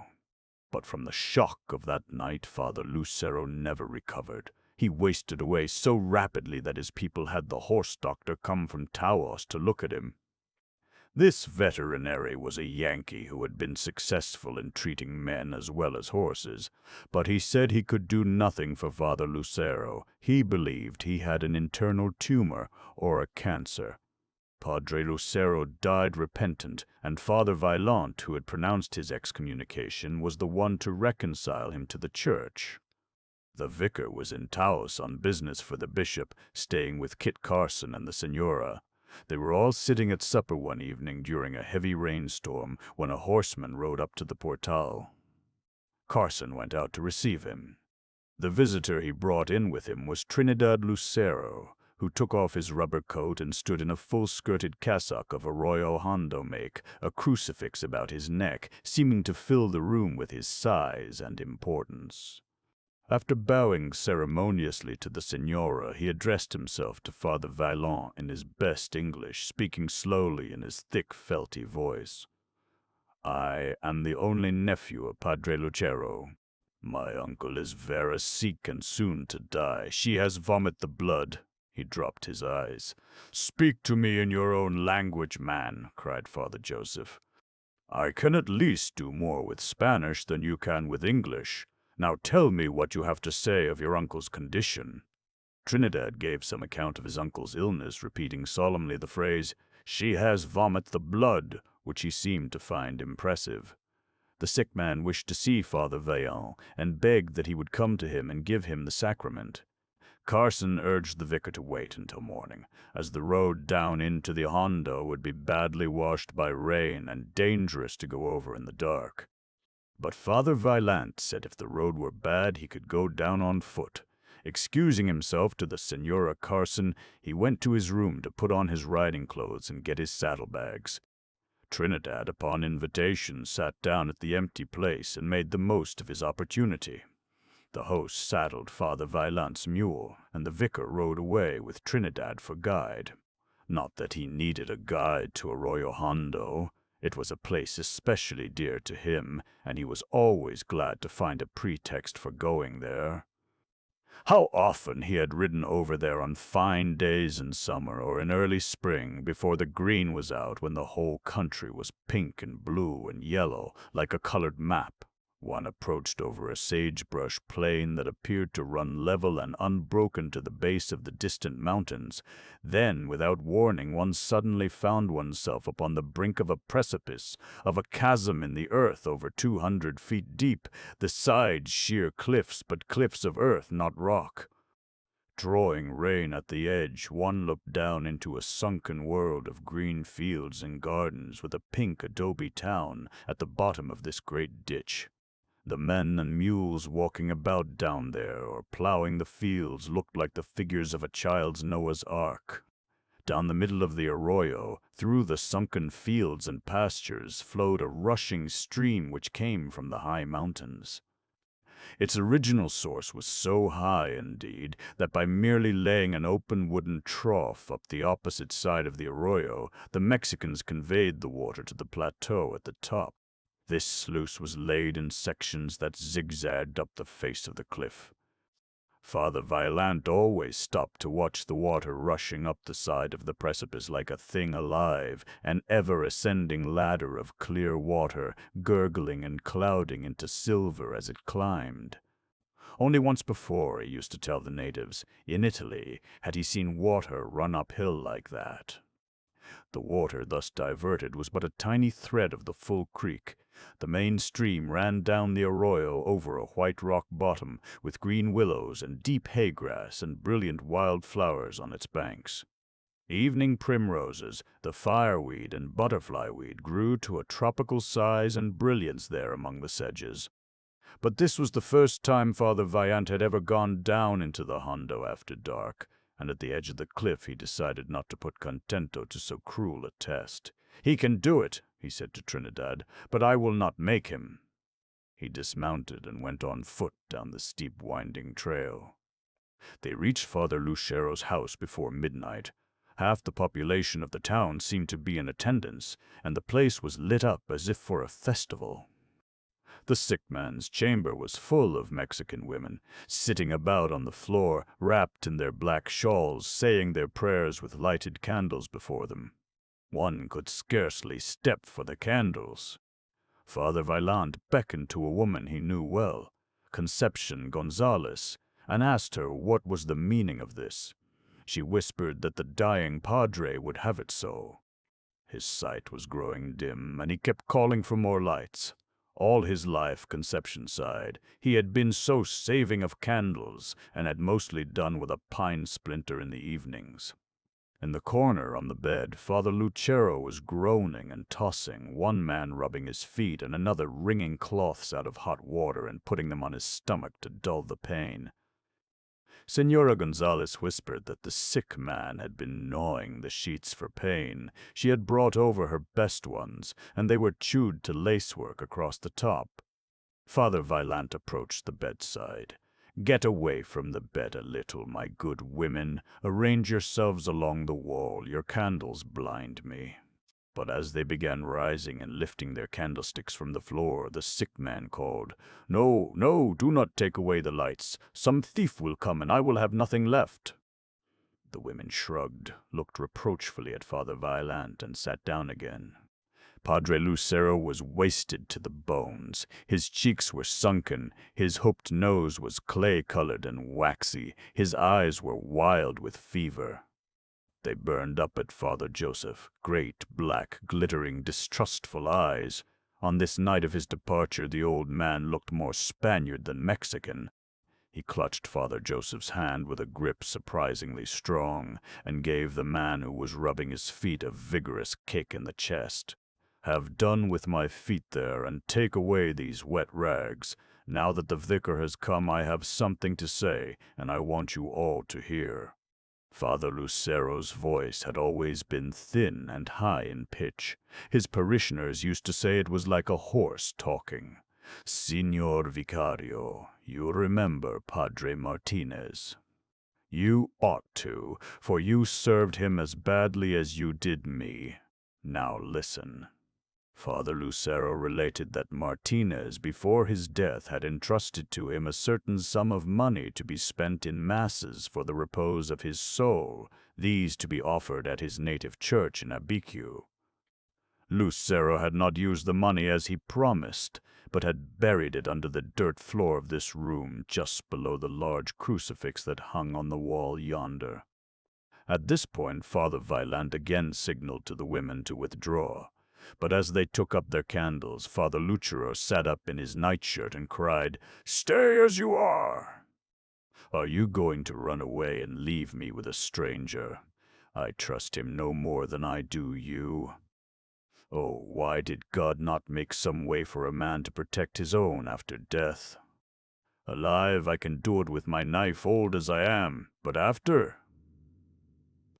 The Senora Gonzalez soothed Father Lucero, persuaded him to lie back upon his pillows and tell them what he wanted them to do. He explained that this money which he had taken in trust from Martinez was to be sent to Abiquiu and used as the padre had wished.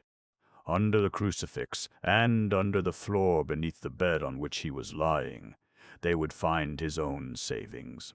1/3 of his hoard was for Trinidad. The rest was to be spent in masses for his soul, and they were to be celebrated in the old church of San Miguel in Santa Fe. Father Vaillant assured him that all his wishes should be scrupulously carried out, and now it was time for him to dismiss the cares of this world and prepare his mind to receive the sacrament. All in good time. But a man does not let go of this world so easily. Where is Concepcion Gonzalez? Come here, my daughter. See to it that the money is taken up from under the floor while I am still in this chamber, before my body is cold, that it is counted in the presence of all these women, and the sum set down in writing." At this point the old man started, as with a new hope. "And Cristobal, he is the man. Cristobal Carson must be here to count it and set it down. He is a just man. Trinidad, you fool, why did you not bring Cristobal?" Father Vaillant was scandalized. "Unless you compose yourself, Father Lucero, and fix your thoughts upon heaven, I shall refuse to administer the sacrament. In your present state of mind, it would be a sacrilege." The old man folded his hands and closed his eyes in assent. Father Vaillant went into the adjoining room to put on his cassock and stole, and in his absence Concepcion Gonzalez covered a small table by the bed with one of her own white napkins, and placed upon it 2 wax candles and a cup of water for the ministrant's hands. Father Vaillant came back in his vestments with his pyx and basin of holy water, and began sprinkling the bed and the watchers, repeating the antiphon, Asperges me domine hyssopo et mundabor. The women stole away, leaving their likes upon the floor. Father Lucero made his confession, renouncing his heresy and expressing contrition, after which he received the sacrament. The ceremony calmed the tormented man, and he lay quiet with his hands folded on his breast. The women returned and sat murmuring prayers as before. The rain drove against the window panes. The wind made a hollow sound as it sucked down through the deep arroyo. Some of the watchers were drooping from weariness, but not one showed any wish to go home. Watching beside a deathbed was not a hardship for them, but a privilege. In the case of a dying priest, it was a distinction. In those days, even in European countries, death had a solemn social importance. It was not regarded as a moment when certain bodily organs ceased to function, but as a dramatic climax, a moment when the soul made its entrance into the next world, passing in full consciousness through a lowly door to an unimaginable scene. Among the watchers there was always the hope that the dying man might reveal something of what he alone could see, that his countenance, if not his lips, would speak, and on his features would fall some light or shadow from beyond. The last words of great men, Napoleon, Lord Byron, were still printed in gift books, and the dying murmurs of every common man and woman were listened for and treasured by their neighbors and kinsfolk. These sayings, no matter how unimportant, were given oracular significance and pondered by those who must one day go the same road. The stillness of the death chamber was suddenly broken when Trinidad Lucero knelt down before the crucifix on the wall to pray. His uncle, though all thought him asleep, began to struggle and cry out, "A thief! Help! Help!" Trinidad retired quickly, but after that the old man lay with one eye open, and no one dared go near the crucifix. About an hour before daybreak, the padre's breathing became so painful that 2 of the men got behind him and lifted his pillows. The women whispered that his face was changing, and they brought their candles nearer, kneeling close beside his bed. His eyes were alive and had perception in them. He rolled his head to one side and lay looking intently down into the candlelight without blinking, while his features sharpened. Several times his lips twitched back over his teeth. The watchers held their breath, feeling sure that he would speak before he passed, and he did. After a facial spasm that was like a sardonic smile and a clicking of breath in his mouth, their padre spoke like a horse for the last time. "Come tu cola, Martinez, come tu cola." "Eat your tail, Martinez, eat your tail." Almost at once he died in a convulsion. After daybreak, Trinidad went forth declaring, and the Mexican women confirmed him, that at the moment of death Father Lucero had looked into the other world and beheld Padre Martinez in torment. As long as the Christians who were about that deathbed lived, the story was whispered in Arroyo Hondo. When the floor of the priest's house was taken up, according to his last instructions, people came from as far as Deos and Santa Cruz and Mora to see the buckskin bags of gold and silver coin that were buried beneath it. Spanish coins, French, American, English, some of them very old. When it was at length conveyed to a government mint and examined, it was valued at nearly $20,000 in American money. A great sum for one old priest to have scraped together in a country parish down at the bottom of a ditch. Book 6. Dua, Isabella Don Antonio. Bishop Latter had one very keen worldly ambition, to build in Santa Fe a cathedral which would be worthy of a setting, naturally beautiful. As he cherished this wish and meditated upon it, he came to feel that such a building might be a continuation of himself and his purpose, a physical body full of his aspirations after he had passed from the scene. Early in his administration, he began setting aside something from his meager resources for a cathedral fund. In this he was assisted by certain of the rich Mexican rancheros, but by no one so much as by Don Antonio Olivares. Antonio Olivares was the most intelligent and prosperous member of a large family of brothers and cousins, and he was for that time and place a man of wide experience, a man of the world. He had spent the greater part of his life in New Orleans and El Paso del Norte, but he returned to live in Santa Fe several years after Bishop Latour took up his duties there.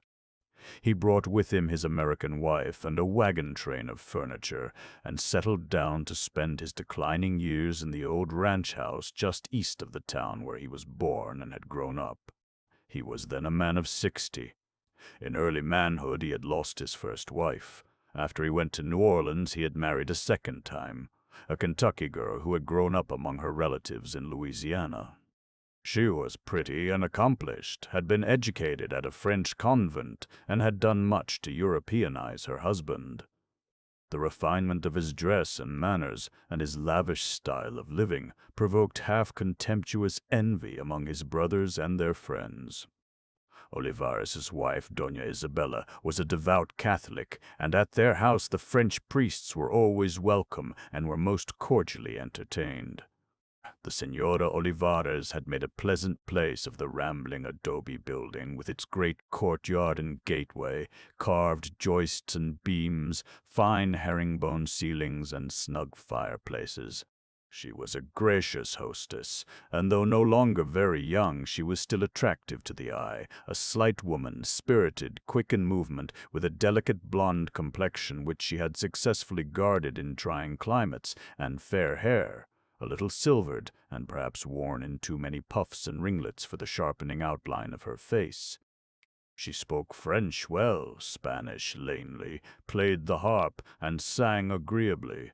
Certainly it was a great piece of luck for Father Latour and Father Vaillant, who lived so much among peons and Indians and rough frontiersmen, to be able to converse in their own tongue now and then with a cultivated woman, to sit by that hospitable fireside, in rooms enriched by old mirrors and engravings and upholstered chairs, where the windows had clean curtains, and the sideboard and cupboards were stocked with plate and Belgian glass. It was refreshing to spend an evening with a couple who were interested in what was going on in the outside world, to eat a good dinner and drink good wine and listen to music. Father Joseph, that man of inconsistencies, had a pleasing tenor voice, true though not strong. Madame Olivares liked to sing old French songs with him. She was a trifle vain, it must be owned, and when she sang at all, insisted upon singing in 3 languages, never forgetting her husband's favorites, La Paloma and La Golondrina, and My Nelly Was a Lady. The Negro melodies of Stephen Foster had already traveled to the frontier, going along the river highways, not in print, but passed on from one humble singer to another. Don Antonio was a large man, heavy, full at the belt, a trifle bald, and very slow of speech. But his eyes were lively, and the yellow spark in them was often most perceptible when he was quite silent. It was interesting to observe him after dinner, settled in one of his big chairs from New Orleans, a cigar between his long golden-brown fingers, watching his wife at her harp. There was gossip about the lady in Santa Fe, of course, since she had retained her beautiful complexion and her husband's devoted regard for so many years. The Americans and the Olivares brothers said she dressed much too youthfully, which was perhaps true, and that she had lovers in New Orleans and El Paso del Norte. Her nephews-in-law went so far as to declare that she was enamored of the Mexican boy the Olivares had brought up from San Antonio to play the banjo for them. They both loved music, and this boy, Pablo, was a magician with his instrument. All sorts of stories went out from the kitchen that Dona Isabella had a whole chamber full of dresses so grand that she never wore them here at all, that she took gold from her husband's pockets and hid it under the floor of her room, that she gave him love potions and herb teas to increase his ardor. This gossip did not mean that her servants were disloyal, but rather that they were proud of their mistress. Olivares, who read the newspapers, though they were weeks old when he got them, who liked cigars better than cigarettes and French wine better than whiskey, had little in common with his younger brothers. Next to his old friend Manuel Chavez, the two French priests were the men in Santa Fe whose company he most enjoyed, and he let them see it. He was a man who cherished his friends. He liked to call at the bishop's house to advise him about the care of his young orchard, or to leave a bottle of homemade cherry brandy for Father Joseph. It was Olivares who presented Father Latour with the silver hand basin and pitcher and toilet accessories which gave him so much satisfaction all the rest of his life. There were good silversmiths among the Mexicans of Santa Fe, and Don Antonio had his own toilet set copied in hammered silver for his friend. Dona Isabella once remarked that her husband always gave Father Vaillant something good for the palate, and Father Latour something good for the eye. This couple had one child, a daughter, the Señorita Inez, born long ago and still unmarried. Indeed, it was generally understood that she would never marry. Though she had not taken the veil, her life was that of a nun.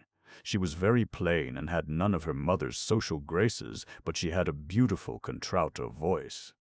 She sang in the cathedral choir in New Orleans and taught singing in a convent there. She came to visit her parents only once after they settled in Santa Fe, and she was a somewhat somber figure in that convivial household. Dona Isabella seemed devotedly attached to her, but afraid of displeasing her. While Inez was there, her mother dressed very plainly, pinned back the little curls that hung over her right ear, and the two women went to church together all day long. Antonio Olivares was deeply interested in the bishop's dream of a cathedral. For one thing, he saw that Father Latour had set his heart on building one, and Olivares was the sort of man who liked to help a friend accomplish the desire of his heart. Furthermore, he had a deep affection for his native town. He had traveled and seen fine churches, and he wished there might someday be one in Santa Fe. Many a night he and Father Latour talked of it by the fire, discussed the site, the design, the building stone, the cost, and the grave difficulties of raising money. It was the bishop's hope to begin work upon the building in 1860, 10 years after his appointment to the bishopric. One night, at a long-remembered New Year's party in his house, Olivares announced in the presence of his guests that before the New Year was gone he meant to give to the cathedral fund a sum sufficient to enable Father Latour to carry out his purpose. That supper party at the Olivares was memorable because of this pledge, and because it marked a parting of old friends. Dona Isabella was entertaining the officers at the post, 2 of whom had received orders to leave Santa Fe. The popular commandant was called back to Washington. The young lieutenant of cavalry, an Irish Catholic, lately married and very dear to Father Latour, was to be sent farther west. Before the next New Year's Day came round, he was killed in Indian warfare on the plains of Arizona. But that night, the future troubled nobody. The house was full of light and music, the air warm with that simple hospitality of the frontier, where people dwell in exile, far from their kindred, where they lead rough lives and seldom meet together for pleasure. Kit Carson, who greatly admired Madame Olivares, had come the 2 days' journey from Taos to be present that night, and brought along his gentle half-breed daughter, lately home from a convent school in St. Louis. On this occasion he wore a handsome buckskin coat, embroidered in silver with brown velvet cuffs and collar. The officers from the fort were in dress uniform. The host, as usual, wore a broadcloth frock coat. His wife was in a hoop skirt, a French dress from New Orleans, all covered with little garlands of pink satin roses. The military ladies came out to the Olivares place in an army wagon to keep their satin shoes from the mud. The bishop had put on his violet vest, which he seldom wore, and Father Vaillant had donned a fresh new cassock made by the loving hands of his sister Philomene in Riom. Father Latour had used to feel a little ashamed that Joseph kept his sister and her nuns so busy making cassocks and vestments for him, but the last time he was in France he came to see all this in another light. When he was visiting Mother Philomene's convent, one of the younger sisters had confided to him what an inspiration it was to them, living in retirement, to work for the faraway missions. She told him also how precious to them were Father Vaillant's long letters, letters in which he told his sister of the country, the Indians, the pious Mexican women, the Spanish martyrs of old. These letters, she said, Mother Philomene read aloud in the evening.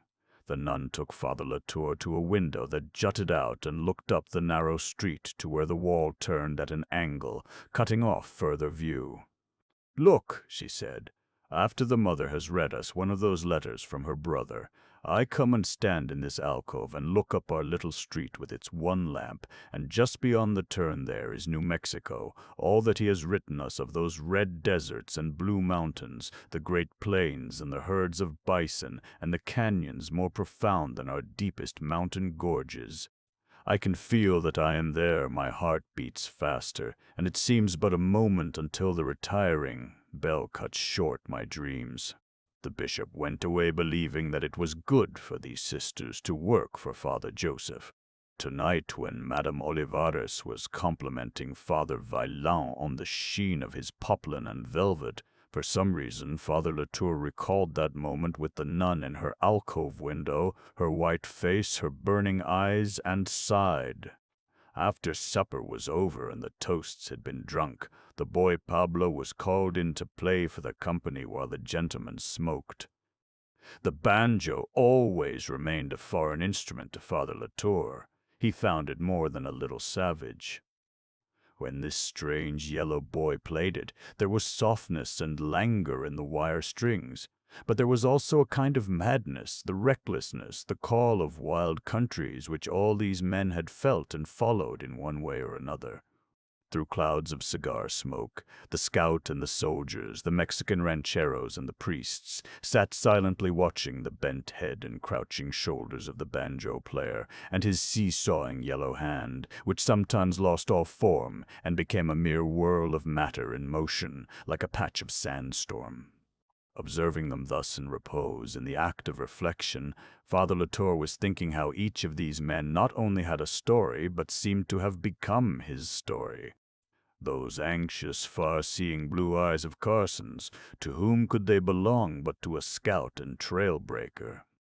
Don Manuel Chavez, the handsomest man of the company, very elegant in velvet and broadcloth, with delicately cut, disdainful features. One had only to see him cross the room, or to sit next him at dinner, to feel the electric quality under his cold reserve, the fierceness of some embitterment, the passion for danger.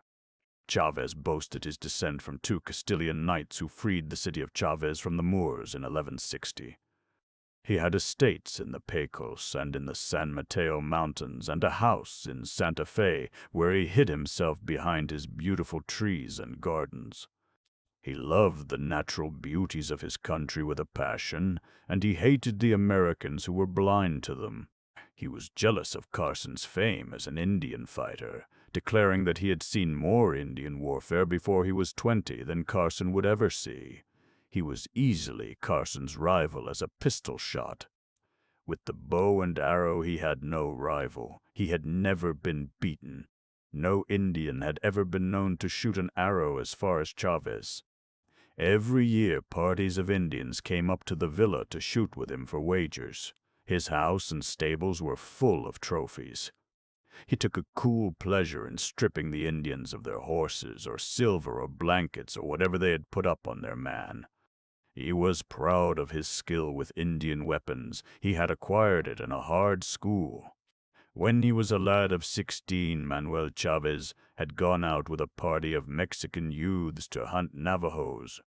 In those days, before the American occupation, hunting Navajos needed no pretext. It was a form of sport. A company of Mexicans would ride west to the Navajo country, raid a few sheep camps, and come home bringing flocks and ponies and a bunch of prisoners, for every one of whom they received a large bounty from the Mexican government. It was with such a raiding party that the boy Chavez went out for spoil and adventure. Finding no Indians abroad, the young Mexicans pushed on farther than they had intended. They did not know that it was the season when all the roving Navajo bands gather at the Cañon de Chelly for their religious ceremonies, and they rode on impetuously until they came out upon the rim of that mysterious and terrifying cañon itself, then swarming with Indians. They were immediately surrounded, and retreat was impossible.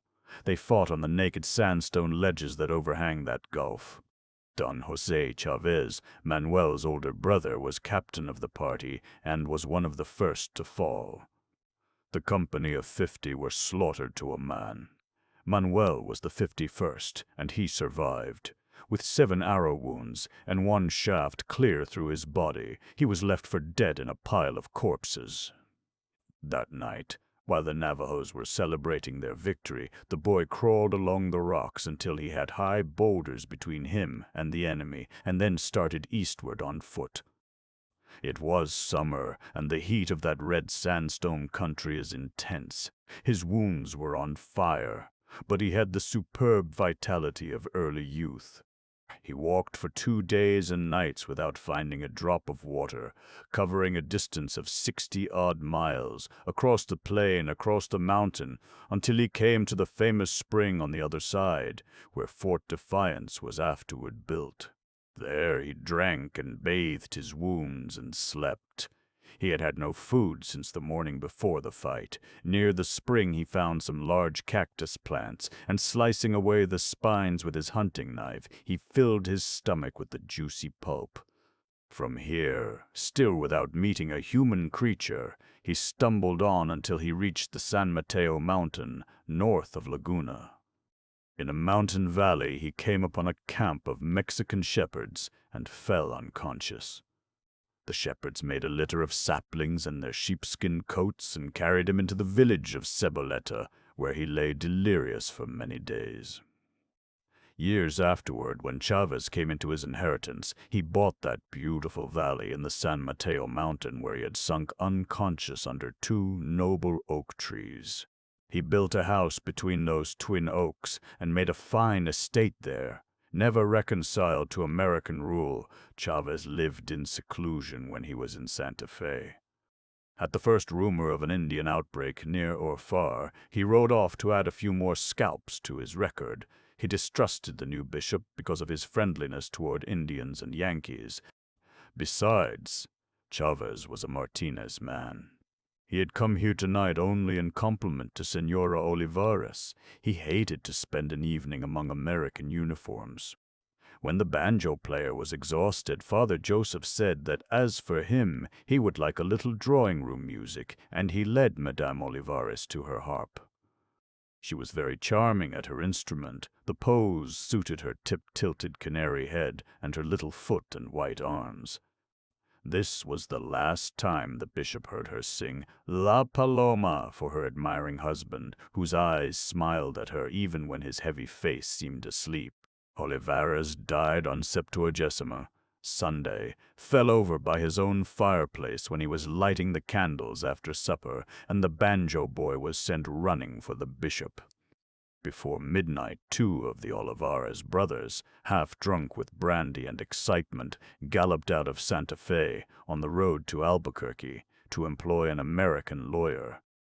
The lady. Antonio Ocoliveres' funeral was the most solemn and magnificent ever seen in Santa Fe, but Father Vaillant was not there.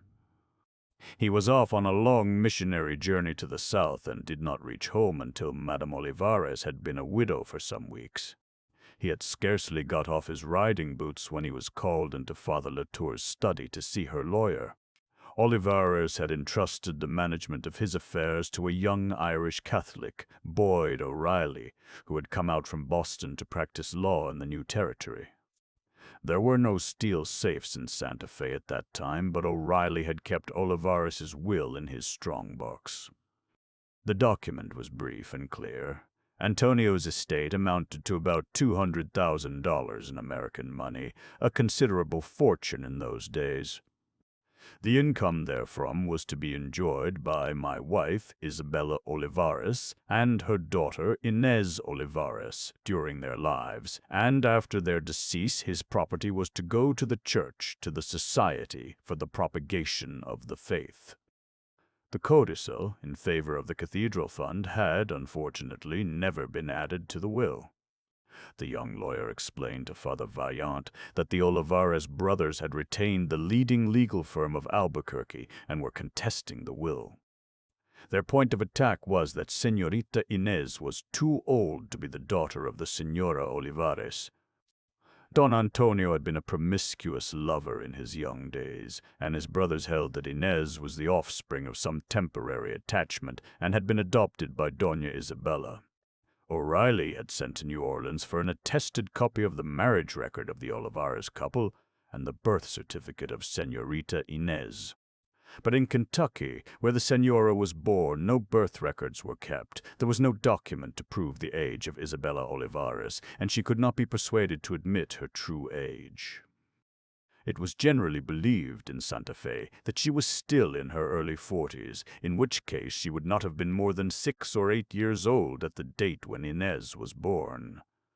In reality, the lady was past 50, but when O'Reilly had tried to persuade her to admit this in court, she simply refused to listen to him. He begged the bishop and the vicar to use their influence with her to this end. Father Latour shrank from interfering in so delicate a matter, but Father Vaillant saw at once that it was their plain duty to protect the two women and, at the same time, secure the rights of the propaganda. Without more ado, he threw on his old cloak over his cassock, and the three men set off through the red mud to the Olivares hacienda in the hills east of the town. Father Joseph had not been to the Olivares' house since the night of the New Year's party, and he sighed as he approached the place, already transformed by neglect. The big gate was propped open by a pole because the iron hook was gone.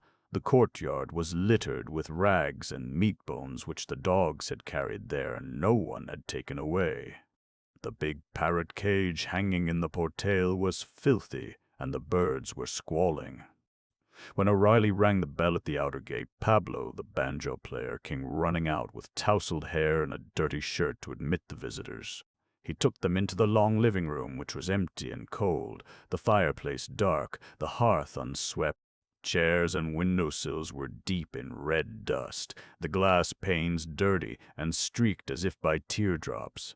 On the writing table were empty bottles and sticky glasses and cigar ends. In one corner stood the harp and its green cover. Pablo asked the fathers to be seated. His mistress was staying in bed, he said, and the cook had burnt her hand and the other maids were lazy. He brought wood and laid a fire. After some time, Doña Isabella entered, dressed in heavy mourning, her face very white against the black, and her eyes red. The curls about her neck and ears were pale, too, quite ashen.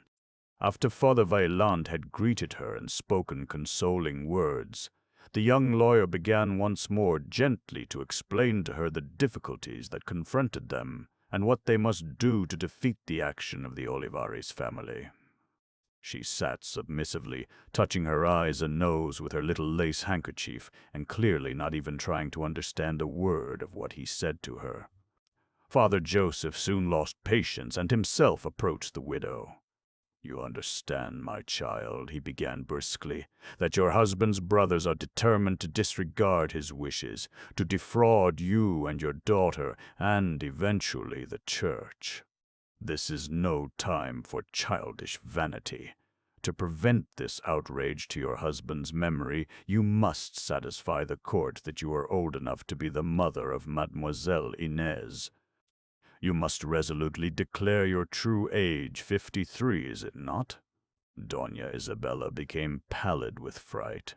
She shrank into one end of the deep sofa, but her blue eyes focused and gathered light as she became intensely, rigidly animated in her corner, her back against the wall, as it were. 53, she cried in a voice of horrified amazement. Why, I never heard of anything so outrageous. I was 42 my last birthday. It was in December, the 4th of December. If Antonio were here, he would tell you. And he wouldn't let you scold me and talk about business to me either, Father Joseph. He never let anybody talk about business to me. She hid her face in her little handkerchief and began to cry. Father Latour checked his impetuous vicar and sat down on the sofa beside Madame Olivares, feeling very sorry for her and speaking very gently. 42 to your friends, dear Madame Olivares, and to the world. In heart and face you are younger than that, but to the law and the church there must be a literal reckoning. A formal statement in court will not make you any older to your friends.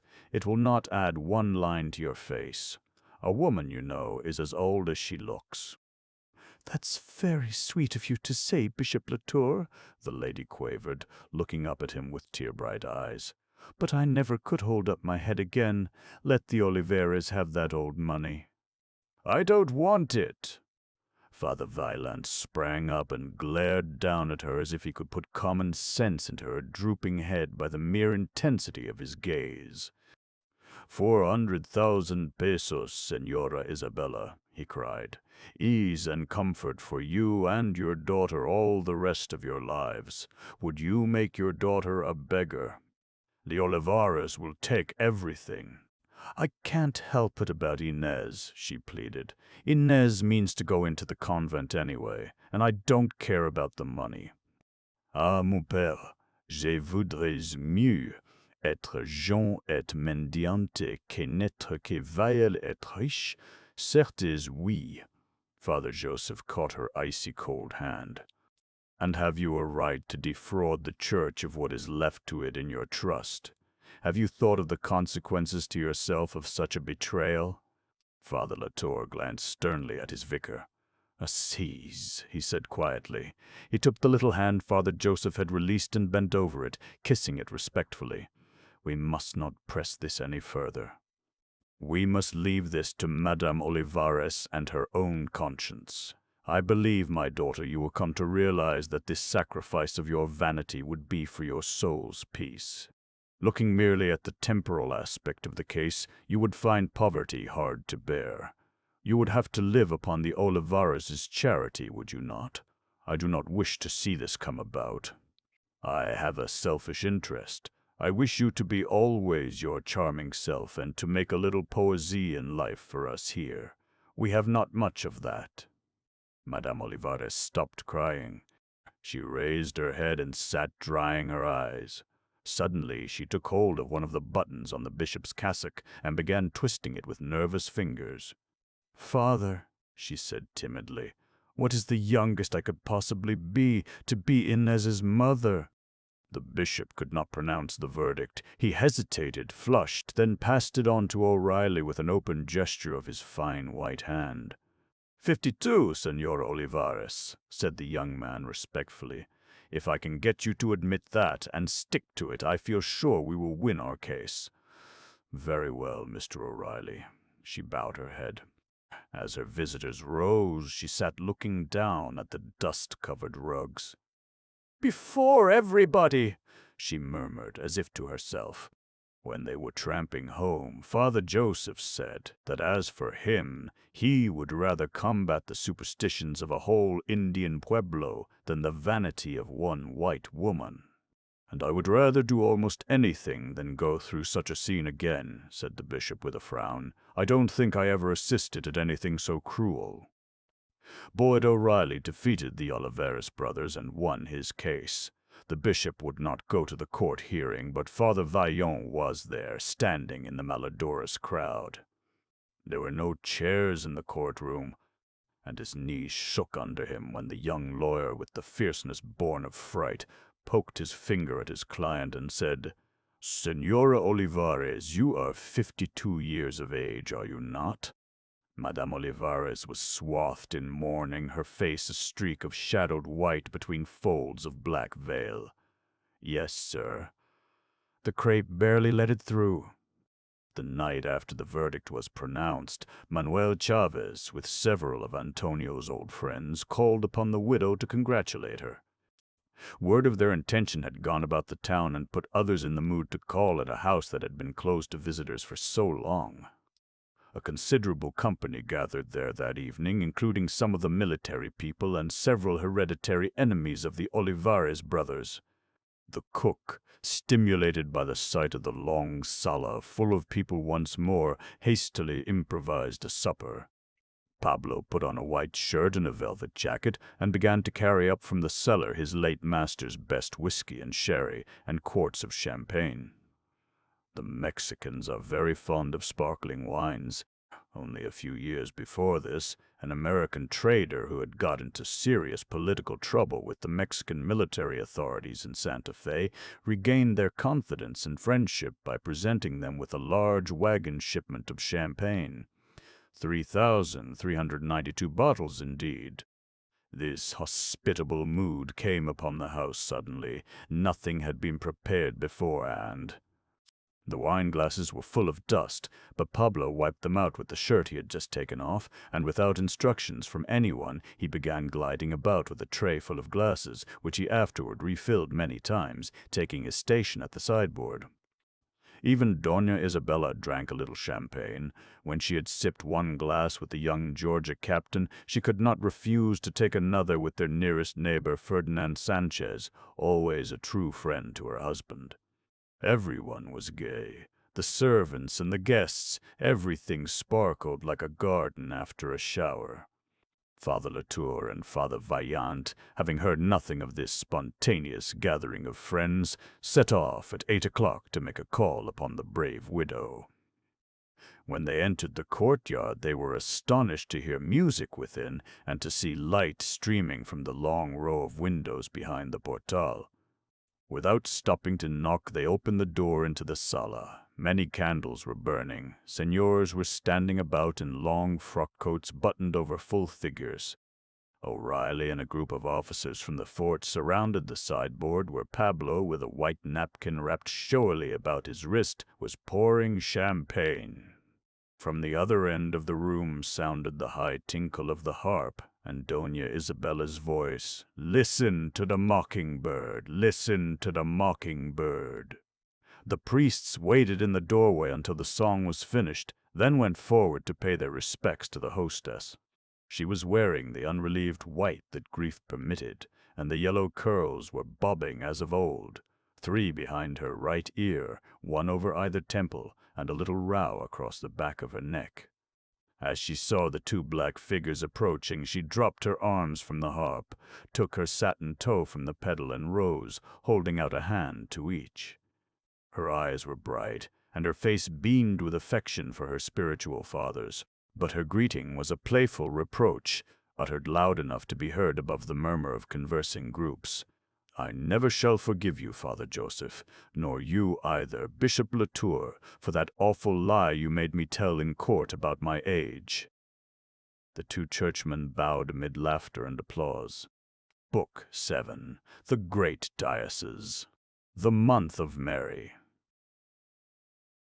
The bishop's work was sometimes assisted, often impeded by external events.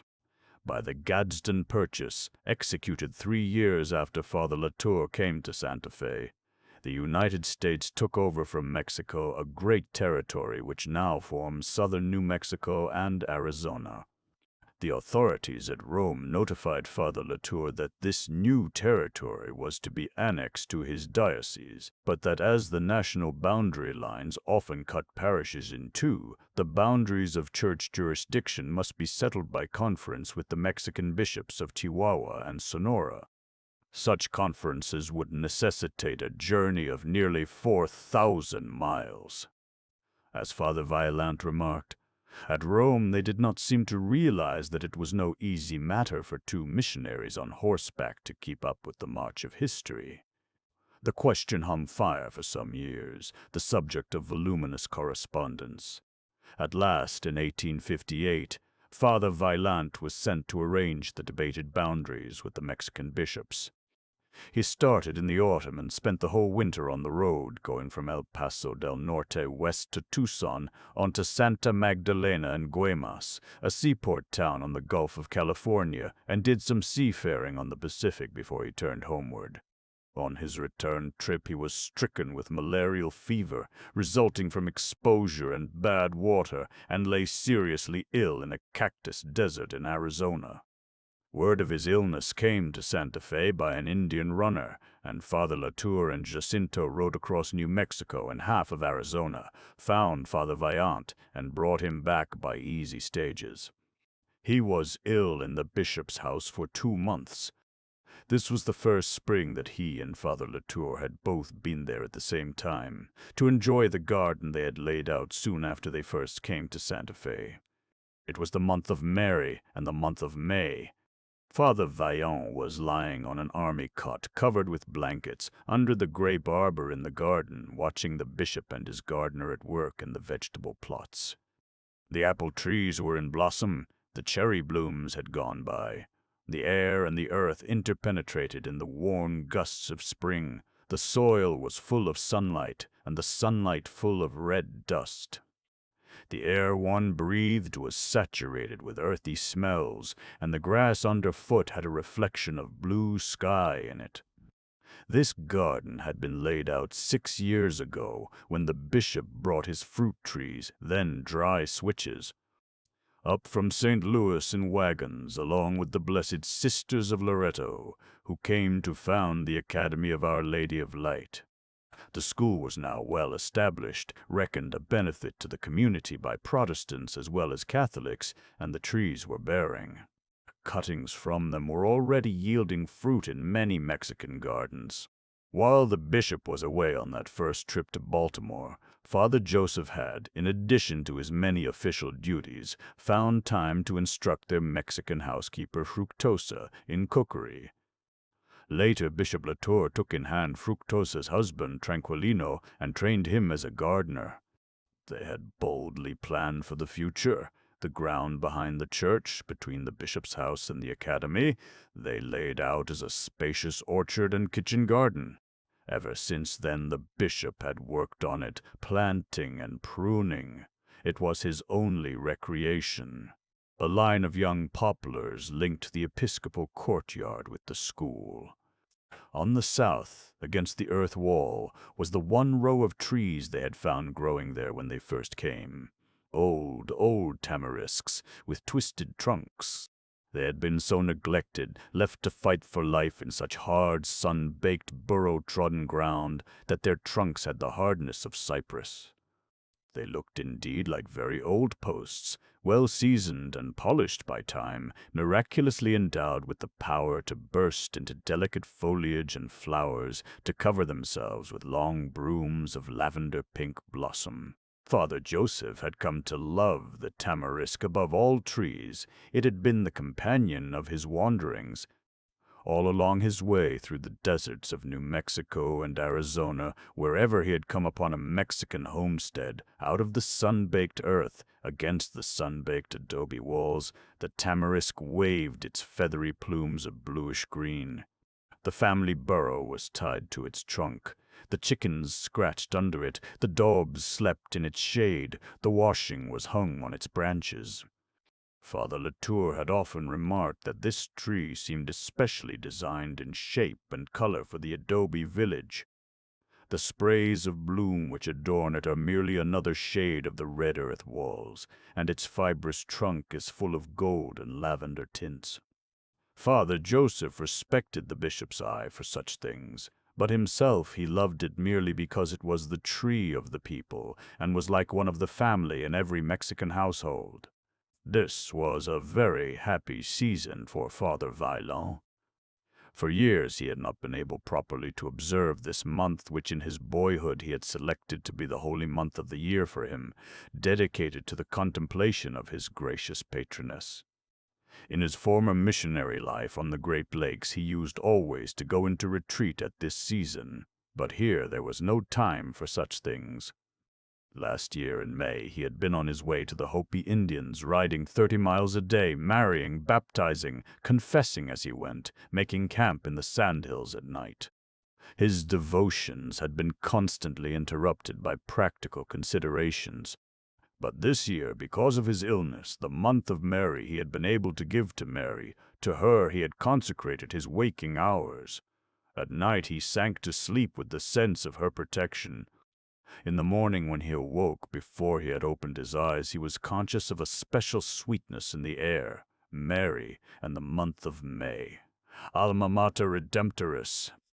Once more he had been able to worship with the ardor of a young religious, for whom religion is pure personal devotion, unalloyed by expediency and the benumbing cares of a missionary's work. Once again this had been his month. His patroness had given it to him, the season that had always meant so much in his religious life. He smiled to remember a time long ago when he was a young curate in Sendra, in the Puy de Dôme, how he had planned a season of special devotion to the Blessed Virgin for May, and how the old priest to whom he was assistant had blasted his hopes by cold disapproval. The old man had come through the terror, had been trained in the austerity of those days of the persecution of the clergy, and he was not untouched by Jansenism. Young Father Joseph bore his rebuke with meekness and went sadly to his own chamber. There he took his rosary and spent the entire day in prayer.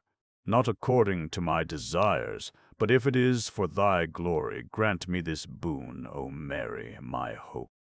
In the evening of that same day the old pastor sent for him, and unsolicited granted him the request he had so sternly denied in the morning. How joyfully Father Joseph had written all this to his sister Philomene, then a pupil with the nuns of the Visitation in their native Riom, begging her to make him a quantity of artificial flowers for his May altar. How richly she had responded, and she rejoiced no less than he that his May devotions were so largely attended, especially by the young people of the parish, in whom a notable increase of piety was manifest. Father Vaillant's had been a close-knit family. Losing their mother while they were yet children had brought the brothers and sisters the closer together, and with this sister, Philomene, he had shared all his hopes and desires and his deepest religious life. Ever since then, all the most important events in his own history had occurred in the blessed month when this sinful and sullied world puts on white as if to commemorate the Annunciation and becomes, for a little, lovely enough to be in truth the bride of Christ. It was in May that he had been given grace to perform the hardest act of his life, to leave his country, to part from his dear sister and his father, under what sad circumstances, and to start for the new world, to take up a missionary's labors. That parting was not a parting, but an escape, a running away, a betrayal of family trust for the sake of a higher trust. He could smile at it now, but at the time it had been terrible enough. The bishop, thinning carrots yonder, would remember. It was because of what Father Latour had been to him in that hour, indeed, that Father Joseph was here in a garden in Santa Fe. He would never have left his dear Sandusky when the newly appointed bishop asked him to share his hardships, had he not said to himself, "Ah, now it is he who is torn by perplexity. I will be to him now what he was to me that day when we stood by the roadside waiting for the diligence to Paris, and my purpose broke and he saved me." That time came back upon Father Vaillant now so keenly that he wiped a little moisture from his eyes. He was quickly moved, after the way of sick people, and he cleared his glasses and called, "Father Latour, it is time for you to rest your back." "You have been stooping over a great while." The bishop came and sat down in a wheelbarrow that stood at the edge of the arbor. "I have been thinking that I shall no longer pray for your speedy recovery, Joseph. The only way I can keep my vicar within call is to have him sick." Father Joseph smiled. "You are not in Santa Fe a great deal yourself, my bishop." "Well, I shall be here this summer, and I hope to keep you with me. This year I want you to see my lotus flowers. Tranquillino will let the water into my lake this afternoon." The lake was a little pond in the middle of the garden, into which Tranquilino, clever with water like all Mexicans, had piped a stream from the Santa Fe Creek flowing near at hand. Last summer, while you were away, the bishop continued, we had more than 100 lotus blossoms floating on that little lake, and all from 5 bulbs that I put into my valise in Rome. When do they blossom? They begin in June, but they are at their best in July. Then you must hurry them up a little, for with my bishop's permission I shall be gone in July. So soon? And why? Father Vaillant moved uneasily under his blankets. To hunt for lost Catholics, Jean. Utterly lost Catholics, down in your new territory towards Tucson. There are hundreds of poor families down there who have never seen a priest. I want to go from house to house this time, to every little settlement. They are full of devotion and faith, and it has nothing to feed upon but the most mistaken superstitions. They remember their prayers all wrong. They cannot read, and since there is no one to instruct them, how can they get right? They are like seeds full of germination, but with no moisture. A mere contact is enough to make them a living part of the church. The more I work with the Mexicans, the more I believe it was people like them our Savior bore in mind when he said, "Unless ye become as little children." He was thinking of people who are not clever in the things of this world, whose minds are not upon gain and worldly advancement. These poor Christians are not thrifty like our country people at home. They have no veneration for property, no sense of material values.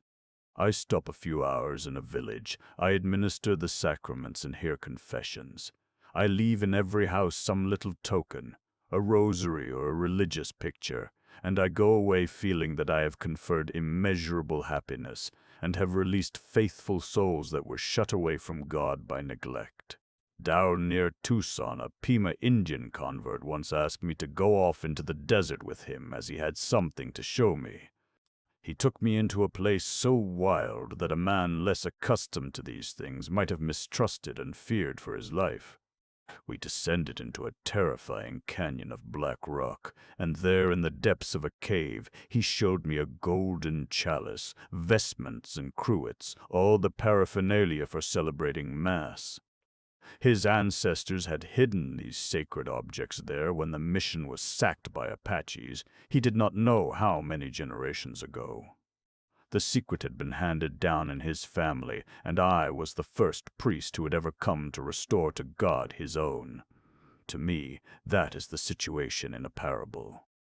The faith in that wild frontier is like a buried treasure. They guard it, but they do not know how to use it to their soul's salvation. A word, a prayer, a service is all that is needed to set free those souls in bondage. I confess I am covetous of that mission. I desire to be the man who restores these lost children to God. It will be the greatest happiness of my life. The bishop did not reply at once to this appeal. At last he said gravely, "You must realize that I have need of you here, Father Joseph. My duties are too many for one man. But you do not need me so much as they do." Father Joseph threw off his coverings and sat up in his cassock, putting his feet to the ground. "Any one of our good French priests from Montferrand can serve you here. It is work that can be done by intelligence. But down there it is work for the heart, for a particular sympathy, and none of our new priests understand those poor natures as I do. I have almost become a Mexican. I have learned to like chili Colorado and mutton fat. Their foolish ways no longer offend me. Their very faults are dear to me. I am their man. Ah, no doubt, no doubt. But I must insist upon your lying down for the present." Father Vaillant, flushed and excited, dropped back upon his pillows, and the bishop took a short turn through the garden, to the row of tamarisk trees, and back. He walked slowly, with even unhesitating pace, with that slender, unrigid erectness and the fine carriage of head which always made him seem master of the situation. No one would have guessed that a sharp struggle was going on within him. Father Joseph's impassioned request had spoiled a cherished plan and brought Father Latour a bitter personal disappointment. There was but one thing to do, and before he reached the tamarisks he had done it. He broke off a spray of the dry lilac-colored flowers to punctuate and seal, as it were, his renunciation. He returned with the same easy, deliberate tread, and stood smiling beside the army cot. "Your feeling must be your guide in this matter, Joseph. I shall put no obstacles in your way. A certain care for your health I must insist upon, but when you are quite well, you must follow the duty that calls loudest." They were both silent for a few moments. Father Joseph closed his eyes against the sunlight, and Father Latour stood lost in thought, drawing the plume of tamarisk blossom absently through his delicate, rather nervous fingers. His hands had a curious authority, but not the calmness so often seen in the hands of priests. They seemed always to be investigating and making firm decisions. The two friends were roused from their reflections by a frantic beating of wings.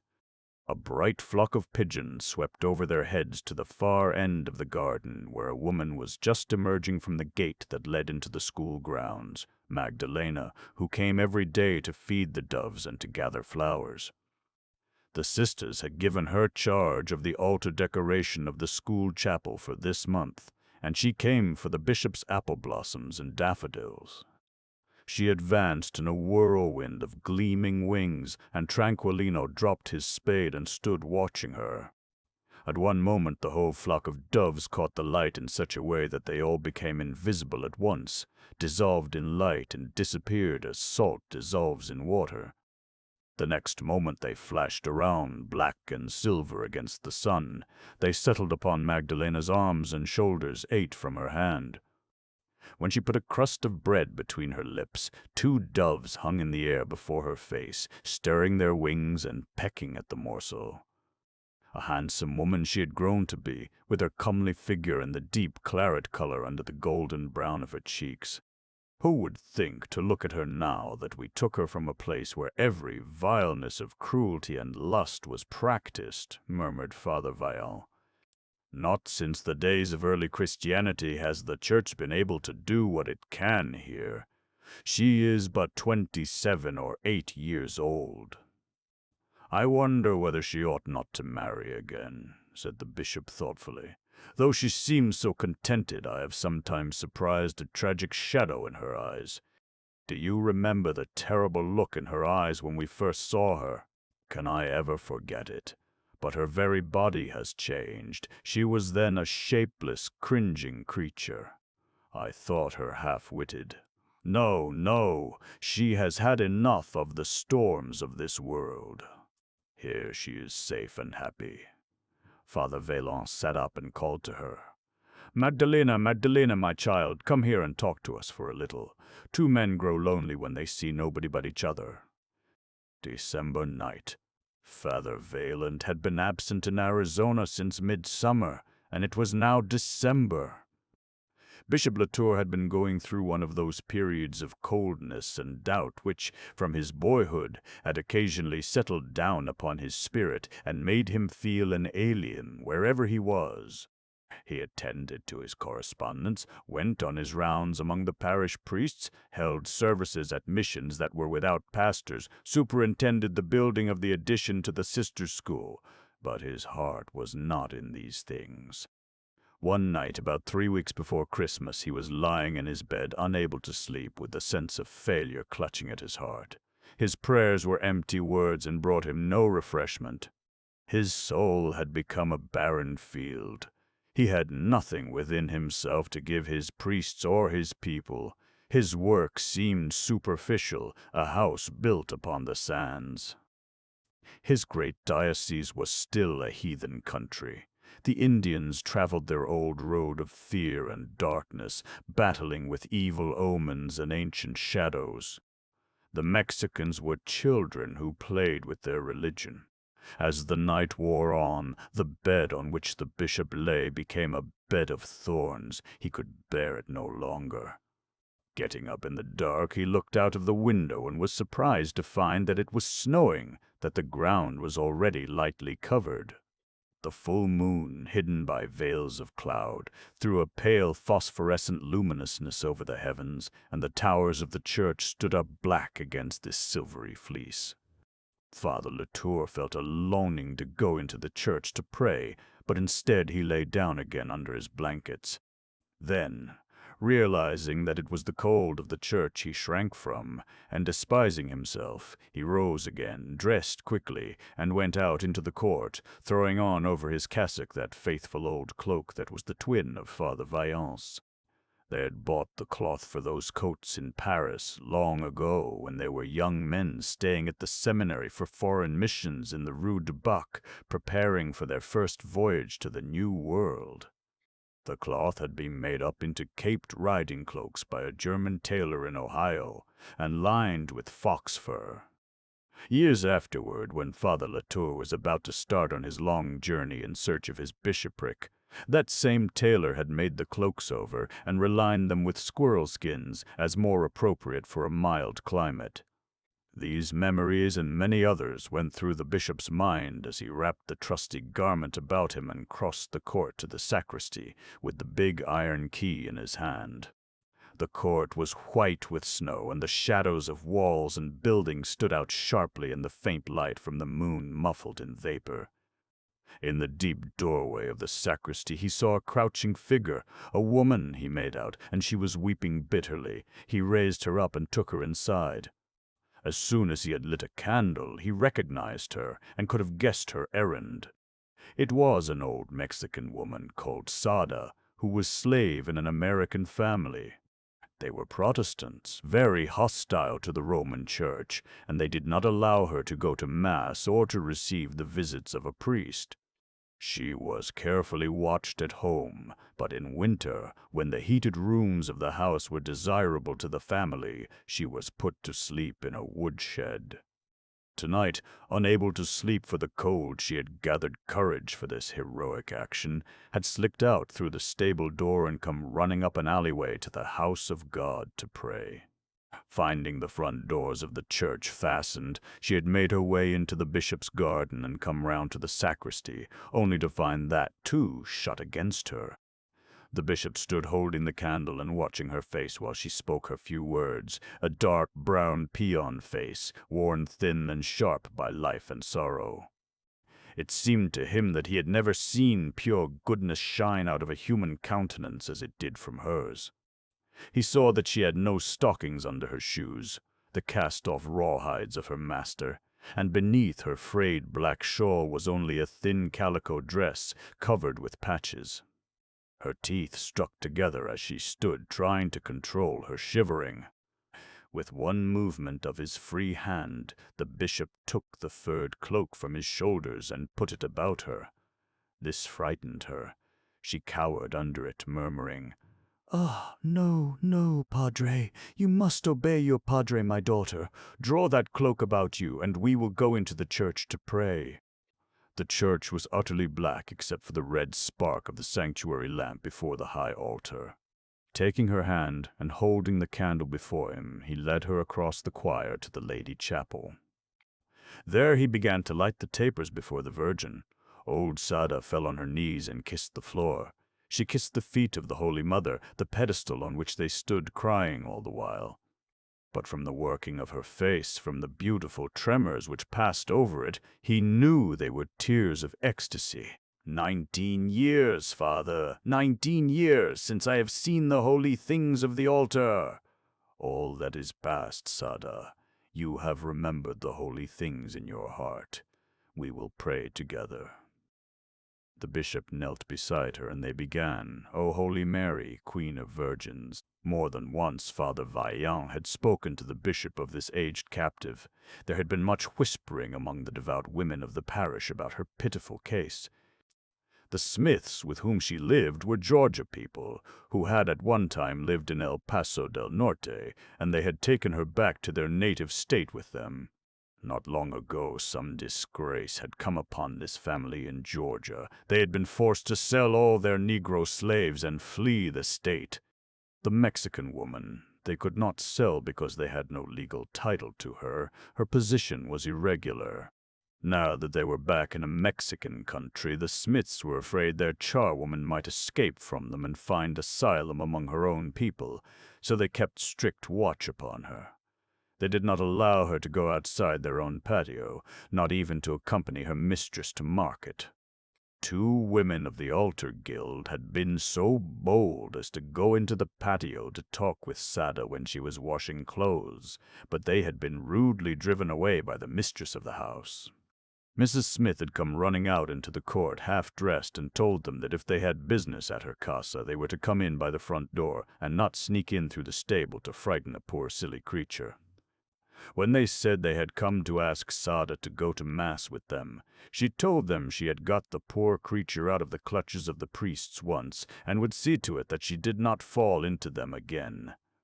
Even after that rebuff, a very pious neighbor woman had tried to say a word to Sada through the alley door of the stable, where she was unloading wood off the burrow. But the old servant had put her finger to her lips and motioned the visitor away, glancing back over her shoulder the while with such an expression of terror that the intruder hastened off, surmising that Sada would be harshly used if she were caught speaking to anyone. The good woman went immediately to Father Vaillant with this story, and he had consulted the bishop, declaring that something ought to be done to secure the consolations of religion for the bondwoman. But the bishop replied that the time was not yet. For the present it was inexpedient to antagonize these people.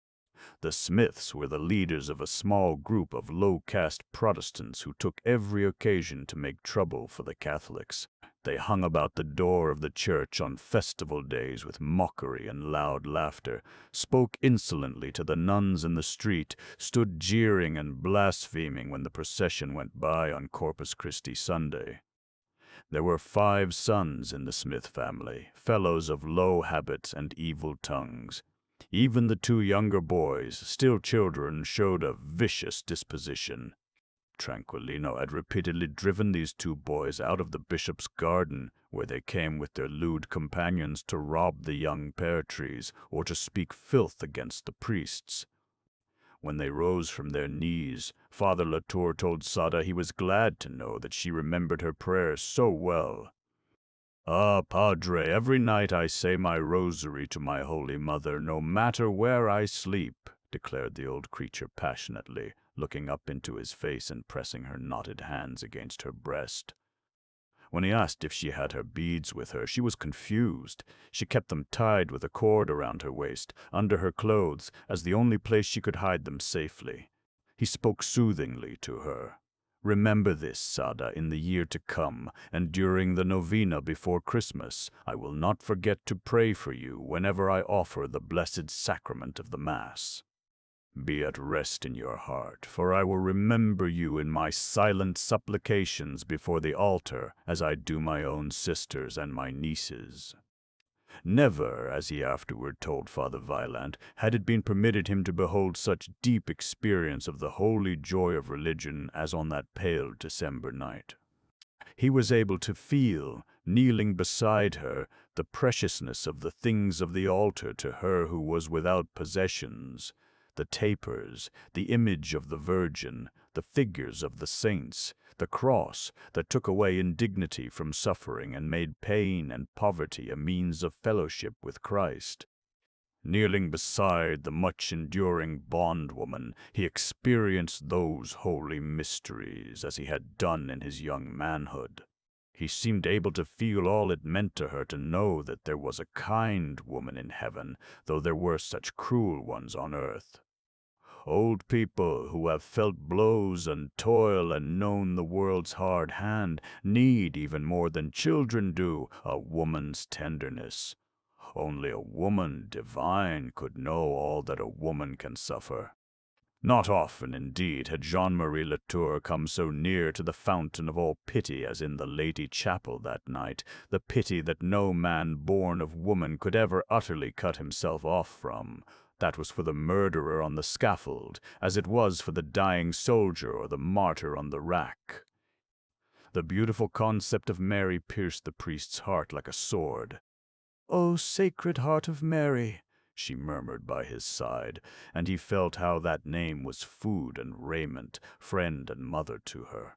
He received the miracle in her heart into his own, saw through her eyes, knew that his poverty was as bleak as hers.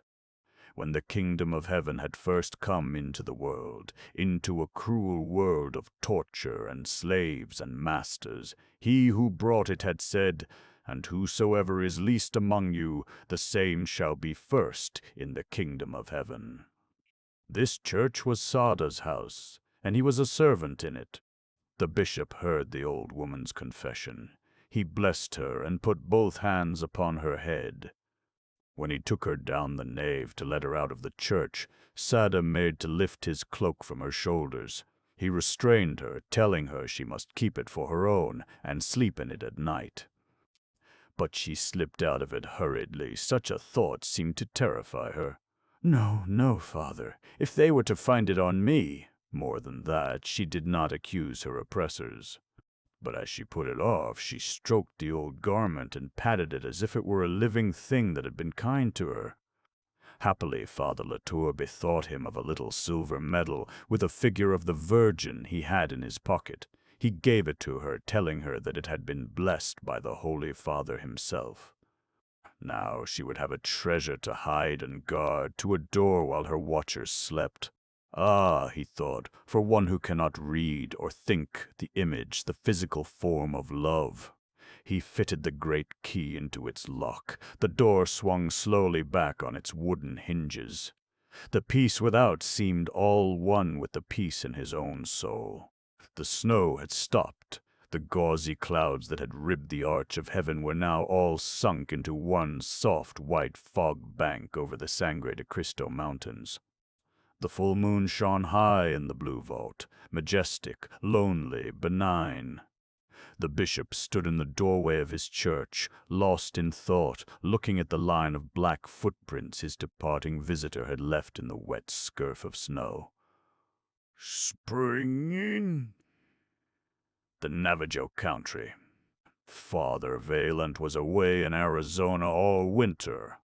When the first hint of spring was in the air, the bishop and Jacinto set out on a long ride across New Mexico to the Painted Desert and the Hopi villages.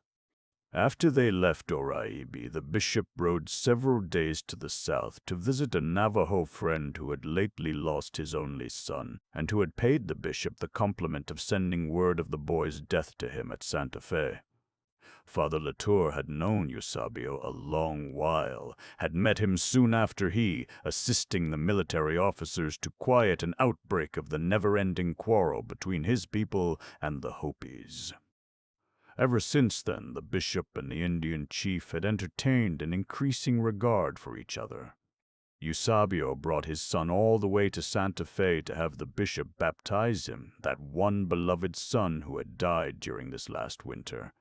Though he was 10 years younger than Father Latour, Eusebio was one of the most influential men among the Navajo people, and one of the richest in sheep and horses. In Santa Fe and Albuquerque he was respected for his intelligence and authority, and admired for his fine presence. He was extremely tall, even for a Navajo, with a face like a Roman general's of Republican times. He always dressed very elegantly in velvet and buckskin rich with bead and quill embroidery, belted with silver, and wore a blanket of the finest wool and design. His arms, under the loose sleeves of his shirt, were covered with silver bracelets, and on his breast hung very old necklaces of wampum and turquoise and coral. Mediterranean coral that had been left in the Navajo country by Coronado's captains when they passed through it on their way to discover the Hopi villages and the Grand Canyon. Eusebio lived, with his relatives and dependents, in a group of hogans on the Colorado Chiquito. To the west and south and north his kinsmen herded his great flocks.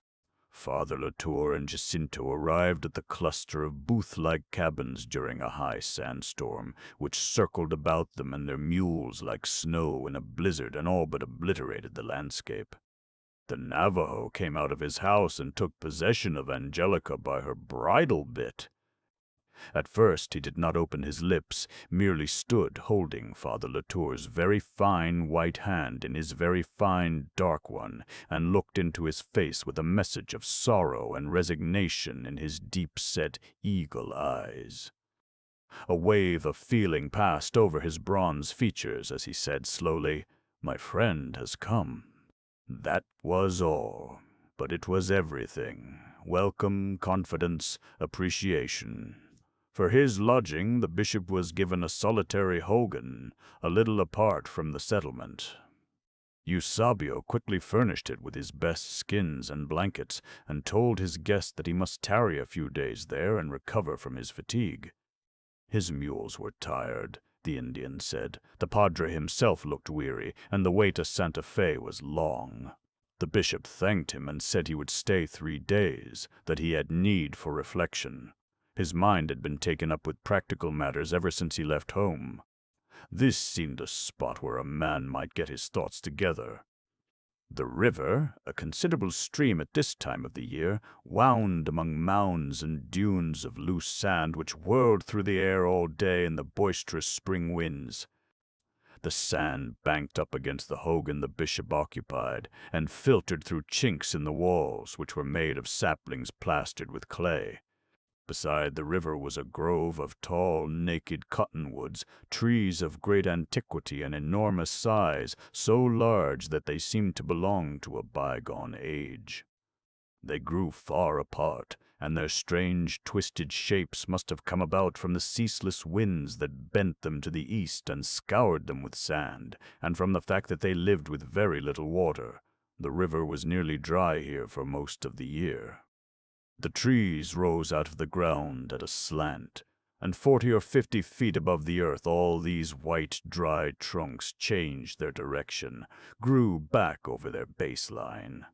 Some split into great forks which arched down almost to the ground. Some did not fork at all, but the main trunk dipped downward in a strong curve, as if drawn by a bowstring, and some terminated in a thick coruscation of growth like a crooked palm tree. They were all living trees, yet they seemed to be of old, dead, dry wood, and had very scant foliage. High up in the forks, or at the end of a preposterous length of twisted bough, would burst a faint bouquet of delicate green leaves, out of all keeping with the great lengths of seasoned white trunk and branches. The grove looked like a winter wood of giant trees, with clusters of mistletoe growing among the bare boughs. Navajo hospitality is not intrusive. Eusebio made the bishop understand that he was glad to have him there, and let him alone. Father Latour lived for 3 days in an almost perpetual sandstorm, cut off from even this remote little Indian camp by moving walls and tapestries of sand. He either sat in his house and listened to the wind, or walked abroad under those aged, wind-distorted trees, muffled in an Indian blanket, which he kept drawn up over his mouth and nose.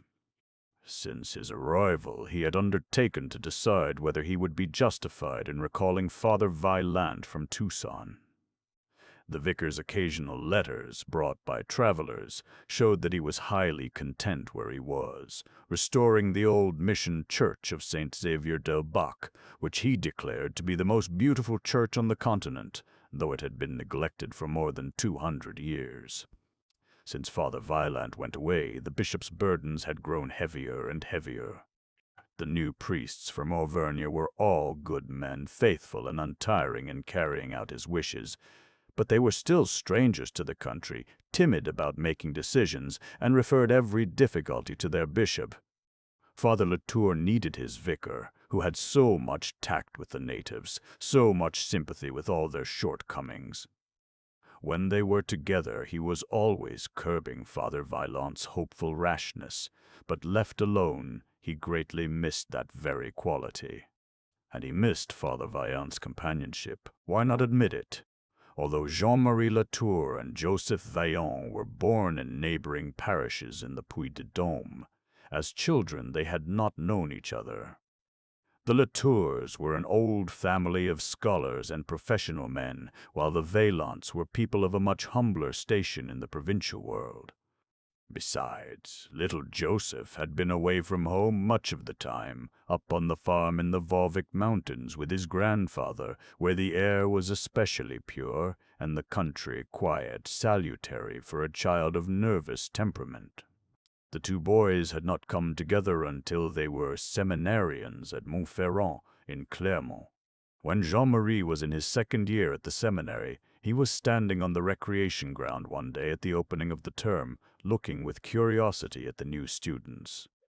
In the group, he noticed one of peculiarly unpromising appearance, a boy of 19 who was undersized, very pale, homely in feature, with a wart on his chin and tow-colored hair that made him look like a German. This boy seemed to feel his glance, and came up at once, as if he had been called. He was apparently quite unconscious of his homeliness, was not at all shy, but intensely interested in his new surroundings. He asked Jean Latour his name, where he came from, and his father's occupation. Then he said with great simplicity, "My father is a baker, the best in Riom. In fact, he's a remarkable baker." Young Latour was amused, but expressed polite appreciation of this confidence. The queer lad went on to tell him about his brother and his aunt, and his clever little sister Philomene. He asked how long Latour had been at the seminary. "Have you always intended to take orders? So have I, but I very nearly went into the army instead." The year previous, after the surrender of Algiers, there had been a military review at Clermont, a great display of uniforms and military bands, and stirring speeches about the glory of French arms. Young Joseph Vaillant had lost his head in the excitement and had signed up for a volunteer without consulting his father. He gave Latour a vivid account of his patriotic emotions, of his father's displeasure, and his own subsequent remorse. His mother had wished him to become a priest. She died when he was 13, and ever since then he had meant to carry out her wish and to dedicate his life to the service of the Divine Mother. But that one day, among the bands and the uniforms, he had forgotten everything but his desire to serve France. Suddenly young Vaillant broke off, saying that he must write a letter before the hour was over, and tucking up his gown he ran away at full speed. Latour stood looking after him, resolved that he would take this new boy under his protection. There was something about the baker's son that had given their meeting the color of an adventure. He meant to repeat it. In that first encounter he chose the lively, ugly boy for his friend. It was instantaneous. Latour himself was much cooler and more critical in temper, hard to please, and often a little gray in mood. During their seminary years he had easily surpassed his friend in scholarship, but he always realized that Joseph excelled him in the fervor of his faith. After they became missionaries, Joseph had learned to speak English, and later Spanish, more readily than he. To be sure, he spoke both languages very incorrectly at first, but he had no vanity about grammar or refinement of phrase. To communicate with peons, he was quite willing to speak like a peon. Though the bishop had worked with Father Joseph for 25 years now, he could not reconcile the contradictions of his nature. He simply accepted them, and, when Joseph had been away for a long while, realized that he loved them all. His vicar was one of the most truly spiritual men he had ever known, though he was so passionately attached to many of the things of this world. Fond as he was of good eating and drinking, he not only rigidly observed all the fasts of the Church, but he never complained about the hardness and scantiness of the fare on his long missionary journeys. Father Joseph's relish for good wine might have been a fault in another man, but always frail in body, he seemed to need some quick physical stimulant to support his sudden flights of purpose and imagination. Time and again the bishop had seen a good dinner, a bottle of claret, transformed into spiritual energy under his very eyes. From a little feast that would make other men heavy and desirous of repose, Father Vaillant would rise up revived and work for 10 or 12 hours with that ardor and thoroughness which accomplished such lasting results. The bishop had often been embarrassed by his vicar's persistence in begging for the parish, for the cathedral fund and the distant missions. Yet for himself, Father Joseph was scarcely acquisitive to the point of decency. He owned nothing in the world but his mule, Contento. Though he received rich vestments from his sister in Riom, his daily apparel was rough and shabby. The bishop had a large and valuable library at least, and many comforts for his house. There were his beautiful skins and blankets, presents from Eusebio and his other Indian friends. The Mexican women, skilled in needlework and lace-making and hem-stitching, presented him with fine linen for his person, his bed, and his table. He had silver plate given him by the Olivares and others of his rich parishioners. But Father Vaillant was like the saints of the early church, literally without personal possessions. In his youth, Joseph had wished to lead a life of seclusion and solitary devotion, but the truth was, he could not be happy for long without human intercourse, and he liked almost everyone. In Ohio, when they used to travel together in stagecoaches, Father Latour had noticed that every time a new passenger pushed his way into the already crowded stage, Joseph would look pleased and interested, as if this were an agreeable addition, whereas he himself felt annoyed even if he concealed it. The ugly conditions of life in Ohio had never troubled Joseph. The hideous houses and churches, the ill-kept farms and gardens, the slovenly, sordid aspect of the towns and countryside, which continually depressed Father Latour, he seemed scarcely to perceive. One would have said he had no feeling for comeliness or grace, yet music was a passion with him. In Sandusky it had been his delight to spend evening after evening with his German choir master, training the young people to sing Bach oratorios. Nothing one could say of Father Vaillant explained him. The man was much greater than the sum of his qualities. He added a glow to whatever kind of human society he was dropped down into. A Navajo Hogan, some abjectly poor little huddle of Mexican huts, or a company of Monsignori and cardinals at Rome. It was all the same. The last time the bishop was in Rome, he had heard an amusing story from Monsignor Mazzucci, who had been secretary to Gregory XVI at the time when Father Vaillant went from his Ohio mission for his first visit to the Holy City. Joseph had stayed in Rome for 3 months, living on about 40 cents a day and leaving nothing unseen. He several times asked Mazzucci to secure him a private audience with the Pope. The secretary liked the missionary from Ohio. There was something abrupt and lively and naïf about him, a kind of freshness he did not often find in the priests who flocked to Rome. So he arranged an interview at which only the Holy Father and Father Vaillant and Mazzucci were present. The missionary came in, attended by a chamberlain who carried 2 great black valises full of objects to be blessed, instead of one, as was customary.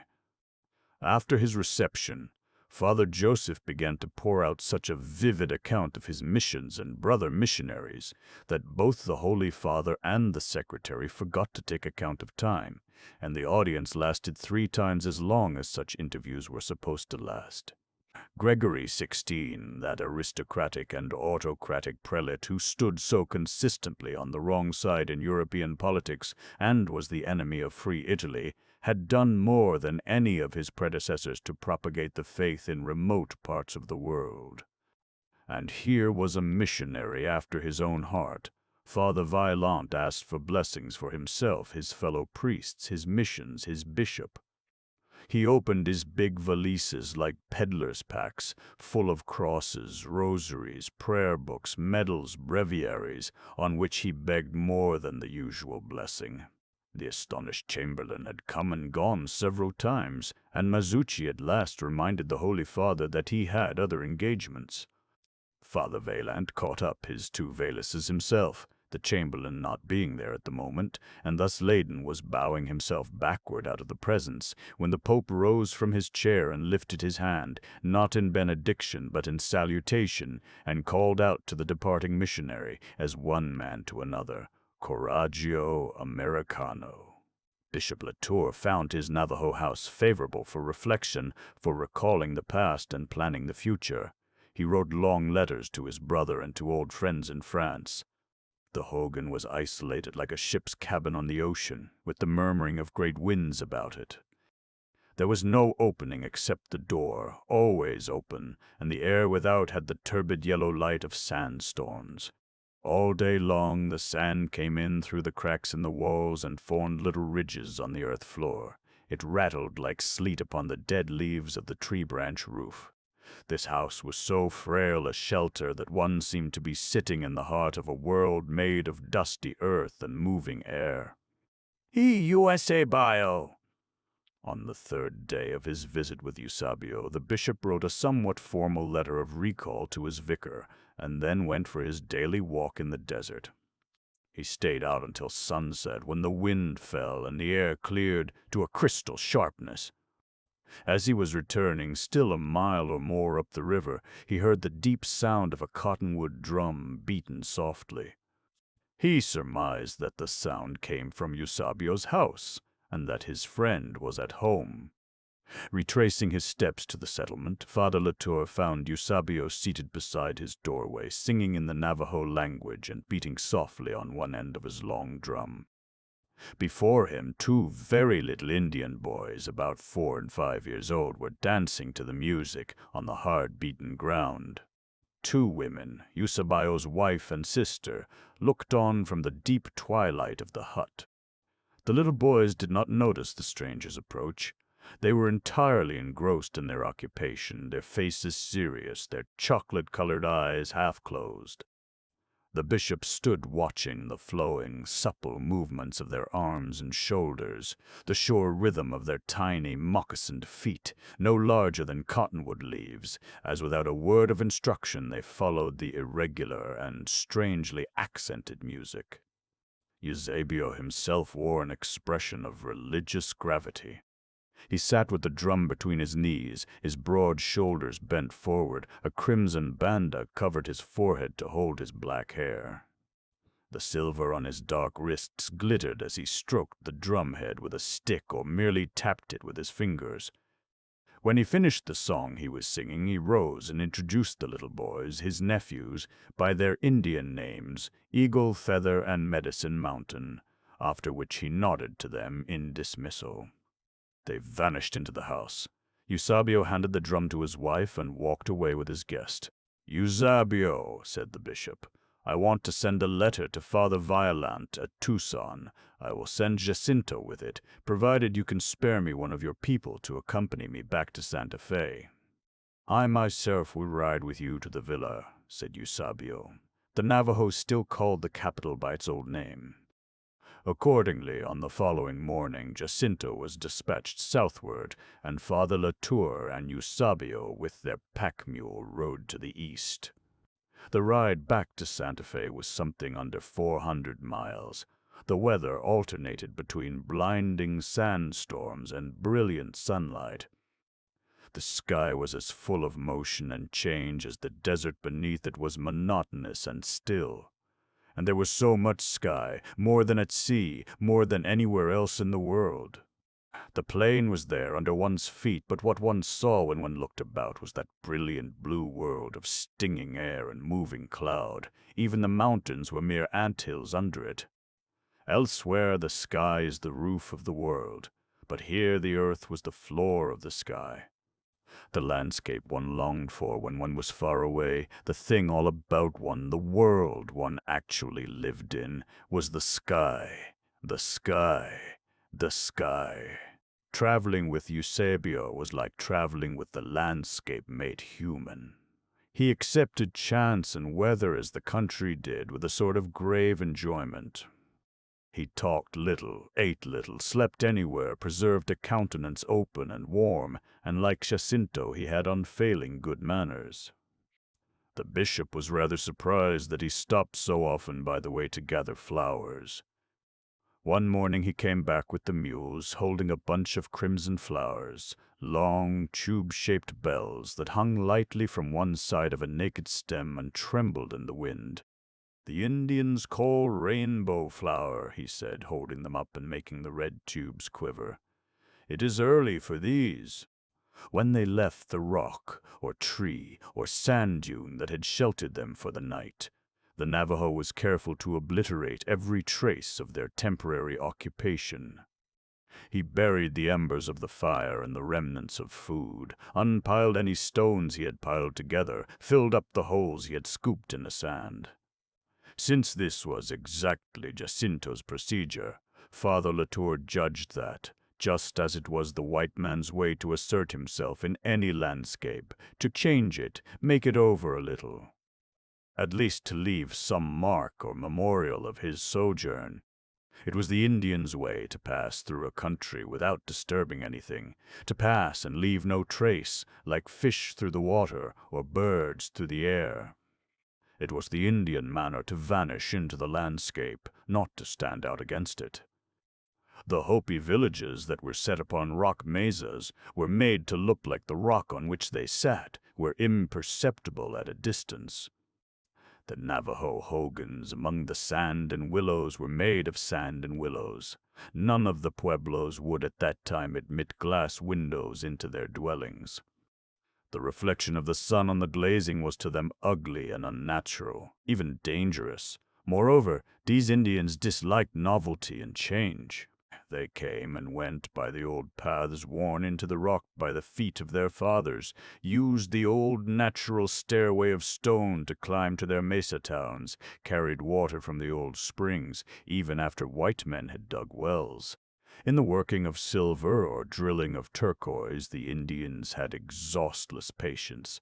Upon their blankets and belts and ceremonial robes they lavished their skill and pains. But their conception of decoration did not extend to the landscape. They seemed to have none of the European's desire to master nature, to arrange and recreate. They spent their ingenuity in the other direction, in accommodating themselves to the scene in which they found themselves. This was not so much from indolence, the bishop thought, as from an inherited caution and respect. It was as if the great country were asleep and they wished to carry on their lives without awakening it, or as if the spirits of earth and air and water were things not to antagonize and arouse. When they hunted, it was with the same discretion. An Indian hunt was never a slaughter. They ravaged neither the rivers nor the forest, and if they irrigated, they took as little water as would serve their needs. The land and all that it bore they treated with consideration, not attempting to improve it. They never desecrated it. As Father Latour and Eusebio approached Albuquerque, they occasionally fell in with company, Indians going to and fro on the long, winding trails across the plain or up into the Sandia Mountains.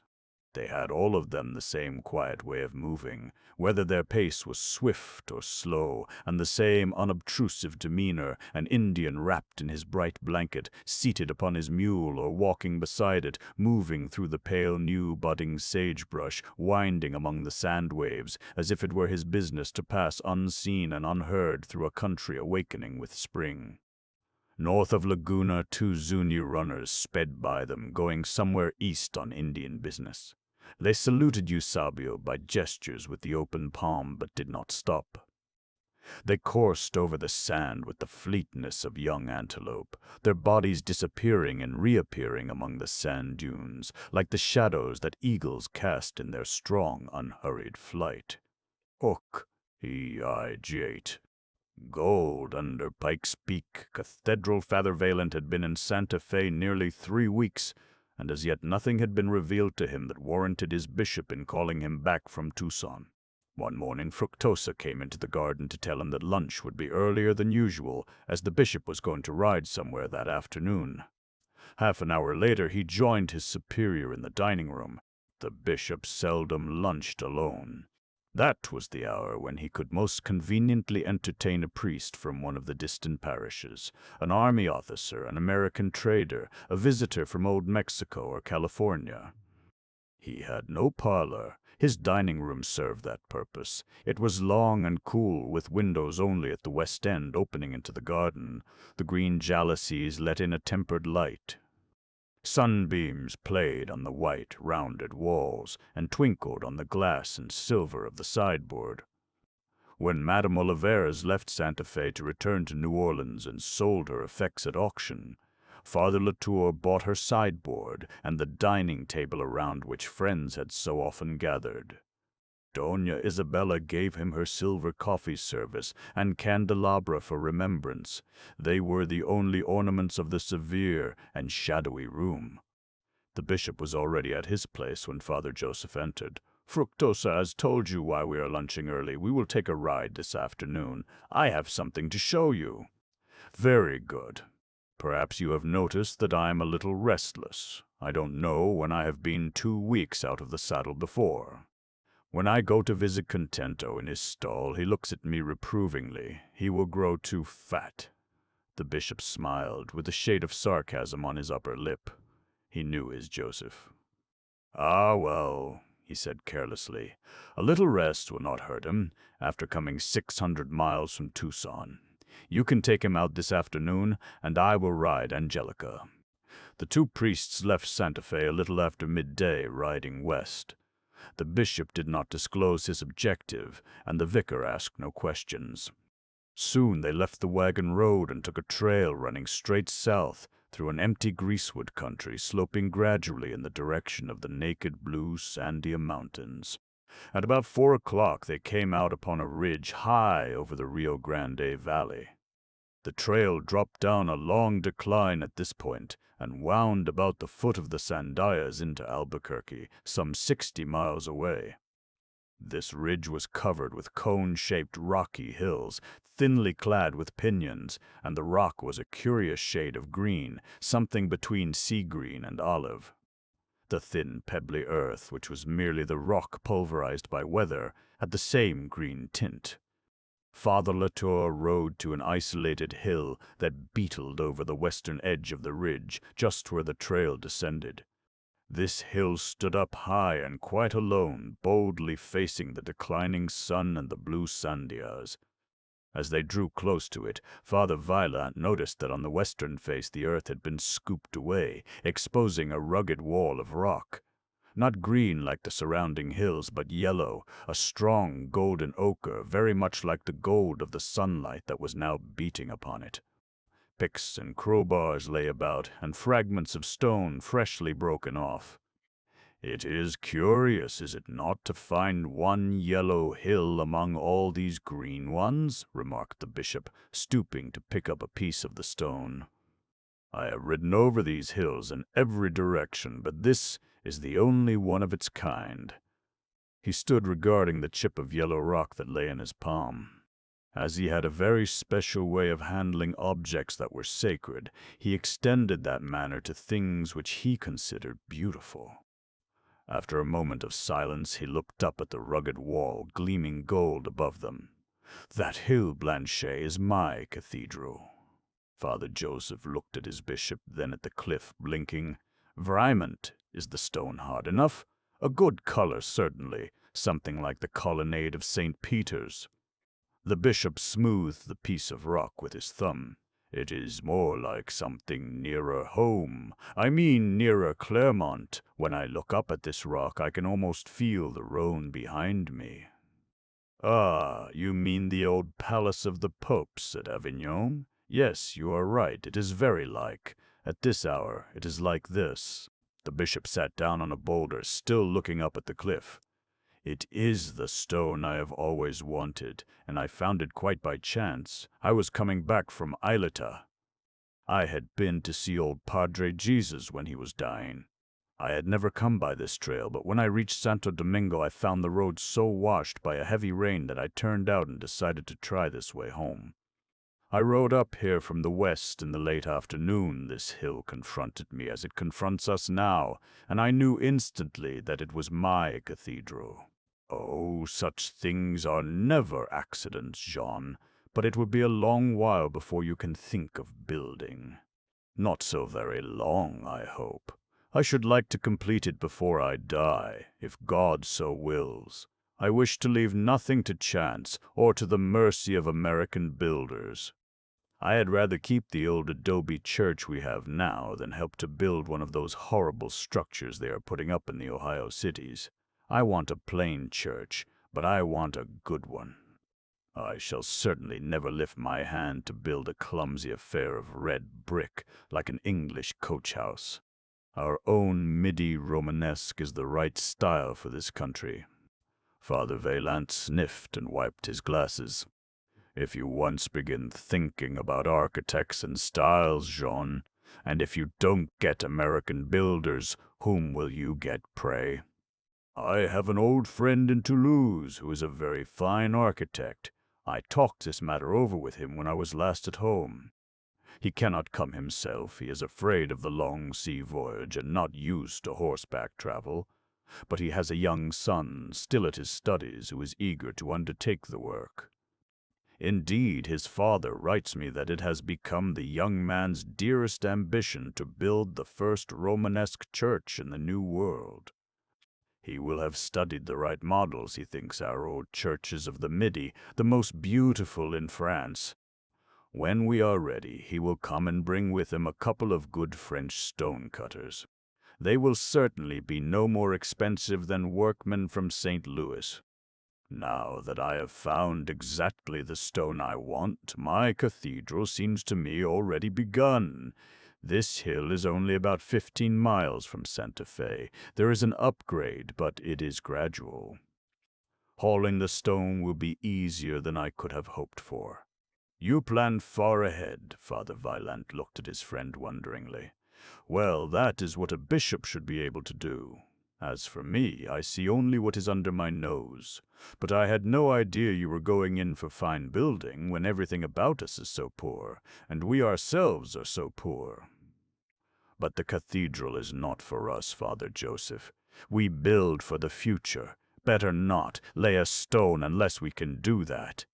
It would be a shame to any man coming from a seminary that is one of the architectural treasures of France to make another ugly church on this continent where there are so many already.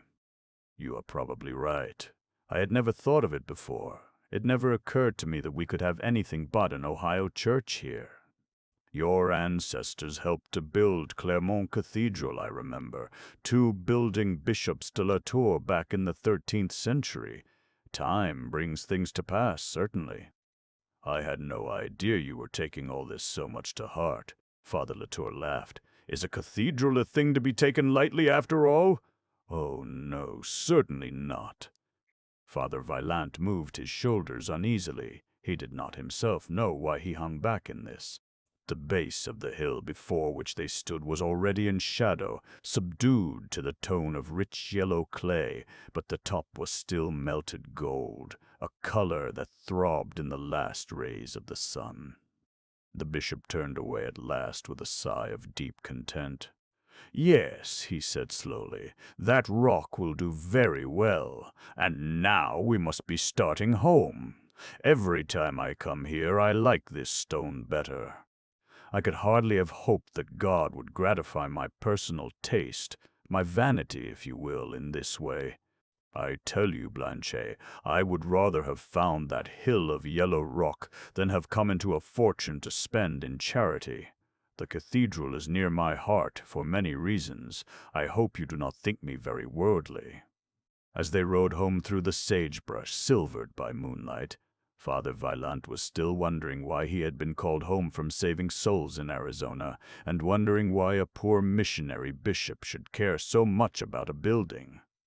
He himself was eager to have the cathedral begun, but whether it was Midi Romanesque or Ohio German in style seemed to him of little consequence. A letter from Leavenworth. The day after the bishop and his vicar rode to the Yellow Rock, the weekly post arrived at Santa Fe. It brought the bishop many letters, and he was shut in his study all morning. At lunch he told Father Vaillant that he would require his company that evening to consider with him a letter of great importance from the Bishop of Leavenworth. This letter of many pages was concerned with events that were happening in Colorado, in a part of the Rocky Mountains very little known. Though it was only a few hundred miles north of Santa Fe, communication with that region was so infrequent that news traveled to Santa Fe from Europe more quickly than from Pikes Peak. Under the shadow of that peak, rich gold deposits had been discovered within the last year, but Father Vaillant had first heard of this through a letter from France. Word of it had reached the Atlantic coast, crossed to Europe, and come from there back to the southwest more quickly than it could filter down through the few hundred miles of unexplored mountains and gorges between Cripple Creek and Santa Fe. While Father Vaillant was at Tucson, he had received a letter from his brother Marius in Auvergne, and was vexed that so much of it was taken up with inquiries about the gold rush to Colorado, of which he had never heard, while Marius gave him but little news of the war in Italy, which seemed relatively near and much more important. That congested heaping up of the Rocky Mountain chain about Pikes Peak was a blank space on the continent at this time. Even the fur trappers, coming down from Wyoming to Taos with their pelts, avoided that humped granite backbone. Only a few years before, Fremont had tried to penetrate the Colorado Rockies, and his party had come half-starved into Taos at last, having eaten most of their horses. But within 12 months, everything had changed. Wandering prospectors had found large deposits of gold near Cripple Creek, and the mountains that were solitary a year ago were now full of people. Wagon trains were streaming westward across the prairies from the Missouri River. The Bishop of Leavenworth wrote Father Latour that he himself had just returned from a visit to Cripple Creek. He had found the slopes under Pikes Peak dotted with camps, the gorges black with placer miners. Thousands of people were living in tents and shacks. Cherry Creek was full of saloons and gambling rooms, and among all the wanderers and wastrels were many honest men, hundreds of good Catholics, and not one priest. The young men were adrift in a lawless society without spiritual guidance. The old men died from exposure and mountain pneumonia, with no one to give them the last rites of the church. This new and populous community must, for the present, the Kansas bishop wrote, be accounted under Father Latour's jurisdiction. His great diocese, already enlarged by thousands of square miles to the south and west, must now, on the north, take in the still undefined but suddenly important region of the Colorado Rockies. The Bishop of Leavenworth begged him to send a priest there as soon as possible, an able one by all means, not only devoted, but resourceful and intelligent, one who would be at his ease with all sorts of men. He must take his bedding and camp outfit, medicines and provisions, and clothing for the severe winter. At Camp Denver there was nothing to be bought but tobacco and whiskey. There were no women there, and no cook stoves. The miners lived on half-baked dough and alcohol. They did not even keep the mountain water pure, and so died of fever. All the living conditions were abominable. In the evening after dinner, Father Latour read this letter aloud to Father Vaillant in his study. When he had finished, he put down the closely written pages. "You have been complaining of inactivity, Father Joseph. Here is your opportunity." Father Joseph, who had been growing more and more restless during the reading of the letter, said merely, "So now I must begin speaking English again. I can start tomorrow if you wish it." The bishop shook his head. "Not so fast. There will be no hospitable Mexicans to receive you at the end of this journey. You must take your living with you. We will have a wagon built for you, and choose your outfit carefully. Tranquilino's brother Sabino will be your driver. This, I fear, will be the hardest mission you have ever undertaken." The two priests talked until a late hour. There was Arizona to be considered. Somebody must be found to continue Father Vaillant's work there. Of all the countries he knew, that desert and its yellow people were the dearest to him. But it was the discipline of his life to break ties, to say farewell and move on into the unknown. Before he went to bed that night, Father Joseph greased his boots and trimmed the calloused spots on his feet with an old razor. At the Mexican village of Chimayo, over toward the Truchas Mountains, the good people were especially devoted to a little equestrian image of Santiago in their church, and they made him a new pair of boots every few months, insisting that he went abroad at night and wore out his shoes even on horseback. When Father Joseph stayed there, he used to tell them he wished that, in addition to the consecration of the hands, God had provided some special blessing for the missionaries' feet. He recalled affectionately an incident which concerned this Santiago of Chimayo. Some years ago, Father Joseph was asked to go to the calabozo at Santa Fe to see a murderer from Chimayo. The prisoner proved to be a boy of 20, very gentle in face and manner. His name was Ramon Armadillo.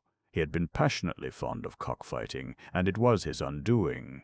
He had bred a rooster that never lost a battle, but had slit the necks of cocks in all the little towns about. At last Ramon brought the bird to Santa Fe to match him with a famous cock there, and half a dozen Chimayo boys came along and put up everything they had on Ramon's rooster. The betting was heavy on both sides, and the gate receipts also were to go to the winner. After a somewhat doubtful beginning, Ramon's cock neatly ripped the jugular vein of his opponent, but the owner of the defeated bird, before anyone could stop him, reached into the ring and wrung the victor's neck. Before he had dropped the limp bunch of feathers from his hand, Ramon's knife was in his heart. It all happened in a flash. Some of the witnesses even insisted that the death of the man and the death of the cock were simultaneous. All agreed that there was not time for a man to catch his breath between the whirl of the wrist and the gleam of the knife. Unfortunately, the American judge was a very stupid man who disliked Mexicans and hoped to wipe out cockfighting. He accepted as evidence statements made by the murdered man's friends to the effect that Ramon had repeatedly threatened his life. When Father Vaillant went to see the boy in his cell a few days before his execution, he found him making a pair of tiny buckskin boots, as if for a doll, and Ramon told him they were for the little Santiago in the church at home. His family would come up to Santa Fe for the hanging, and they would take the boots back to Chimayo, and perhaps the little saint would say a good word for him. Rubbing oil into his boots by candlelight, Father Vaillant sighed. The criminals with whom he would have to do in Colorado would hardly be of that type, he told himself. You Spice Maria! The construction of Father Vaillant's wagon took a month.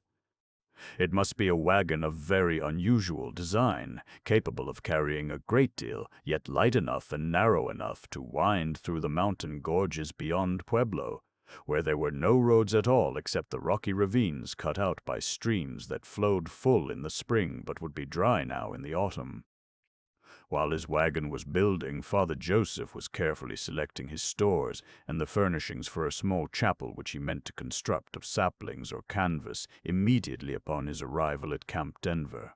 Moreover, there were his valises full of medals, crosses, rosaries, colored pictures, and religious pamphlets. For himself he required no books but his breviary and the ordinary of the Mass.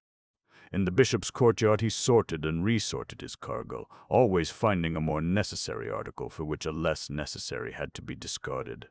Fructosa and Magdalena were frequently called upon to help him, and when a box was finally closed, Fructosa had it put away in the woodshed. She had noticed the bishop's brows contract slightly when he came upon these trunks and chests in his hallway and dining room. All the bedding and clothing was packed in great sacks of dressed calfskin, which Sabino procured from old Mexican settlers. These were already going out of fashion, but in the early days they were the poor man's trunk. Bishop Latour also was very busy at this time, training a new priest from Clermont, riding about with him among the distant parishes, and trying to give him an understanding of the people. As a bishop he could only approve Father Vaillant's eagerness to be gone, and the enthusiasm with which he turned to hardships of a new kind. But as a man he was a little hurt that his old comrade should leave him without one regret. He seemed to know, as if it had been revealed to him, that this was a final break, that their lives would part here, and that they would never work together again. The bustle of preparation in his own house was painful to him, and he was glad to be abroad among the parishes. One day, when the bishop had just returned from Albuquerque, Father Vaillant came in to luncheon in high spirits.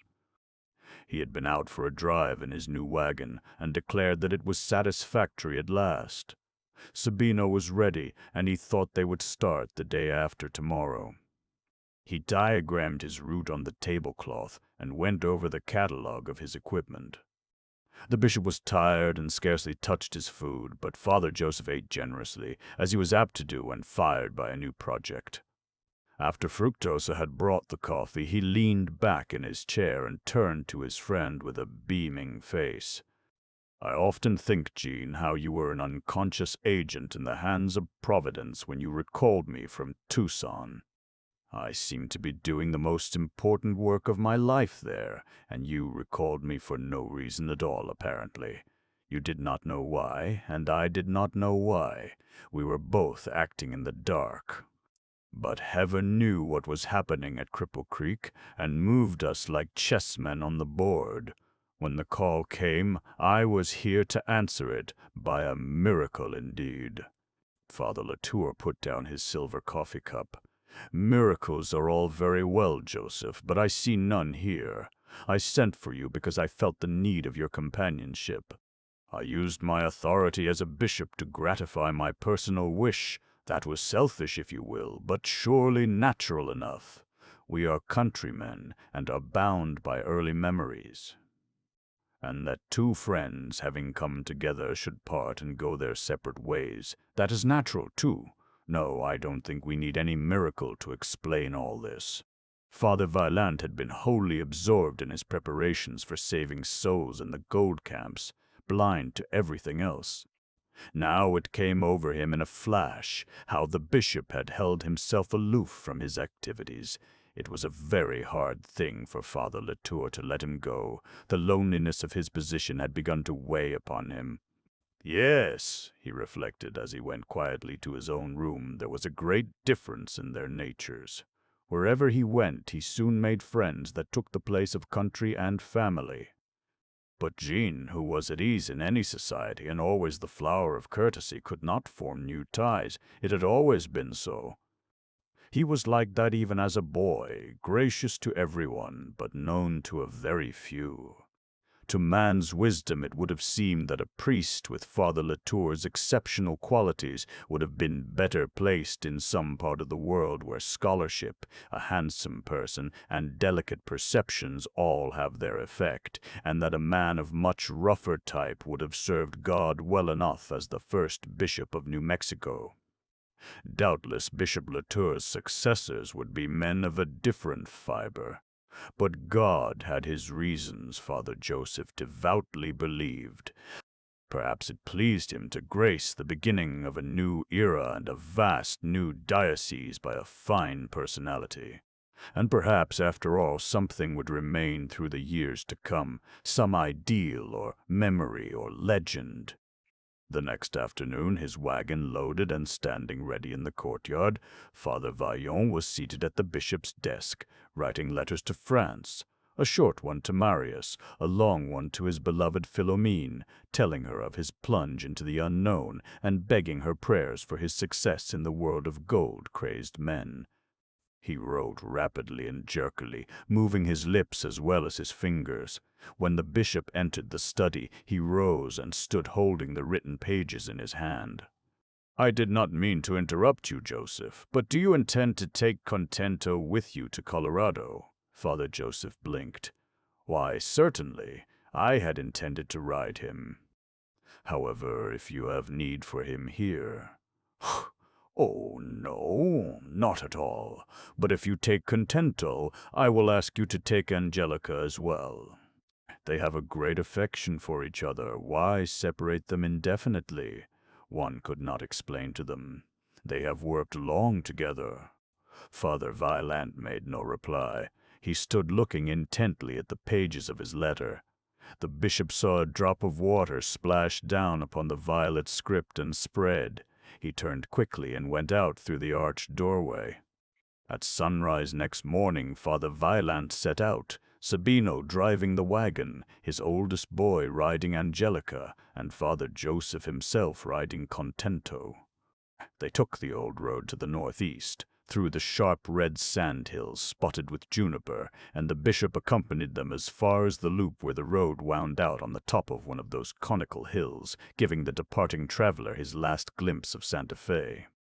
There Father Joseph drew rein and looked back at the town lying rosy in the morning light, the mountain behind it, and the hills close about it like two encircling arms. "Auspice, Maria," he murmured as he turned his back on these familiar things. The bishop rode home to his solitude. He was 47 years old, and he had been a missionary in the New World for 20 years, 10 of them in New Mexico. If he were a parish priest at home, there would be nephews coming to him for help in their Latin or a bit of pocket money, nieces to run into his garden and bring their sewing and keep an eye on his housekeeping. All the way home he indulged in such reflections as any bachelor nearing 50 might have. But when he entered his study, he seemed to come back to reality, to the sense of a presence awaiting him. The curtain of the arched doorway had scarcely fallen behind him when that feeling of personal loneliness was gone, and a sense of loss was replaced by a sense of restoration. He sat down before his desk, deep in reflection. It was just this solitariness of love in which a priest's life could be like his master's. It was not a solitude of atrophy, of negation, but of perpetual flowering. A life need not be cold or devoid of grace in the worldly sense if it were filled by her who was all the graces, virgin daughter, virgin mother, girl of the people, and queen of heaven, le rêve suprême de la chair. The nursery tale could not vie with her in simplicity. The wisest theologians could not match her in profundity. Here in his own church in Santa Fe there was one of these nursery virgins, a little wooden figure, very old and very dear to the people. De Vargas, when he recaptured the city for Spain 200 years ago, had vowed a yearly procession in her honor, and it was still one of the most solemn events of the Christian year in Santa Fe. She was a little wooden figure, about 3 feet high, very stately in bearing, with a beautiful though rather severe Spanish face. She had a rich wardrobe, a chest full of robes and laces, and gold and silver diadems. The women loved to sew for her, and the silversmiths to make her chains and brooches. Father Latour had delighted her wardrobe keepers when he told them he did not believe the Queen of England or the Empress of France had so many costumes. She was their doll and their queen, something to fondle and something to adore, as Mary's son must have been to her. These poor Mexicans, he reflected, were not the first to pour out their love in this simple fashion. Raphael and Titian had made costumes for her in their time, and the great masters had made music for her, and the great architects had built cathedrals for her. Long before her years on earth, in the long twilight between the fall and the redemption, the pagan sculptors were always trying to achieve the image of a goddess who should yet be a woman. Bishop Latour's premonition was right. Father Vaillant never returned to share his work in New Mexico. Come back, he did, to visit his old friends whenever his busy life permitted. But his destiny was fulfilled in the cold, steely Colorado Rockies, which he never loved as he did the Blue Mountains of the South. He came back to Santa Fe to recuperate from the illnesses and accidents which consistently punctuated his way.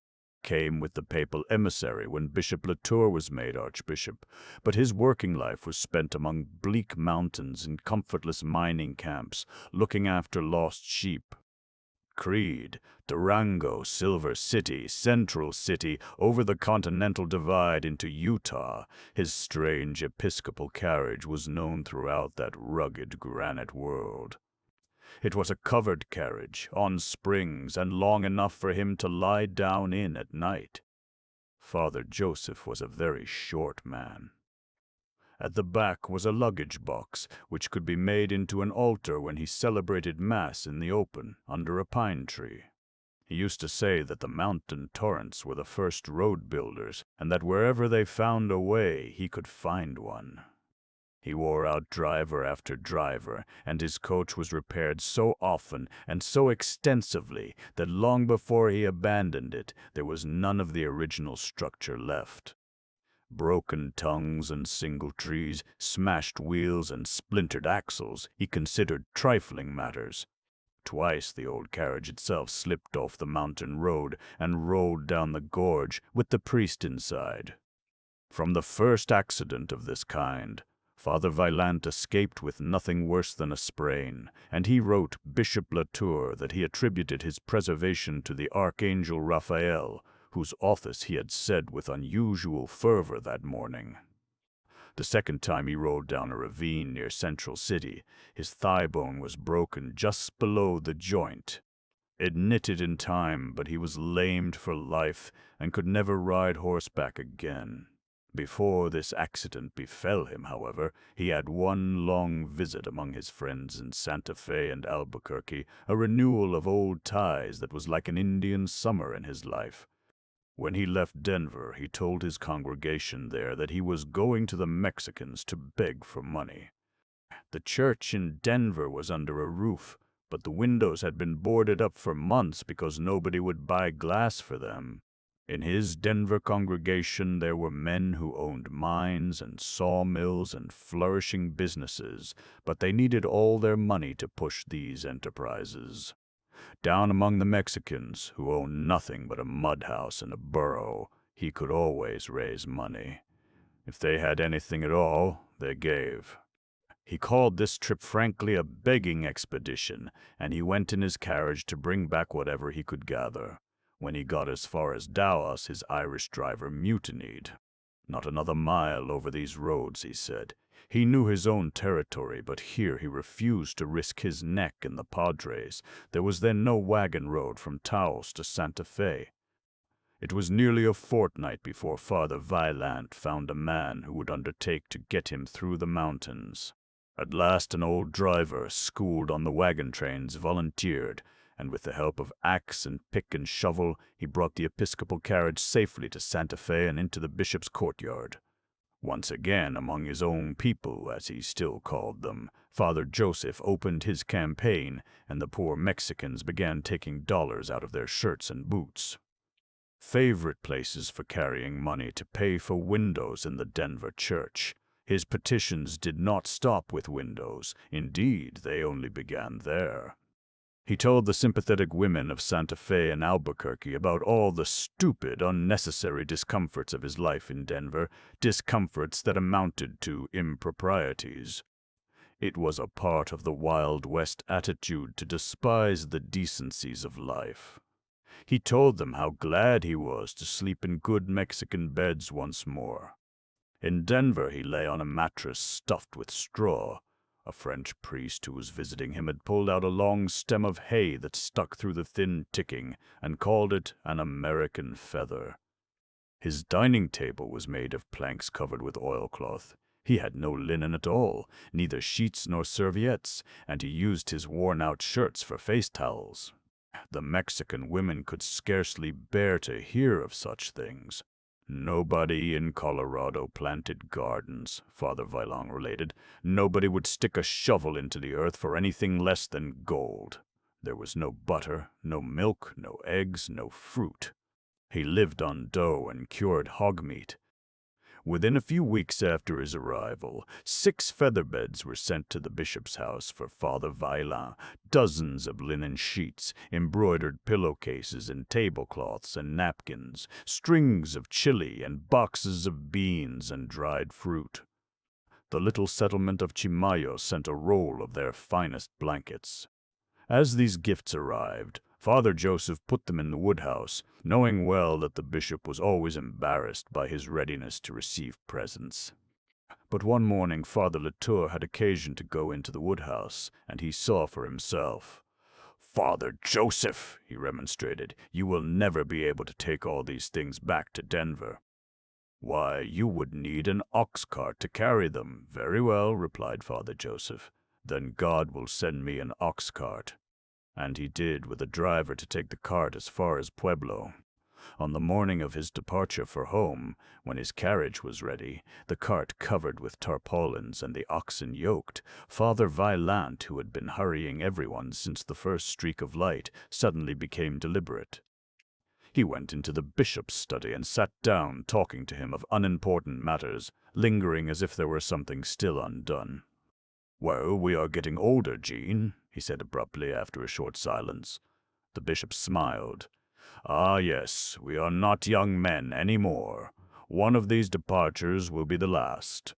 Father Vaillant nodded. "Whenever God wills, I am ready." He rose and began to pace the floor, addressing his friend without looking at him. "But it has not been so bad, John.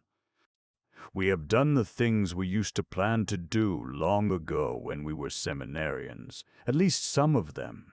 To fulfill the dreams of one's youth, that is the best that can happen to a man. No worldly success can take the place of that." "Blanchet," said the bishop, rising, "you are a better man than I. You have been a great harvester of souls, without pride and without shame, and I am always a little cold, un pedant, as you used to say. If hereafter we have stars in our crowns, yours will be a constellation. Give me your blessing." He knelt, and Father Vaillant, having blessed him, knelt and was blessed in turn. They embraced each other for the past, for the future. Say, Mock 9. Death comes for the Archbishop. When that devout nun, Mother Superior Philomene, died at a great age in her native Riom, among her papers were found several letters from Archbishop Latour, one dated December 1888, only a few months before his death. "Since your brother was called to his reward," he wrote, "I feel nearer to him than before. For many years duty separated us, but death has brought us together. The time is not far distant when I shall join him. Meanwhile, I am enjoying to the full that period of reflection which is the happiest conclusion to a life of action." This period of reflection the Archbishop spent on his little country estate some 4 miles north of Santa Fe. Long before his retirement from the cares of the diocese, Father Latour bought those few acres in the red sand hills near the Tesuc Pueblo and set out an orchard which would be bearing when the time came for him to rest. He chose this place in the red hills spotted with juniper against the advice of his friends, because he believed it to be admirably suited for the growing of fruit. Once, when he was riding out to visit the Tesuc mission, he had followed a stream and come upon this spot, where he found a little Mexican house and a garden shaded by an apricot tree of such great size as he had never seen before. It had 2 trunks, each of them thicker than a man's body, and though evidently very old, it was full of fruit. The apricots were large, beautifully colored, and of superb flavor. Since this tree grew against the hillside, the Archbishop concluded that the exposure there must be excellent for fruit. He surmised that the heat of the sun, reflected from the rocky hill slope up into the tree, gave the fruit an even temperature, warmth from 2 sides, such as brings the wall peaches to perfection in France. The old Mexican who lived there said the tree must be 200 years old. It had been just like this when his grandfather was a boy, and had always borne luscious apricots like these. The old man would be glad to sell the place and move into Santa Fe, the bishop found, and he bought it a few weeks later. In the spring he set out his orchard and a few rows of acacia trees. Some years afterward he built a little adobe house, with a chapel high up on the hillside overlooking the orchard. Thither he used to go for rest, and at seasons of special devotion. After his retirement he went there to live, though he always kept his study unchanged in the house of the new Archbishop. In his retirement, Father Latour's principal work was the training of the new missionary priests who arrived from France. His successor, the college, and the clergy of northern New Mexico remained predominantly French. When a company of new priests arrived, they never came singly. Archbishop S. Tai sent them out to stay with Father Latour for a few months to receive instruction in Spanish, in the topography of the diocese, in the character and traditions of the different pueblos. Father Latour's recreation was his garden. He grew such fruit as was hardly to be found even in the old orchards of California, cherries and apricots, apples and quinces, and the peerless pears of France, even the most delicate varieties. He urged the new priests to plant fruit trees wherever they went, and to encourage the Mexicans to add fruit to their starchy diet. Wherever there was a French priest, there should be a garden of fruit trees and vegetables and flowers.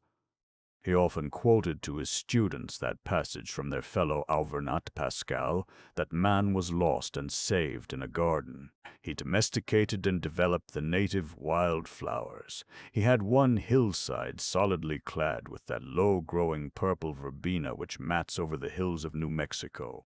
It was like a great violet velvet mantle thrown down in the sun, all the shades that the dyers and weavers of Italy and France strove for through centuries.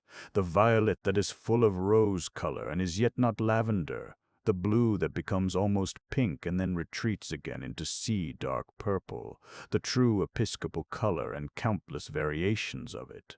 In the year 1885, there came to New Mexico a young seminarian, Bernard Ducrot, who became like a son to Father Latour.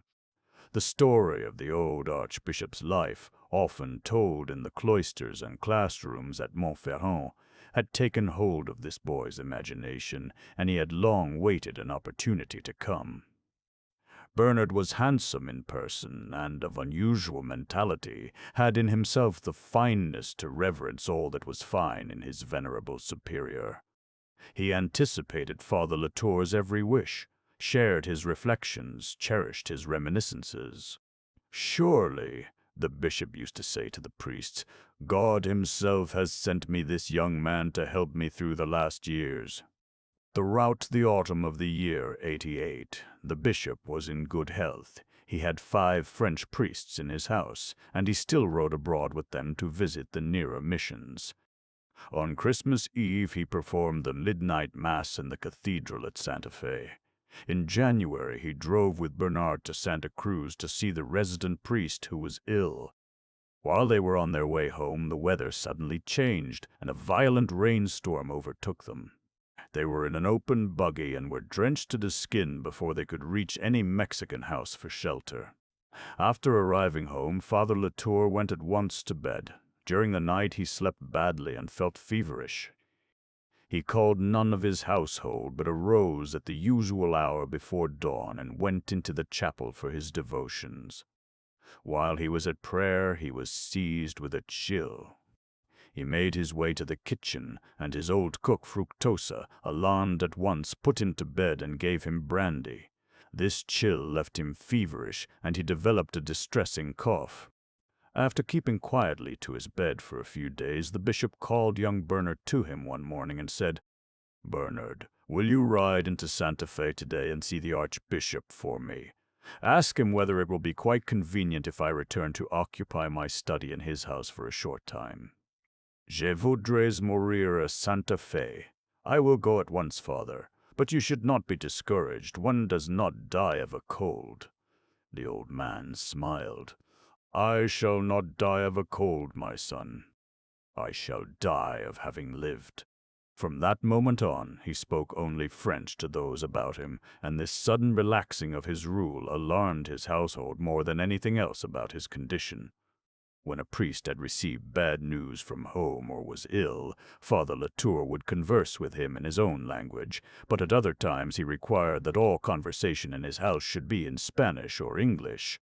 Bernard returned that afternoon to say that the Archbishop would be delighted if Father Latour would remain the rest of the winter with him.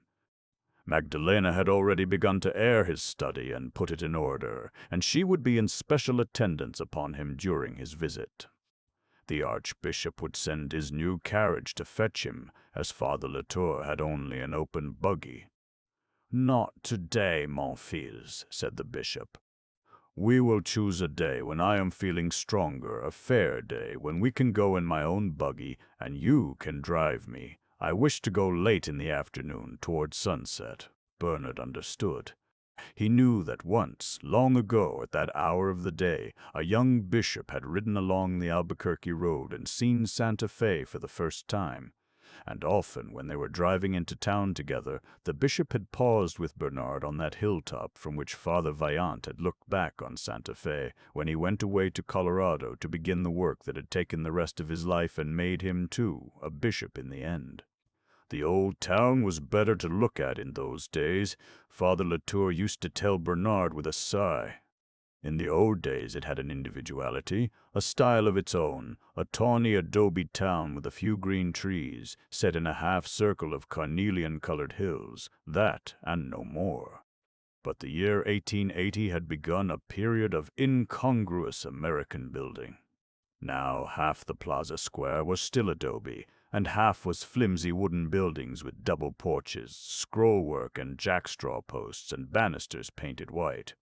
Father Latour said the wooden houses which had so distressed him in Ohio had followed him.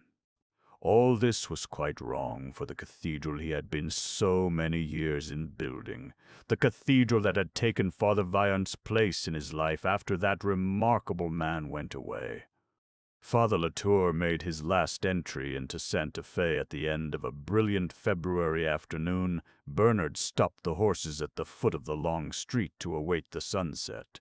Wrapped in his Indian blankets, the old Archbishop sat for a long while, looking at the open golden face of his cathedral. How exactly young Molny, his French architect, had done what he wanted. Nothing sensational, simply honest building and good stone cutting, good midi Romanesque of the plainest. And even now in winter, when the acacia trees before the door were bare, how it was of the South, that church, how it sounded the note of the South. No one but Molny and the bishop had ever seemed to enjoy the beautiful sight of that building. Perhaps no one ever would. But these two had spent many an hour admiring it. The steep carnelian hills drew up so close behind the church that the individual pine trees, thinly wooding their slopes, were clearly visible. From the end of the street where the bishop's buggy stood, the tawny church seemed to start directly out of those rose-colored hills, with a purpose so strong that it was like action. Seen from this distance, the cathedral lay against the pine-splashed slopes as against a curtain.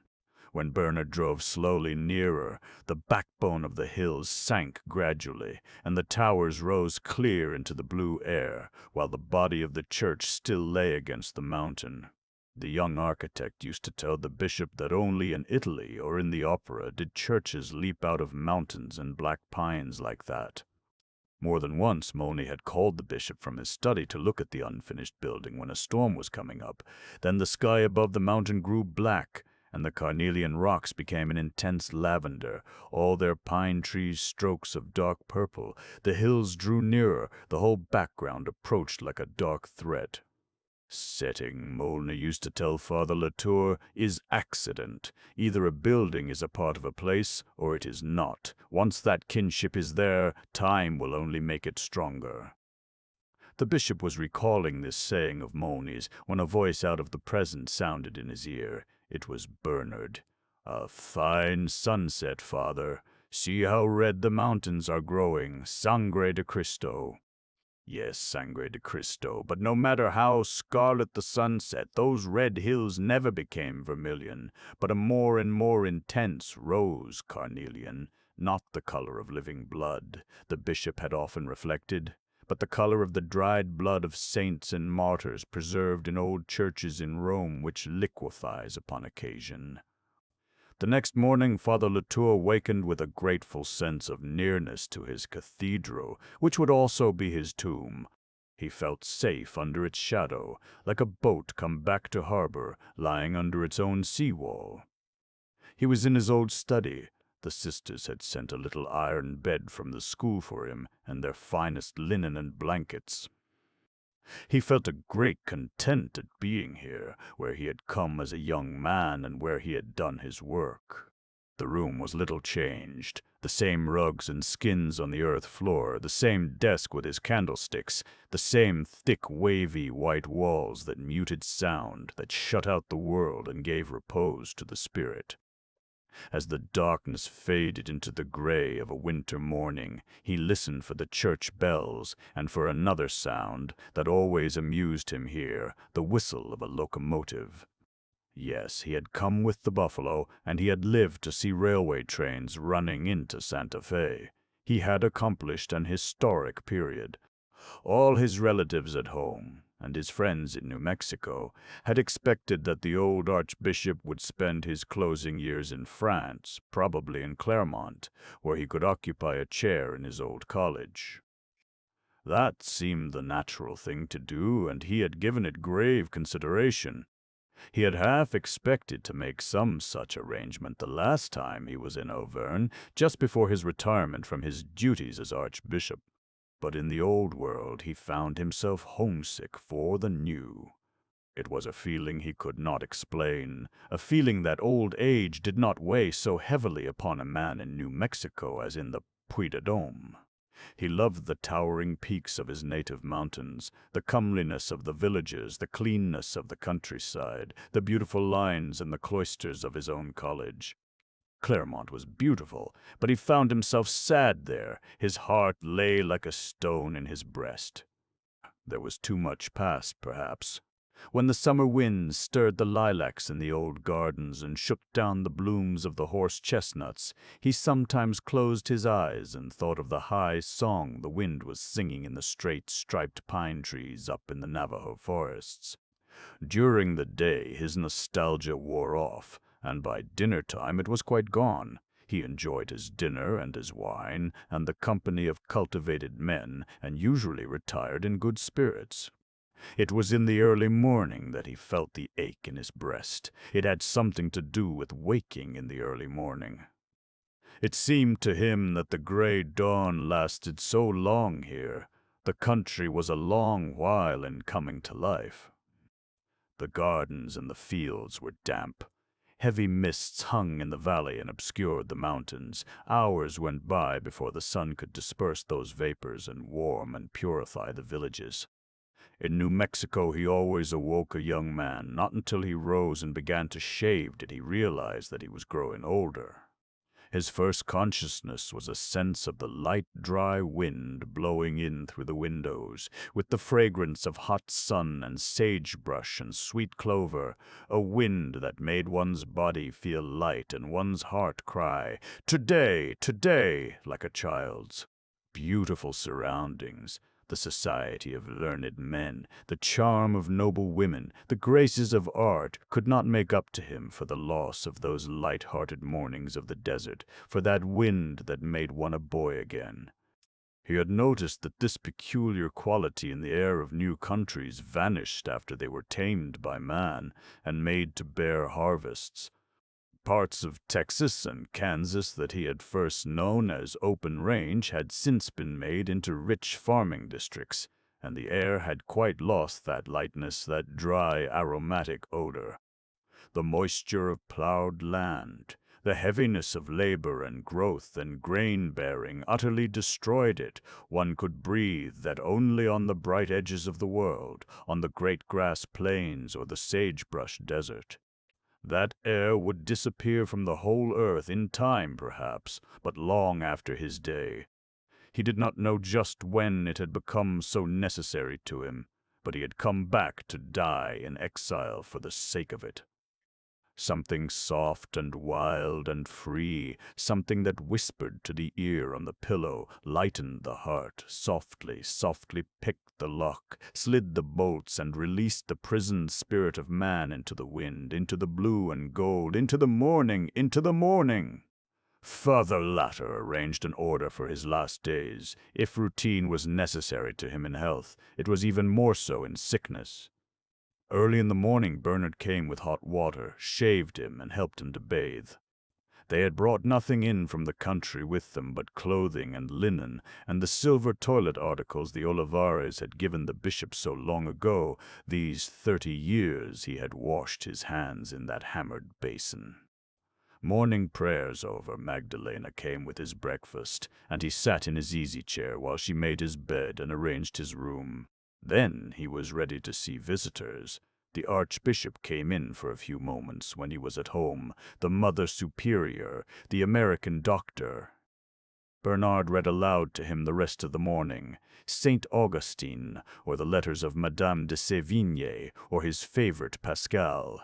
Sometimes, in the morning hours, he dictated to his young disciples certain facts about the old missions in the diocese, facts which he had come upon by chance and feared would be forgotten. He wished he could do this systematically, but he had not the strength. Those truths and fancies relating to a bygone time would probably be lost. The old legends and customs and superstitions were already dying out. He wished now that long ago he had had the leisure to write them down, that he could have arrested their flight by throwing about them the light and elastic mesh of the French tongue. He had, indeed, for years directed the thoughts of the young priests whom he instructed to the fortitude and devotion of those first missionaries, the Spanish friars, declaring that his own life when he theirs. If he had used to be abroad for weeks together on short rations, sleeping in the open, unable to keep his body clean, at least he had the sense of being in a friendly world, where by every man's fireside a welcome awaited him. But the Spanish fathers who came up to Zuni then went north to the Navajos, west to the Hopis, east to all the pueblos scattered between Albuquerque and Taos. They came into a hostile country, carrying little provisionment but their breviary and crucifix. When their mules were stolen by Indians, as often happened, they proceeded on foot, without a change of raiment, without food or water. A European could scarcely imagine such hardships. The old countries were worn to the shape of human life, made into an investiture, a sort of second body for man. There the wild herbs and the wild fruits and the forest fungi were edible. The streams were sweet water. The trees afforded shade and shelter. But in the alkali deserts the water holes were poisonous, and the vegetation offered nothing to a starving man. Everything was dry, prickly, sharp, Spanish bayonet, juniper, greasewood, cactus, the lizard, the rattlesnake, and man made cruel by a cruel life. Those early missionaries threw themselves naked upon the hard heart of a country that was calculated to try the endurance of giants. They thirsted in its deserts, starved among its rocks, climbed up and down its terrible canyons on stone-bruised feet, broke long fasts by unclean and repugnant food. Surely these endured hunger, thirst, cold, nakedness, of a kind beyond any conception St. Paul and his brethren could have had. Whatever the early Christians suffered, it all happened in that safe little Mediterranean world, amid the old manners, the old landmarks. If they endured martyrdom, they died among their brethren, their relics were piously preserved, their names lived in the mouths of holy men. Riding with his Auvergnats to the old missions that had been scenes of martyrdom, the bishop used to remind them that no man could know what triumphs of faith had happened there, where one white man met torture and death alone among so many infidels, or what visions and revelations God may have granted to soften that brutal end. When, as a young man, Father Latour first went down into old Mexico to claim his see at the hands of the Bishop of Durango, he had met on his journey priests from the missions of Sonora and Lower California who related many stories of the blessed experiences of the early Franciscan missionaries. Their way through the wilderness had blossomed with little miracles, it seemed. At one time, when the renowned Father Junipero Serra and his two companions were in danger of their lives from trying to cross a river at a treacherous point, a mysterious stranger appeared out of the rocks on the opposite shore, and calling to them in Spanish, told them to follow him to a point farther up the stream where they forded in safety. When they begged to know his name, he evaded them and disappeared. At another time they were traversing a great plain and were famished for water and almost spent. A young horseman overtook them and gave them 3 ripe pomegranates, then galloped away. This fruit not only quenched their thirst, but revived and strengthened them as much as the most nourishing food could have done, and they completed their journey like fresh men. One night in his travels through Durango, Father Latour was entertained at a great country estate where the resident chaplain happened to be a priest from one of the Western missions, and he told a story of this same Father Junipero which had come down in his own monastery from the old times. Father Junipero, he said, with a single companion, had once arrived at his monastery on foot without provisions. The brothers had welcomed the two in astonishment, believing it impossible that men could have crossed so great a stretch of desert in this naked fashion. The superior questioned them as to whence they had come, and said the mission should not have allowed them to set off without a guide and without food. He marveled how they could have got through alive. But Father Junipero replied that they had fared very well and had been most agreeably entertained by a poor Mexican family on the way. At this, a muleteer who was bringing in wood for the brothers began to laugh and said there was no house for 12 leagues, nor anyone at all living in the sandy waste through which they had come, and the brothers confirmed him in this. Then Father Junipero and his companion related fully their adventure. They had set out with bread and water for 1 day. But on the 2nd day they had been traveling since dawn across a cactus desert, and had begun to lose heart when, near sunset, they espied in the distance 3 great cottonwood trees, very tall in the declining light. Toward these they hastened.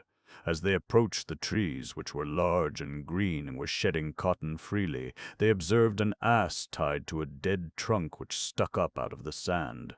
Looking about for the owner of the ass, they came upon a little Mexican house with an oven by the door and strings of red peppers hanging on the wall. When they called aloud, a venerable Mexican clad in sheepskins came out and greeted them kindly, asking them to stay the night. Going in with him, they observed that all was neat and comely, and the wife, a young woman of beautiful countenance, was stirring porridge by the fire. Her child, scarcely more than an infant, and with no garment but his little shirt, was on the floor beside her, playing with a pet lamb. They found these people gentle, pious, and well-spoken. The husband said they were shepherds. The priest sat at their table and shared their supper, and afterward read the evening prayers. They had wished to question the host about the country, and about his mode of life and where he found pasture for his flock, but they were overcome by a great and sweet weariness, and taking each a sheepskin provided him, they lay down upon the floor and sank into deep sleep. When they awoke in the morning, they found all as before, and food set upon the table, but the family were absent, even to the pet lamb, having gone, the fathers supposed, to care for their flock. When the brothers at the monastery heard this account, they were amazed, declaring that there were indeed 3 cottonwood trees growing together in the desert, a well-known landmark, but that if a settler had come, he must have come very lately. So Father Junipero and Father Andrea, his companion, with some of the brothers and the scoffing muleteer, went back into the wilderness to prove the matter. The 3 tall trees they found, shedding their cotton, and the dead trunk to which the ass had been tied. But the ass was not there, nor any house, nor the oven by the door. Then the 2 fathers sank down upon their knees in that blessed spot and kissed the earth, for they perceived what family it was that had entertained them there. Father Junipero confessed to the brothers how from the moment he entered the house he had been strangely drawn to the child and desired to take him in his arms, but that he kept near his mother. When the priest was reading the evening prayers, the child sat upon the floor against his mother's knee, with the lamb in his lap, and the father found it hard to keep his eyes upon his breviary. After prayers, when he bade his hosts good night, he did indeed stoop over the little boy in blessing, and the child had lifted his hand, and with his tiny finger made the cross upon Father Junipero's forehead. This story of Father Junipero's holy family made a strong impression upon the bishop when it was told him by the fireside of that great hacienda where he was a guest for the night. He had such an affection for that story, indeed, that he had allowed himself to repeat it on but 2 occasions, once to the nuns of Mother Philomene's convent in Riom, and once at a dinner given by Cardinal Mazzucci in Rome.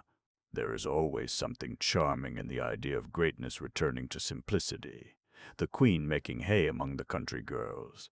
But how much more endearing was the belief that they, after so many centuries of history and glory, should return to play their first parts, in the persons of a humble Mexican family, the lowliest of the lowly, the poorest of the poor, in a wilderness at the end of the world, where the angels could scarcely find them. After his déjeuner, the old Archbishop made a pretense of sleeping. He requested not to be disturbed until dinner-time, and those long hours of solitude were precious to him. His bed was at the dark end of the room, where the shadows were restful to his eyes. On fair days the other end was full of sunlight. On gray days the light of the fire flickered along the wavy white walls. Lying so still that the bedclothes over his body scarcely moved, with his hands resting delicately on the sheet beside him or upon his breast, the bishop was living over his life. When he was otherwise motionless, the thumb of his right hand would sometimes gently touch a ring on his forefinger, an amethyst with an inscription cut upon it, Hospice Maria, Father Vaillant's signet ring, and then he was almost certainly thinking of Joseph, of their life together here, in this room, in Ohio, beside the Great Lakes, as young men in Paris, as boys at Montferrand, as boys at Montferrand. There were many passages in their missionary life that he loved to recall, and how often and how fondly he recalled the beginning of it. They were both young men in their 20s, curates to older priests, when there came to Clermont a bishop from Ohio, a native of Auvergne, looking for volunteers for his missions in the West. Father Jean and Father Joseph heard him lecture at the seminary and talked with him in private. Before he left for the north, they had pledged themselves to meet him in Paris at a given date, to spend some weeks of preparation at the College for Foreign Missions in the Rue du Bac, and then to sail with him from Cherbourg. Both the young priests knew that their families would strongly oppose their purpose, so they resolved to reveal it to no one, to make no adieu, but to steal away disguised in civilians' clothes. They comforted each other by recalling that St. Francis of Xavier, when he set forth as missionary to India, had stolen away like this, had passed the dwelling of his parents without saluting them, as they had learned at school terrible words to a French boy. Father Vaillant's position was especially painful. His father was a stern, silent man, long a widower, who loved his children with a jealous passion and had no life but in their lives. Joseph was the eldest child. The period between his resolve and its execution was a period of anguish for him. As the date set for their departure drew near, he grew thinner and paler than ever. By agreement, the two friends were to meet at dawn in a certain field outside Riom on the fateful day, and there await the diligence for Paris. Jean Latour, having made his decision and pledged himself, knew no wavering. On the appointed morning he stole out of his sister's house and took his way through the sleeping town to that mountain field, tilted by reason of its steepness, just beginning to show a cold green in the heavy light of a cloudy daybreak. There he found his comrade in a miserable plight. Joseph had been abroad in the fields all night, wandering up and down, finding his purpose and losing it. His face was swollen with weeping. He shook with a chill. His voice was beyond his control. "What shall I do, Jean? Help me," he cried. "I cannot break my father's heart, and I cannot break the vow I have made to heaven. I had rather die than do either. Ah, if I could but die of this misery, here, now!" How clearly the old Archbishop could recall the scene. Those two young men in the fields in the gray morning, disguised as if they were criminals, escaping by stealth from their homes. He had not known how to comfort his friend. It seemed to him that Joseph was suffering more than flesh could bear, that he was actually being torn in two by conflicting desires. While they were pacing up and down, arm in arm, they heard a hollow sound, the diligence rumbling down the mountain gorge. Joseph stood still and buried his face in his hands. The postillion's horn sounded. "Allons," said Jean lightly, "l'invitation du voyage. You will accompany me to Paris. Once we are there, if your father is not reconciled, we will get Bishop F. to absolve you from your promise, and you can return to Riom. It is very simple." He ran to the roadside and waved to the driver. The coach stopped. In a moment they were off, and before long Joseph had fallen asleep in his seat from sheer exhaustion. But he always said that if Jean Latour had not supported him in that hour of torment, he would have been a parish priest in the Puy de Dôme for the rest of his life. Of the two young priests who set forth from Riom that morning in early spring, Jean Latour had seemed the one so much more likely to succeed in a missionary's life. He indeed had a sound mind in a sound body. During the weeks they spent at the College of Foreign Missions in the Rue du Bac, the authorities had been very doubtful of Joseph's fitness for the hardships of the mission field. Yet in the long test of years, it was that frail body that had endured more and accomplished more.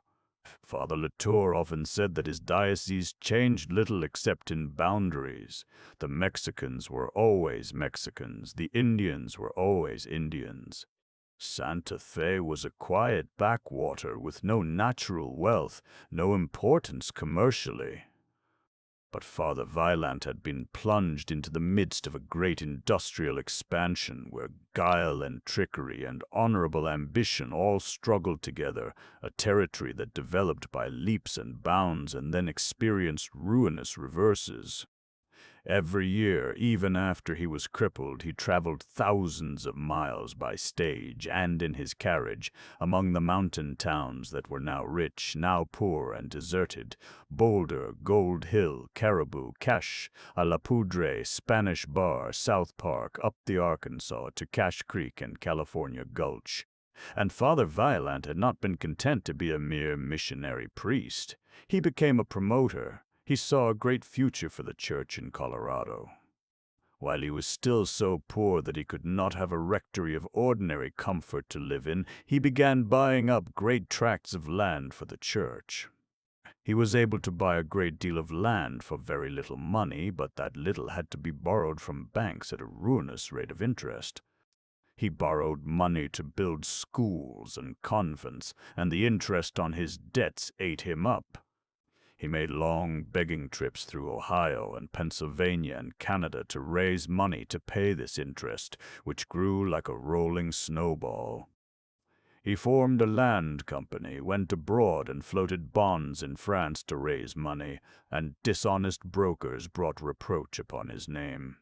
When he was nearly 70, with one leg 4 inches shorter than the other, Father Vaillant, then first Bishop of Colorado, was summoned to Rome to explain his complicated finance before the papal court, and he had very hard work to satisfy the cardinals. When a dispatch was flashed into Santa Fe announcing Bishop Vaillant's death, Father Latour at once took the new railroad for Denver. But he could scarcely believe the telegram. He recalled the old nickname Trompe la Mort, and remembered how many times before he had hurried across mountains and deserts, not daring to hope he would find his friend alive. Curiously, Father Latour could never feel that he had actually been present at Father Joseph's funeral, or rather, he could not believe that Father Joseph was there. The shriveled little old man in the coffin, scarcely larger than a monkey. That had nothing to do with Father Vaillant. He could see Joseph as clearly as he could see Bernard, but always as he was when they first came to New Mexico. It was not sentiment, that was the picture of Father Joseph his memory produced for him, and it did not produce any other. The funeral itself, he liked to remember, as a recognition. It was held under canvas, in the open air. There was not a building in Denver, in the whole far west for that matter, big enough for his Blanchet's funeral. For 2 days before, the populations of villages and mining camps had been streaming down the mountains. They slept in wagons and tents and barns. They made a throng like a national convention in the convent square. And a strange thing happened at that funeral. Father Rivardi, the French priest who had gone from Santa Fe to Colorado with Father Vaillant more than 20 years before, and had been with him ever since as his curate and vicar, had been sent to France on business for his bishop. While there, he was told by his physician that he had a fatal malady, and he at once took ship and hurried homeward to make his report to Bishop Vaillant and to die in the harness. When he got as far as Chicago, he had an acute seizure and was taken to a Catholic hospital, where he lay very ill. One morning a nurse happened to leave a newspaper near his bed. Glancing at it, Father Rivardi saw an announcement of the death of the Bishop of Colorado. When the sister returned, she found her patient dressed. He convinced her that he must be driven to the railway station at once. On reaching Denver, he entered a carriage and asked to be taken to the bishop's funeral. He arrived there when the services were nearly half over, and no one ever forgot the sight of this dying man, supported by the cab driver and 2 priests, making his way through the crowd and dropping upon his knees beside the bier.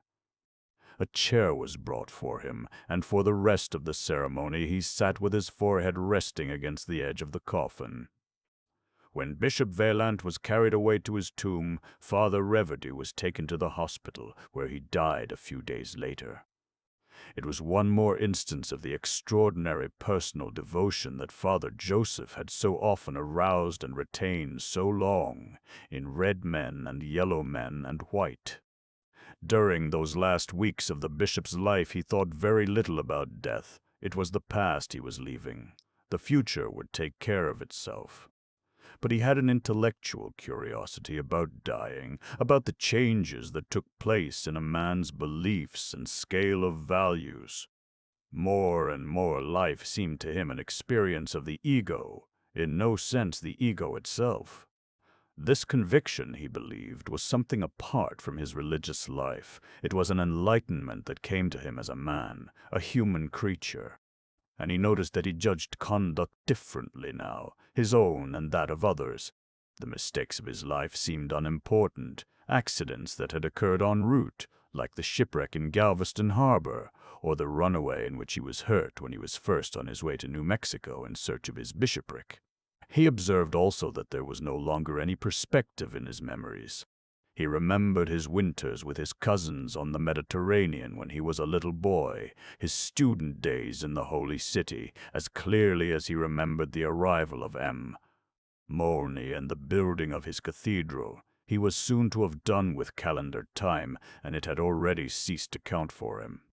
He sat in the middle of his own consciousness. None of his former states of mind were lost or outgrown. They were all within reach of his hand, and all comprehensible. Sometimes, when Magdalena or Bernard came in and asked him a question, it took him several seconds to bring himself back to the present. He could see they thought his mind was failing, but it was only extraordinarily active in some other part of the great picture of his life, some part of which they knew nothing. When the occasion warranted, he could return to the present.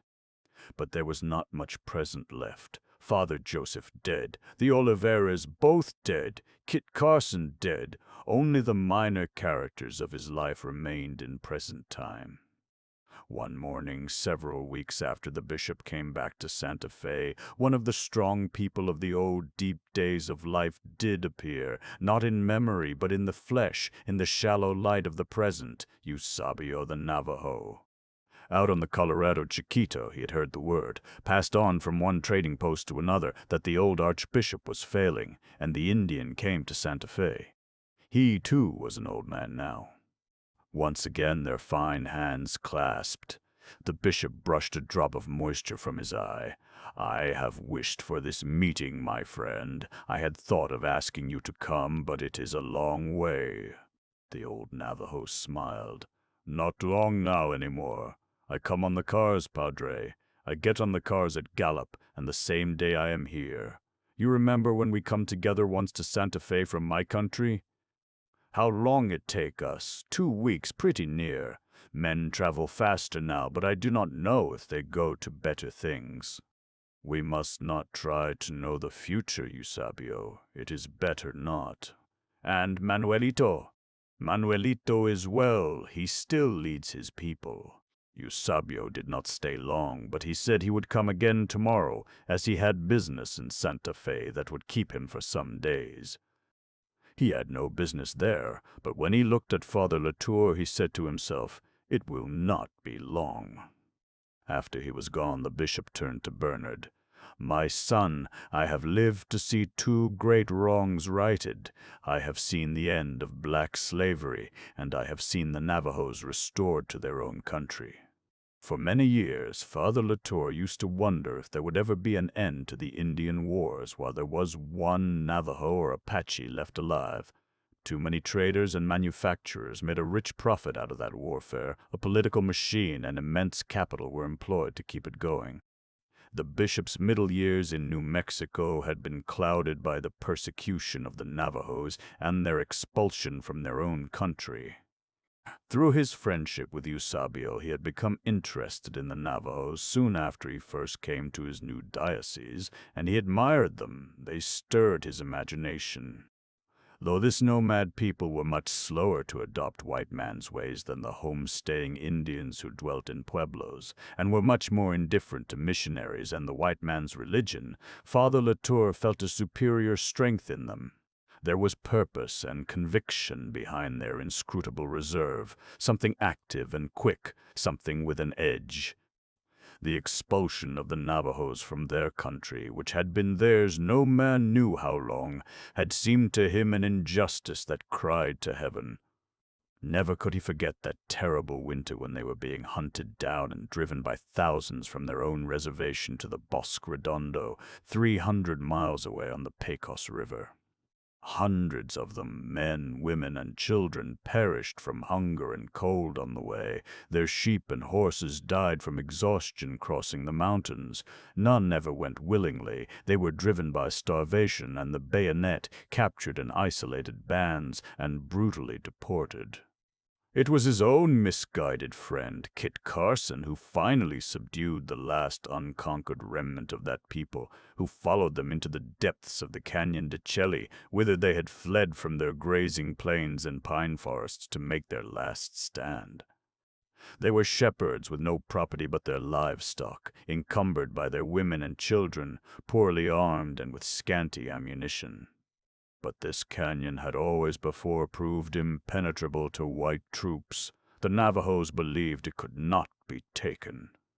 They believed that their old gods dwelt in the fastnesses of that canyon. Like their shiprock, it was an inviolate place, the very heart and center of their life. Carson followed them down into the hidden world between those towering walls of red sandstone, spoiled their stores, destroyed their deep-sheltered cornfields, cut down the terraced peach orchards so dear to them. When they saw all that was sacred to them laid waste, the Navajos lost heart. They did not surrender. They simply ceased to fight and were taken. Carson was a soldier under orders, and he did a soldier's brutal work. But the bravest of the Navajo chiefs he did not capture. Even after the crushing defeat of his people in the Canyon de Chelly, Manuelito was still at large. It was then that Eusebio came to Santa Fe to ask Bishop Latour to meet Manuelito at Zuni. As a priest, the bishop knew that it was indiscreet to consent to a meeting with this outlawed chief, but he was a man, too, and a lover of justice. The request came to him in such a way that he could not refuse it. He went with Eusebio. Though the government was offering a heavy reward for his person, living or dead, Manuelito rode off his own reservation down into Zuni in broad daylight, attended by some dozen followers, all on wretched, half-starved horses. He had been in hiding out in Eusebio's country on the Colorado Chiquito. It was Manuelito's hope that the bishop would go to Washington and plead his people's cause before they were utterly destroyed. They asked nothing of the government, he told Father Latour, but their religion and their own land where they had lived from immemorial times. Their country, he explained, was a part of their religion. The two were inseparable. The Canyon de Chelly, the padre knew. In that canyon his people had lived when they were a small, weak tribe. It had nourished and protected them. It was their mother. Moreover, their gods dwelt there, in those inaccessible white houses set in caverns up in the face of the cliffs, which were older than the white man's world, and which no living man had ever entered. Their gods were there, just as the Padre's god was in his church. And north of the Canyon de Chelly was the Shiprock, a slender crag rising to a dizzy height, all alone out on a flat desert. Seen at a distance of 50 miles or so, that crag presents the figure of a one-masted fishing boat under full sail, and the white man named it accordingly. But the Indian has another name. He believes that Rock was once a ship of the air.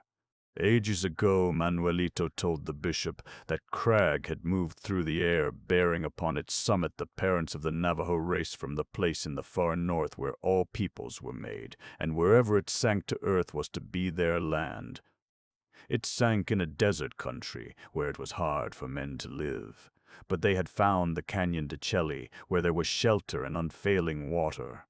That canyon and the Shiprock were like kind parents to his people, places more sacred to them than churches, more sacred than any place is to the white man. How, then, could they go 300 miles away and live in a strange land? Moreover, the Bosque Redondo was down on the Pecos, far east of the Rio Grande. Manuelito drew a map in the sand, and explained to the bishop how, from the very beginning, it had been enjoined that his people must never cross the Rio Grande on the east, or the Rio San Juan on the north, or the Rio Colorado on the west. If they did, the tribe would perish. If a great priest, like Father Latour, were to go to Washington and explain these things, perhaps the government would listen. Father Latour tried to tell the Indian that in a Protestant country the one thing a Roman priest could not do was to interfere in matters of government. Manuelito listened respectfully, but the bishop saw that he did not believe him. When he had finished, the Navajo rose and said, "You are the friend of Cristobal, who hunts my people and drives them over the mountains to the Bosque Redondo. Tell your friend that he will never take me alive. He can come and kill me when he pleases. 2 years ago I could not count my flocks. Now I have 30 sheep and a few starving horses. My children are eating roots, and I do not care for my life. But my mother and my gods are in the west, and I will never cross the Rio Grande." He never did cross it. He lived in hiding until the return of his exiled people, for an unforeseen thing happened. The Bosque Redondo proved an utterly unsuitable country for the Navajos. It could have been farmed by irrigation, but they were nomad shepherds, not farmers. There was no pasture for their flocks. There was no firewood. They dug mesquite roots and dried them for fuel. It was an alkaline country, and hundreds of Indians died from bad water. At last the government at Washington admitted its mistake, which governments seldom do. After 5 years of exile, the remnant of the Navajo people were permitted to go back to their sacred places. In 1875, the bishop took his French architect on a pack trip into Arizona to show him something of the country before he returned to France, and he had the pleasure of seeing the Navajo horsemen riding free over their great plains again. The 2 Frenchmen went as far as the Canyon de Chelly to behold the strange cliff ruins. Once more crops were growing down at the bottom of the world between the towering sandstone walls. Sheep were grazing under the magnificent cottonwoods and drinking at the streams of sweet water. It was like an Indian Garden of Eden. Now, when he was an old man and ill, scenes from those bygone times, dark and bright, flashed back to the bishop, the terrible faces of the Navajos waiting at the place on the Rio Grande, where they were being ferried across into exile. The long streams of survivors going back to their own country, driving their scanty flocks, carrying their old men and their children.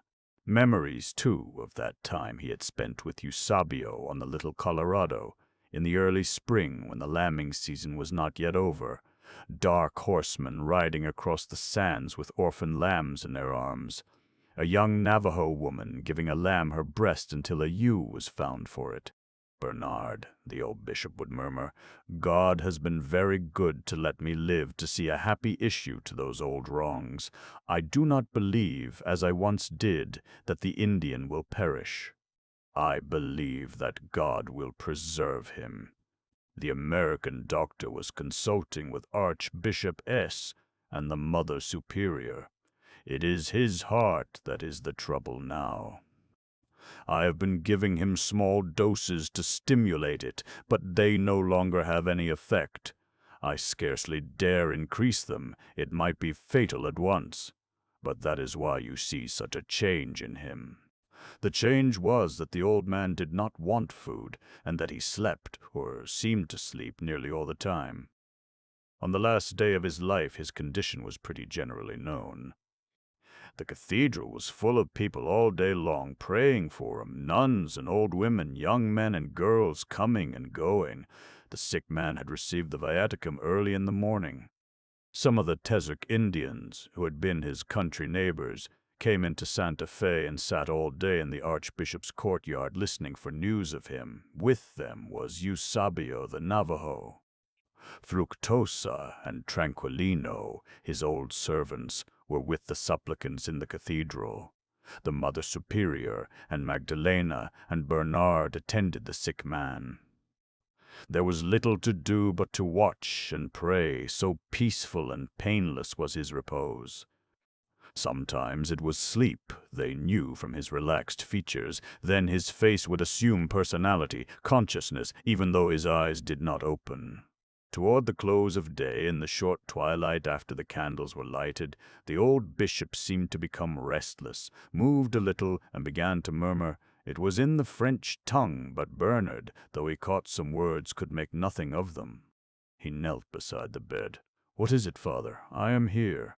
He continued to murmur, to move his hands a little, and Magdalena thought he was trying to ask for something, or to tell them something. But in reality the bishop was not there at all. He was standing in a tip-tilted green field among his native mountains, and he was trying to give consolation to a young man who was being torn in two before his eyes by the desire to go and the necessity to stay.